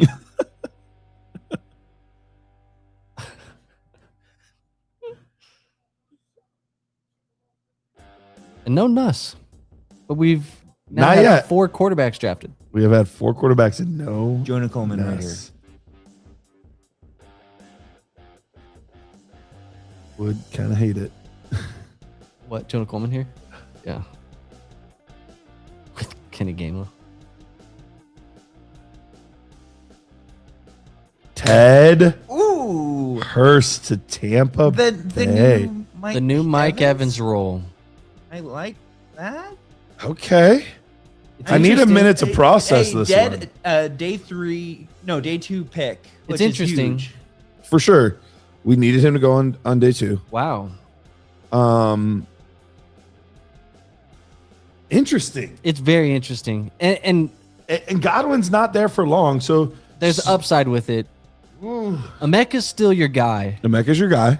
but Ted can be I think this An is upside saying piece. like, okay, like Tez Johnson was interesting, and like Jalen McMillan, maybe there's something there, but like we're not confident in either one of those guys Yes. for life after Mike Evans and Chris Godwin. yes. I think that's what this is. Honestly, it's a big hit to Jalen McMillan because I think people were getting excited about him potentially because we've seen flashes from Yeah. McMillan. But yeah, this almost feels also the Buccaneers cleaning up. I think a lot of value as well. Yeah. With Bain in the first round and then Hurst here in the third. Josiah Trotter's not a bad player either, by the way. But it's just this is very interesting. Almost to me feels more of a small indictment on Chris Godwin. How confident are we in him being our guy moving forward that we feel like we need to have McMillan and he's- Hurst and other guys? He's on the franchise tag, right? Or no, he He got signed an it. extension. He was on it, and then he got an extension. But it's like it's a deal that like they're almost like done. There's a lot of funny money in it, and you Yeah. can get out. It's interesting. That's interesting. I don't don't hate that dislike one. this at all. I don't hate that one at all. Of all the picks that I hated today, this is not one of them. Yeah, no. That's Very very interesting. Tampa Bay. Oh, Cam Hayward's now coming out for the Pittsburgh pick. He wasn't coming out for the other ones.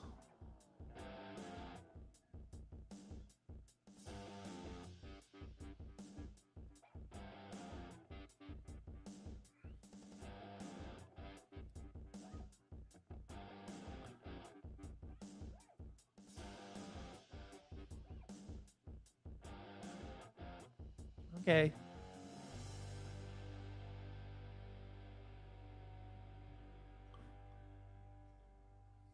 Okay. Okay, Dale and Everett. Good pick. They needed that. Is that just what you say every time you haven't heard of the guy? Yeah. Okay. If it's defense, he just says good pick, they needed it. Yeah. Or Yeah. offensive line. Yeah. Yeah. If it's not fantasy, he just says good pick, needed it. Yeah. Yep. Yeah. That's why else would they have drafted him? There's teams that make a lot of decisions that I'm like, bro, you didn't need that. Yeah, some of them Ooh, draft trade Caleb alert. Douglas in the 3rd round. All right, so it was supposed to be the Chargers. Chargers. Who came up? Who's going to draft Garrett Nussmeier? The Browns. Browns are active, baby. Bro, did we just come up to get Nuss? Or, dude, that would be nice. I was worth a shot. At this point, At this point, if he's still there, like, that's and I think he's being undervalued because of the injury that he had last year. I don't think his play is that bad. low key, like, I get it. We have Watson and we have Shador, and it's going to be a battle, and it's whatever. And Like, oh yeah, Dylan Gabriel. Dylan Gabriel. Yes. Yeah, Short King. He still Yes. plays football first. That was the worst pick last year. I don't know why we made that 3rd round pick. I said it the moment it happened. This pick makes no sense. Interesting draft. I don't think it's a bad draft for the Steelers. Jeremy, Alar, Maxi, and Aker. It's not bad. I have no problem with it. We're gonna take some upside here and not Yeah, know what we're getting. Let's see what happens. Cleveland doesn't have any Hall of Fame players. Is this what's happening?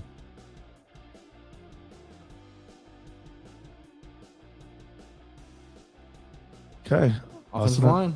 line. A good pick. They needed that. Shout out Judkins. Honestly, I'm curious about this kid.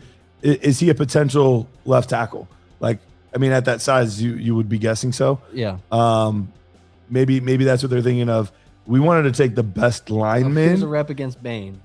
There Okay. you go. We just wanted to take the best offensive lineman in Fano. But like, here's an upside player for potential. Oh wow, he laid that guy out. He's big. He is a big boy. 6'7". I think he's 6'6" and 318 pounds. only I would say- 3 sacks allowed on 396 pass ball. I'm giving this dude. He really an is a 8. brain rot kid, man. He really is. He's dude. an 8 on the Rizzler scale. I like that pick. I'm good with that. No issues there. What do you think, Rich?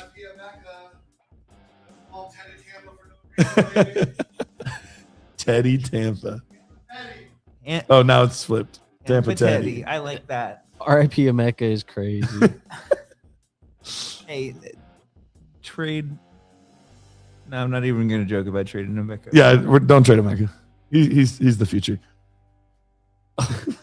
don't trade him, Micah. All right, Miami. Bro, Miami has. Low key, Austin Barber gives League of Legends vibes. I can see Yeah. that. Yeah. Or LARPing. I think he Oh. LARPs. Could you imagine that guy LARPing?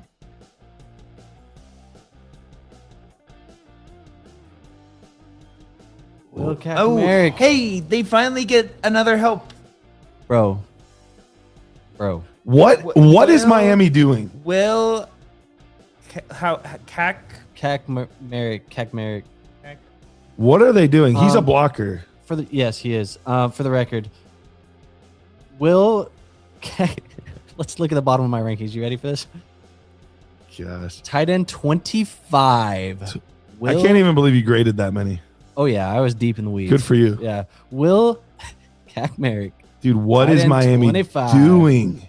The tight end 2 on Ohio State Oh, my gosh. over Eli Raridan, Or Michael or Justin Jolie. Justin Jolie.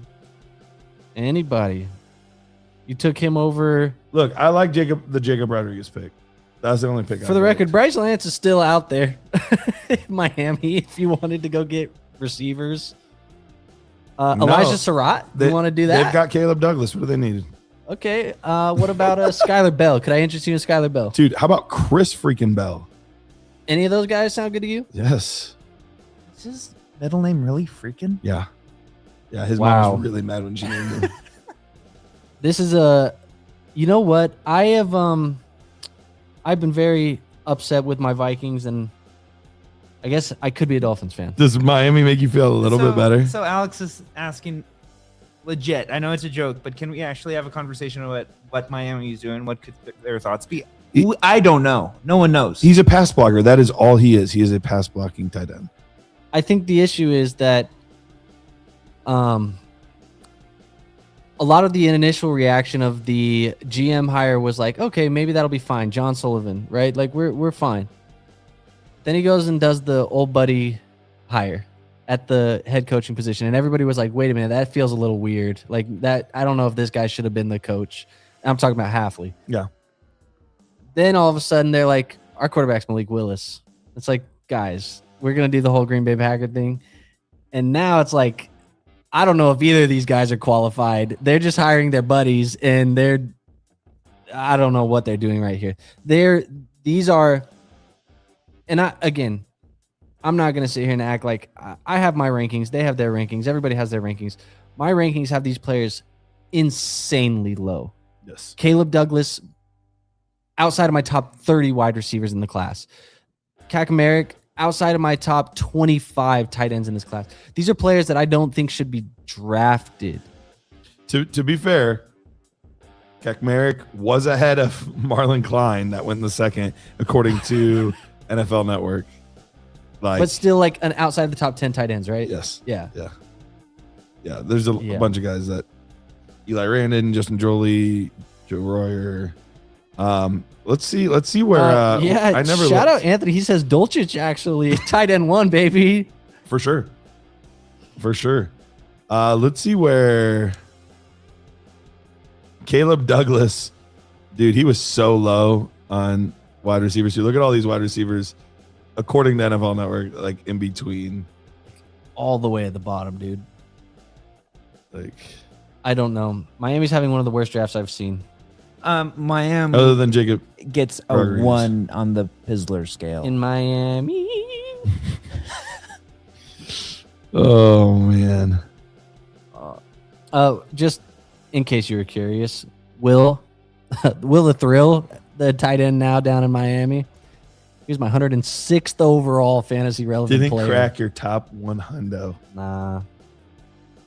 Did you come up with that? Calling 100 hundo? Yeah.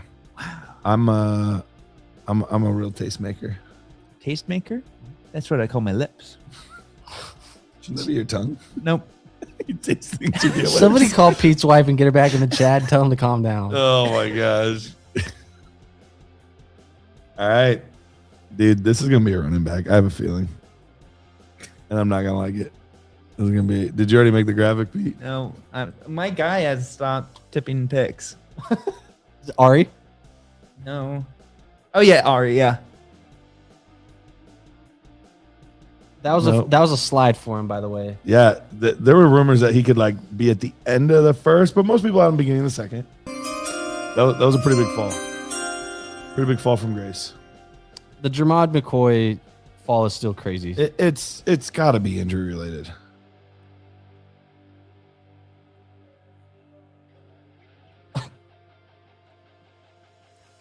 So if Pregnon was 88, that means that Will Kaczmarek was 87. Dude, I don't know what to make of this NFL draft capital for some of these guys right now, dude. Dude, the tight end class has been flipped on its head. The tight end class has absolutely been flipped on its head. Anthony says Too True loves Morgan Wallen. Low key fanboy. Key was a C minor. I hit the Miami Morgan Wallen note. All right, Jags. Man. Did you hear that? What? I think Pete just went out there and said this is the worst draft ever. Did he really say that? I'm pretty sure. Pete, did you just say this is the worst draft ever? Did you just tell them this is the worst draft ever? So much for being optimistic, Pete. He waited until he got out of your guys' reach, and then he started just instantly hating on this His class. face just dropped. Mood shifted. I the 2026 respect you trying to draft be class. positive on camera, but man, We're getting towards the end, folks. I can't BS it, man. I'm just gonna tell you how it is. It just is the way it is.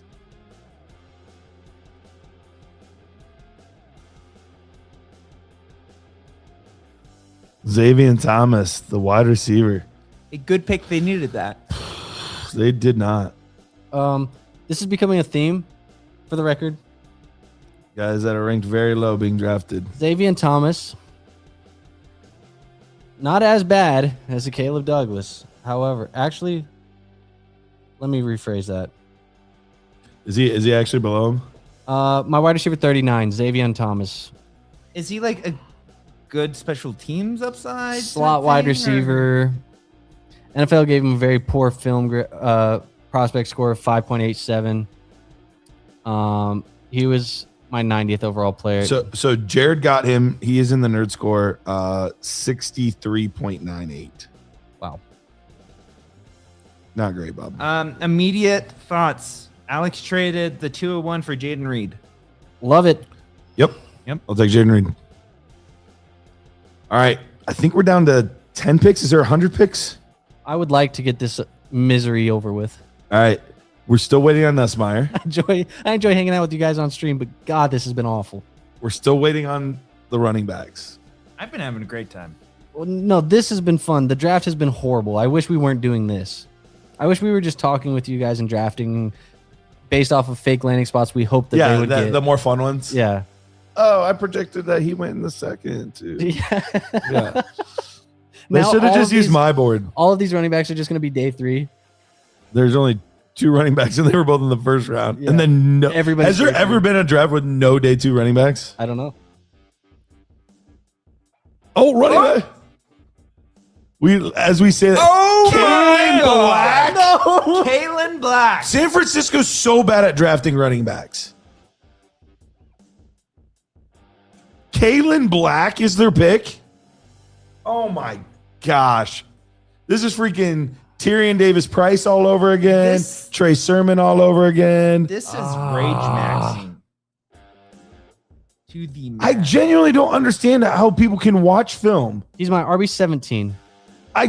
How do you watch film and say he's better than Jonah Coleman? He's better than For the record, I don't know if this guy's better than Isaac Garendo or Jordan James, who's No. currently on the roster. Jordan James is definitely better. What the heck? Whoa, language. Calm down, Garrett. Calm down, Garrett. Look, Caleb Douglas was one thing. That was stupid. But the running backs that are available, look, it's not a good class. It is not a good class. And you decided to you had him as your 17th. Let's see where I had him. I want to go home.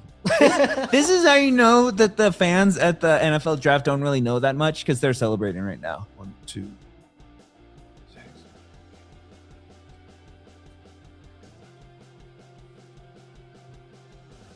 Yeah, he was my running back 15. And I used my 17 and your 15th. Yeah.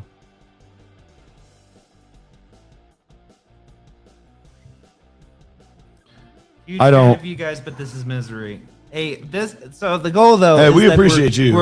We're all building mutual memories together. We are building a memory. That's true. A memory I want to forget. A running back I got Was so he excited not? when I heard running back. I was talking in the middle of it. Was he not invited to the combine? No, he went to the Senior Bowl, but he did not go to the combine. Who was knocking down the door to take this guy? If you liked him, why did you not take him in the 6th? So sport does bring up a good idea. Do we want to try do a 27 month draft right now? It'd be way more fun than this We shit. could do a 2027 mock draft. It would be more fun. I'm getting angry. Like I'm Yeah. legitimately getting angry. Anthony says you move on from Brian Robinson for Kalen Black. I don't know. I don't know how to justify and rationalize this. Even Eli Heidenreich got a higher score for me than Kalen Black. Wait, I think he did for me too. Where's Kalen Black? Yeah. Eli Haydenrick was my RB 14. Black was 17. I'm really looking forward to Sunday's mock draft. We're going to be pulling in the numbers. Oh my gosh. Garrett, what did you tell us about Kalen Black? I would love to know. I'm being genuine. I'm not even being facetious. Because look, I appreciate guys calling their shot, but this reeks of what San Francisco has done over and over and over. That this is why they sign running backs instead of draft them, because every time they draft, they are the Patriots of drafting receivers. It's tough. Where?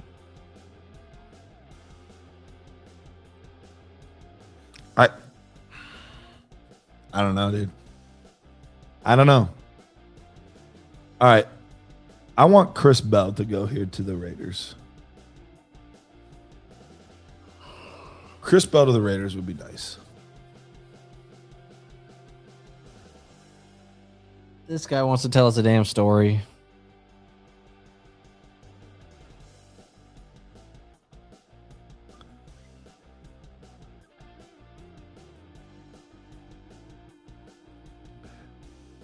I love hearing this kind of stuff. Genuinely. I enjoy hearing stories other times. We are not, this isn't about you, man. Just give us the pick. Just give us The Raiders pick. select Jonah Coleman. Oh my gosh. Could you imagine? Yes. Yes, you could imagine. At this point, I can imagine anything.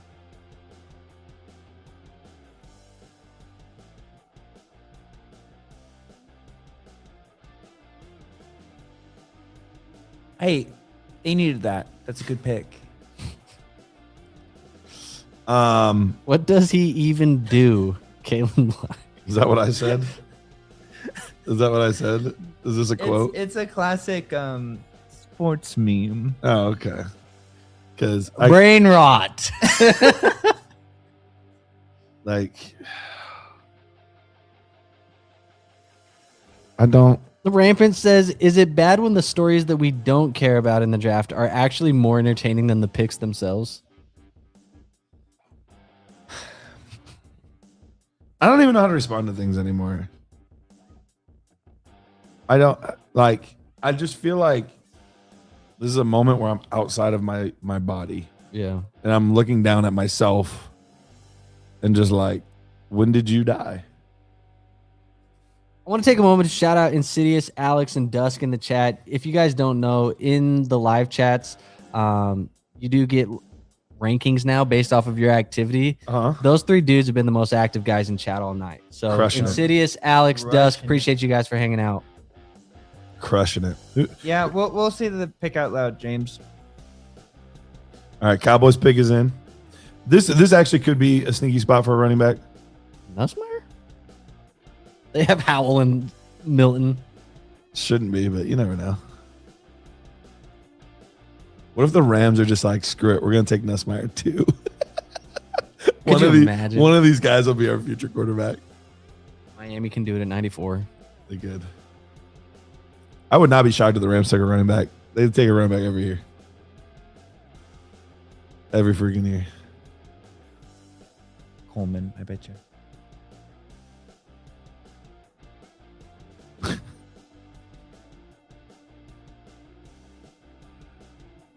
What?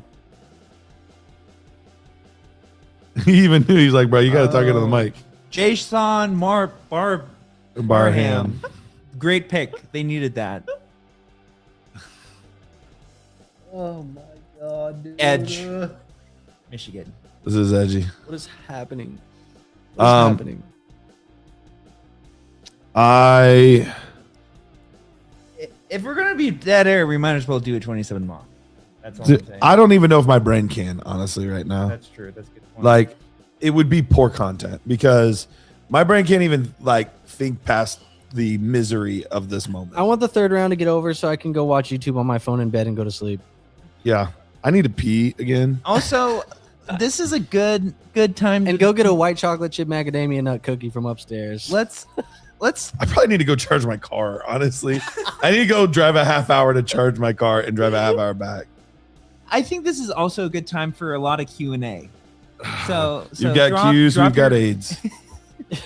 Drop your questions. Let's talk. Let's keep this conversation flowing. Do you remember the former like? Yeah, screw it. Ask us questions in the chat, folks. Let's talk Dynasty. What do you got question-wise for your Dynasty teams? Yeah, let's answer Dynasty questions. Let's just do it. Bourbon and We'll keep an Skyrim? eye on it. We'll keep an eye on it, but There's only a couple picks left. Let's answer some Dynasty questions before we get on out of here. yeah, let's help somebody. It's more fun talking about some fantasy relevant players Great that day are for actually us good. Chris Bell truthers. Dude, Chris, former like, he was a borderline first round guy until his injury. Was he? Because either that injury came back really bad, or Here we go. all right, Rams selection. My iPad's about to die too.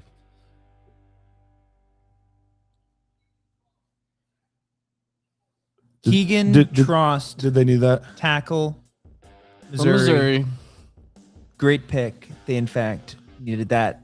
He scores a 7.5 on the Riz scale. Oh, not bad.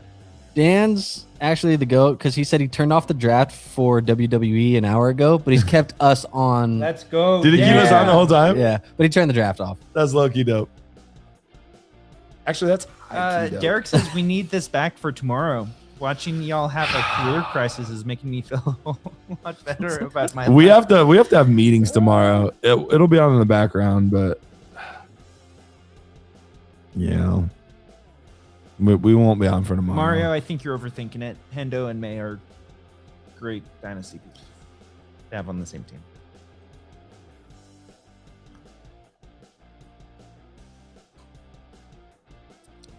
Trade this year's 209 from Malik Washington. I guess 209. Yeah, I mean, so that could be Chris Brazel. I guess 209.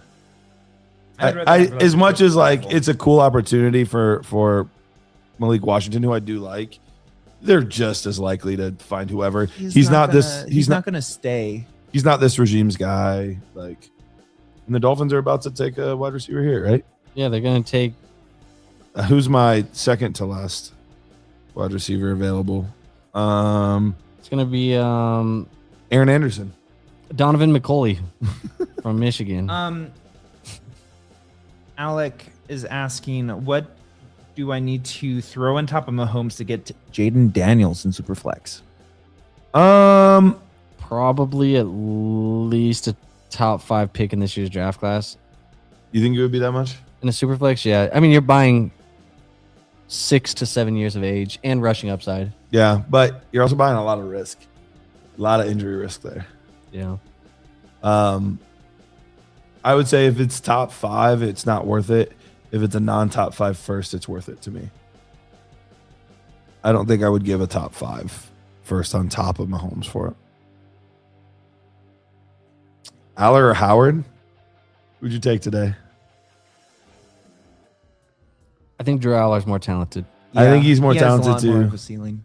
Yeah, I think he's more talented as well, but I don't know. I do like my boy Will Howard. This is an interesting question. Okay.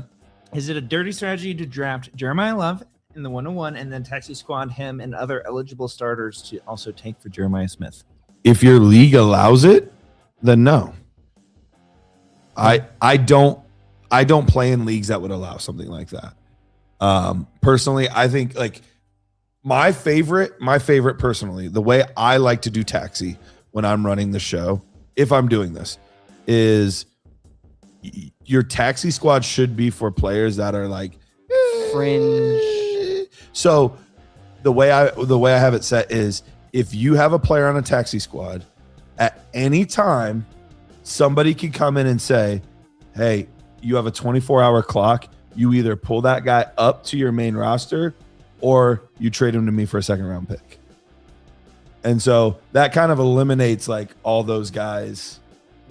Yeah, I like that. So it's like it's forcing you to say like, okay, like I'd rather have a second round pick. Cool. Because if you call somebody out and say like, hey, okay, then take him for a second round pick. And that's on them then to do that. So you can't just call everybody out and say like, no, call him up. No, call him up. No, like there's some weight behind it. If they say okay, you have to do. You have to give them a second round pick. So it's a checks and balance system in your league of like, hey, you're not just putting anybody on there. And some guys worked out for me. Like I had Ramondre Stevenson on there at one point. I had Nico Collins on there at one point. So they worked out. I had Ja'Cory Kresge-Merritt actually this year, and somebody called me out and said, I was like, I'll take the second. This comment might have made my night. Okay. I want to shout out to you guys on a rough night. Starting quarterback Will Levis, and I had no picks. I now have Cam Ward and Shuck. Subscribe to the app. I have 13, 27, and 28 firsts. What? 13? That's so many, dude. Dude, good for you. Good for you. That's Chris awesome. Bell. Chris Bell. They made a good pick. They made a good pick. I like this better than the other guy. Way better. What the heck? Dolphins, what are we doing? That's awesome. Okay, I like this. Good pick. Where does Chris Bell slot in now? Way above Caleb Douglas. Well, Chris Bell was my wide receiver 8 coming into the draft, and he goes to a landing spot with very minimal target competition. I think he's an early second round pick. Yeah, I mean, even so I have Antonio Williams at 12, Jeremy Bernard at 13, Chris Bell at 14. So I have all those guys kind of like right in there. All the guys ahead of him all went except the one, and that's Bryce Lance. Bryce Lance is the only one that's in my top 14 wide receivers to not go. So that does make you feel a little bit better. Elijah Surratt would have been the next one that has not gone yet. And a couple of spots behind him was Dejon Stribling. Your top 14 wide receivers? All of them went except one, and that's Bryce Lance. I've had 2 of them not go, and it's Surratt and Lance. Okay. All right, Patriots. This could be another receiver. I do like that Chris Bell landing spot, though. I mean, somebody jokingly said in chat, rough night for Chris Bell Travers. It's actually a great night right now for Chris Bell. All of a sudden got way better. Yeah. Awesome Deion Branch. Because Mike Vrabel ain't.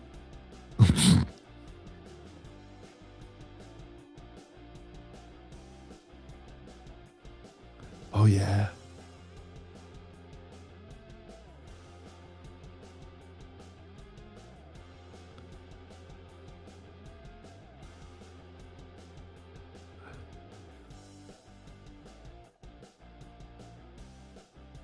Can you see what it says? What does it say?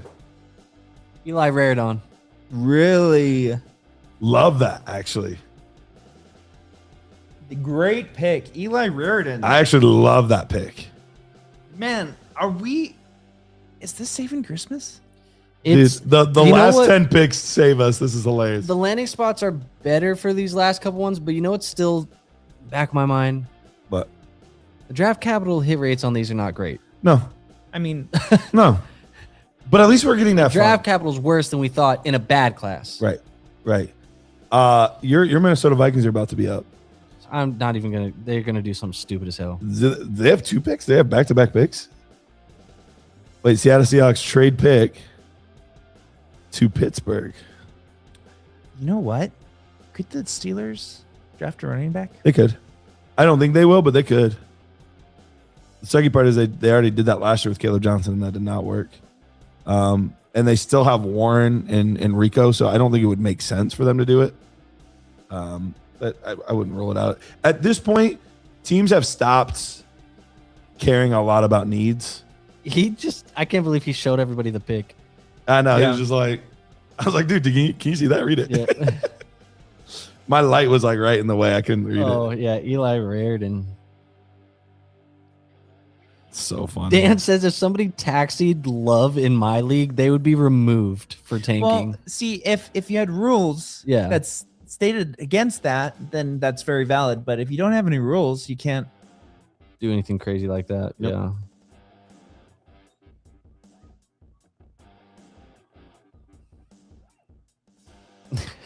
Peace. Are we saving Christmas? I got a piece so bad. Me too, dude. I just drank way too much liquid Yeah. tonight.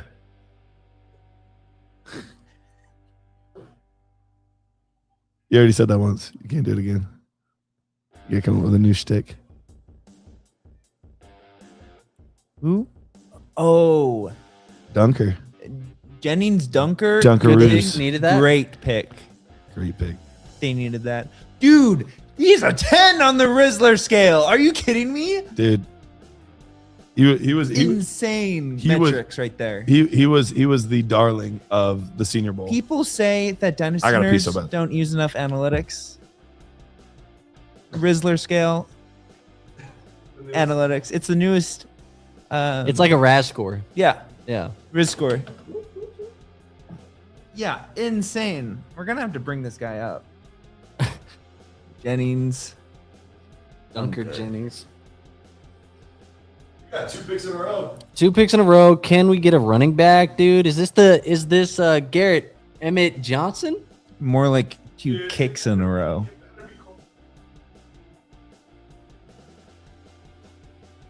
Yeah, this guy rates very high. In the what score? The Rizzler. Score? Oh. Interesting.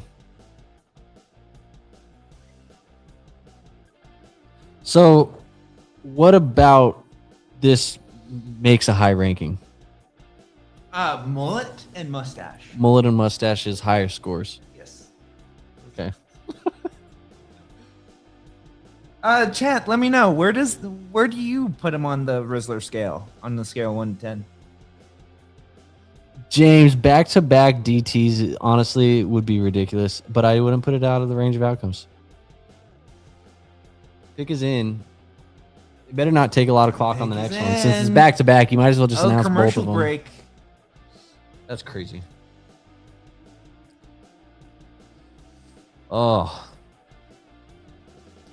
Man. Oh, goodness, think that. I'm sure. You gonna go pee or you gonna wait till I'm going to wait till both Vikings picks are done at least.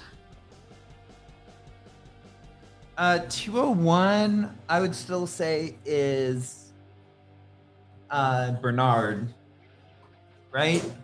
He's around 201, but Chris Bell is right around there. he's definitely in the top half of the second. Can I say something fun though? Please. I literally do not have a second or third round pick in any of my dynasty drafts. Lucky you. How many leagues are you in though? Because you dropped a bunch. I'm in 3 dynasty leagues. So I'm gonna say I knew you dropped at least 2. Mm-hmm. Yeah, we aren't in the league anymore. Hmm? We aren't in the league anymore. It's because you dropped them. You had every opportunity. All right. We got to the part where I'm just chewing gum and I don't care anymore. He's a 12. Oh, yes. Great. Yep. I'm just waiting to see these 2 picks, dude. Dude, one of them's got to be a running back, right? Hopefully. Mhm. Apparently, they don't care about need, though, because safety's been a need and they don't need it, apparently. So, It's a need and they don't need it. yeah. What does ChatGPT say? Who should they take? Oh, apparently, according to NFL, They need wide receiver. In case you didn't know. Just because Naylor left? Yeah, they need wide receiver. Bryce Lance? I wouldn't hate it. I mean, you don't They've made need worse it. picks. Yeah, literally this draft. Yep. Yeah. You know, actually, what would be somewhat interesting? If you went like, why did I space it? Oh, Jermod McCoy. Take Jermod McCoy. Just do it. Take the risk on the injury. Why not? At this point, Yep. you need DB, corner specifically, but you need both safety and corner. Makes perfect sense.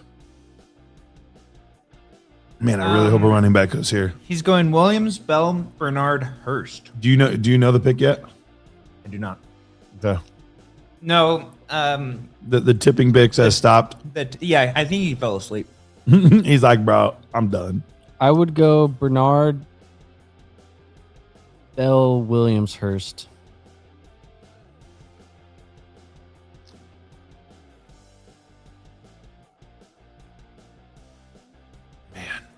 Dude, I think my iPad's gonna die before the draft's even over. Mine shouldn't have, but somebody unplugged mine. Still mad about that. I have not let that go. I charged it early in the day. Very responsible of me. Oh, now I know. Don't look at a piece of computer if you don't want to know who the pick is. Did you already see it? Yep. Oh my gosh. You said he didn't get it early anymore. And then he just And then he got it early all of a sudden. This guy knows how to do it. Hey, they needed that good pick. fine, I guess. Whatever, bro. He's huge. 6'7", Oh, hey, 5'8". He's tall. Kyle has a charger for you. He'll be there in 16 hours. 16 hours? Mm-hmm. Bro, that's my guy. Hey, massive. You know what else is massive? No. Please don't. The Caleb 6'7" Sherman? meme? Oh. All right, never mind. Allowed 0 sacks in 7 of 9 Big Ten games. How many allowed in those other 2 games? I want to know. If you didn't just say like allowed 3 sacks this season, how many sacks did he give up in those other 2 games? Here's I know the chat just said like that's a good pick for the Vikings. Christian Darrisaw, all pro. Mhm. Brian O'Neill, all pro. Left tackle, right tackle. You didn't really need tackles. What the hell is that guy gonna do? Warm up the bench Rotational. for them? Oh, this Rotational guy player. gets like a 3 in the Rizzler score, Joshua. I don't like the goatee. Man. Hey, they need You got a safety Jacoby Thomas. from Miami, from the U. I like that the chat is literally just asking Pete for the Rizzler score on each of these players. That's now. what they care about most right now. Jacoby- Yeah, I'll get a score on this guy. Oh, he's mid. He's mid. He's a straight up 5.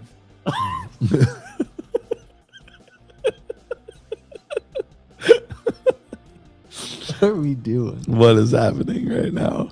Dude, the only running back we got on day 2 is Kalen Black. Hey, Seahawks can still draft one. Bro, what if they did?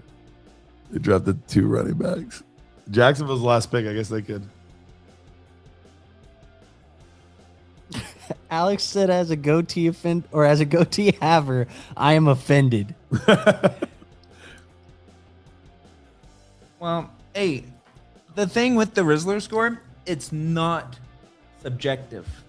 It's Logan. objective. Objectively, Pete's. Logan, you got to Opinion. try and trade him if you can. is what they called if me in you high school. don't, take Hey, Kyler Simpson Murray!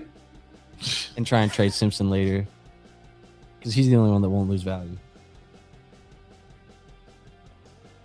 Julian Neal. Hey, we needed that.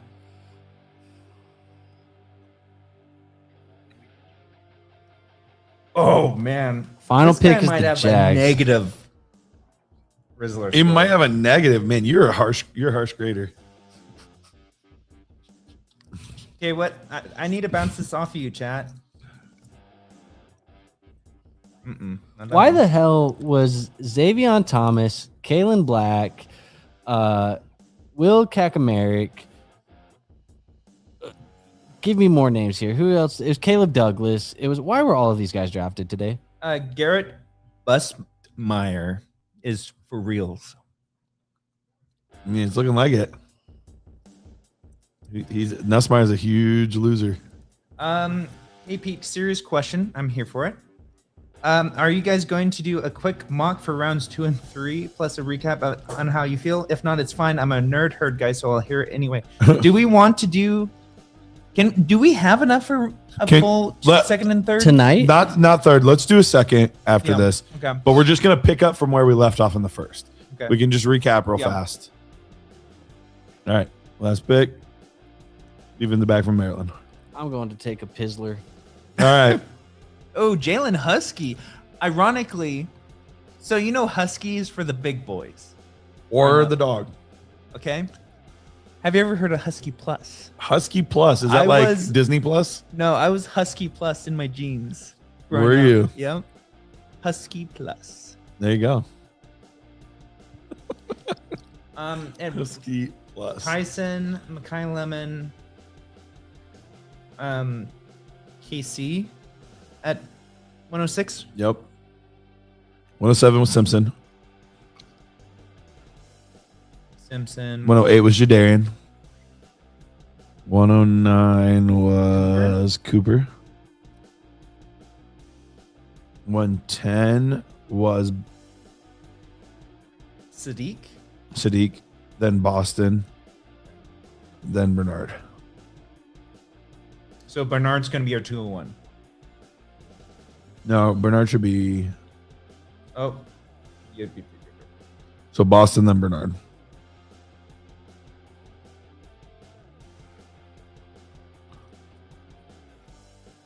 So we're just picking up from where we left off earlier. Yeah. All right. Got it back. Yeah, the only the only running back we got on day 2 was Caleb. Wait, Husky? Husky is a frame mogger? So No, Husky is not a frame mogger. I want you guys to know, my mom is a kindergarten teacher. Okay. She's watching the stream right now, and she says she's cracking up with all the Rizzler jokes because these are kindergarten Rizzler jokes. Yes. Yeah. Mm-hmm. So apparently we're entertaining to somebody, even if it's just my mother. Good. Mom approved. Shout out to Mama Mott. What's her name? Brooke. Oh, you were supposed to say Mrs. Mott. That's Oh. what you should have said. Technically, up. yeah. Technically, her name's Mom. Mom. Mom. Technically. Yeah. Technically speaking. Yeah, I do not like Jalen Husky. Brother. All right. I wonder if Tutu's eating a Twizzler while taking a Pizzler. That's crazy. That's crazy, bro. All right. Let's do this mock because I gotta go charge my car. I wasn't joking about that. So there was no. I didn't miss any fantasy relevant guys. No, there was no more plays Yeah, I taken. figured. Jets question: why did the Jets demand Adonai What? Mitchell in trade if they're stacking up offensive weapons just to lose leverage when he becomes a free agent? Probably because they weren't super impressed with him. They probably thought, hey, maybe he's something. And then he played and they're like, yeah, maybe not. Okay, I'll set up the mock. Okay. You just got to be out of your mind if you think Husky ain't just. I might be out of my mind then. All right. Okay, draft board is up. All right. And it was just Andrew and I going back and forth, right? Yeah. And I took the last. you took the last guy, with you took Bernard. Yep. Okay, so 201. All right. Antonio Williams. Over Stowers still? Yes. Antonio Williams. Anders. This is where I'm really thinking about Chris Bell. Over Stowers, though, that's where it's. Are you drafted now? No, No. I'm just talking. I'm trying to fill. Fill There. space while Andrew's deciding. It's for me. It is between Stowers and it is between Chris Bell. I think I'm gonna go Stowers. This is tight end premium. Mhm. Yeah, I'll go Stowers. All right. I will go. I'll go Bell. I like Bell to Miami. Where did Ed Hurst went to? Tampa Bay. I do like that too. I do too. Malachi Fields is also interesting to New York. Yeah, Stribling to the 49ers, the first pick of the second round. I will take.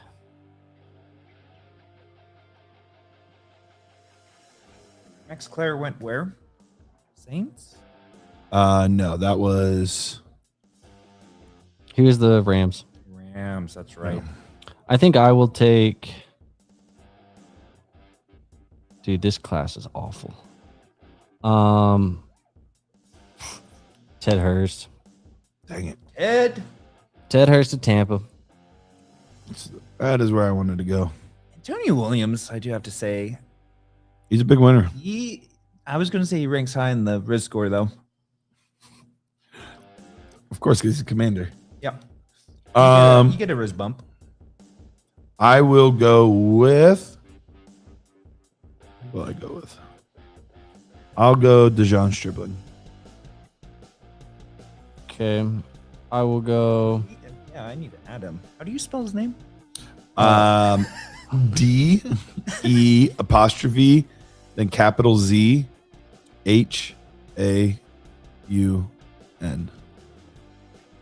Is he not in there? D-E No, apostrophe Z H. nope, my database does not have him. Whoop. So we just leave that one blank. I can add him here. D-E apostrophe Z H-A-U-N. And then Stribling. S-T-R-I-B-L-I-N-G. And then he is on the.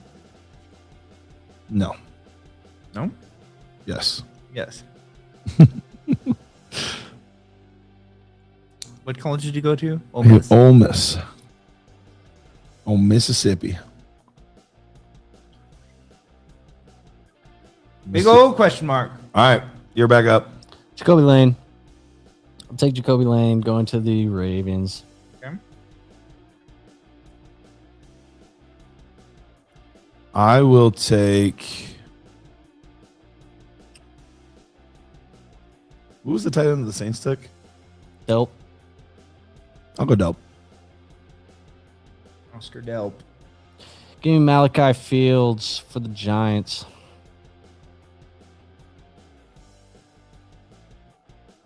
I like that. Is this where you're thinking Drew Eller? Oh, Brazel? Would be interesting. Brazel's on my radar. Actually, yeah, give me Brazel. So, and are we not going to take any of the running backs? Well, we don't know. What running backs? Well, like, we're still projecting that there will be day 3 picks. I mean, they're definitely They gonna will get be picks. drafted. They'll get drafted, but like the hard part for me is at this point, now they're no longer even day 2 guys. They're day 3 guys. We don't know the draft capital. We don't know the landing spot. I think for now, obviously, we'll do an updated version of this. They could easily end up into round 2, Yeah. very easily. But at this point, like I have no idea. Everything I thought I knew, I don't know. I'll go Max Clare for the Rams. We got 2 more picks. Yep. Uh, Fowler? I will go. No, I'm gonna actually go. Did Reardon go? I'm gonna go. Beck. Ooh, Carson. Mm-hmm. Yeah, that's solid. Yeah, Carson Beck.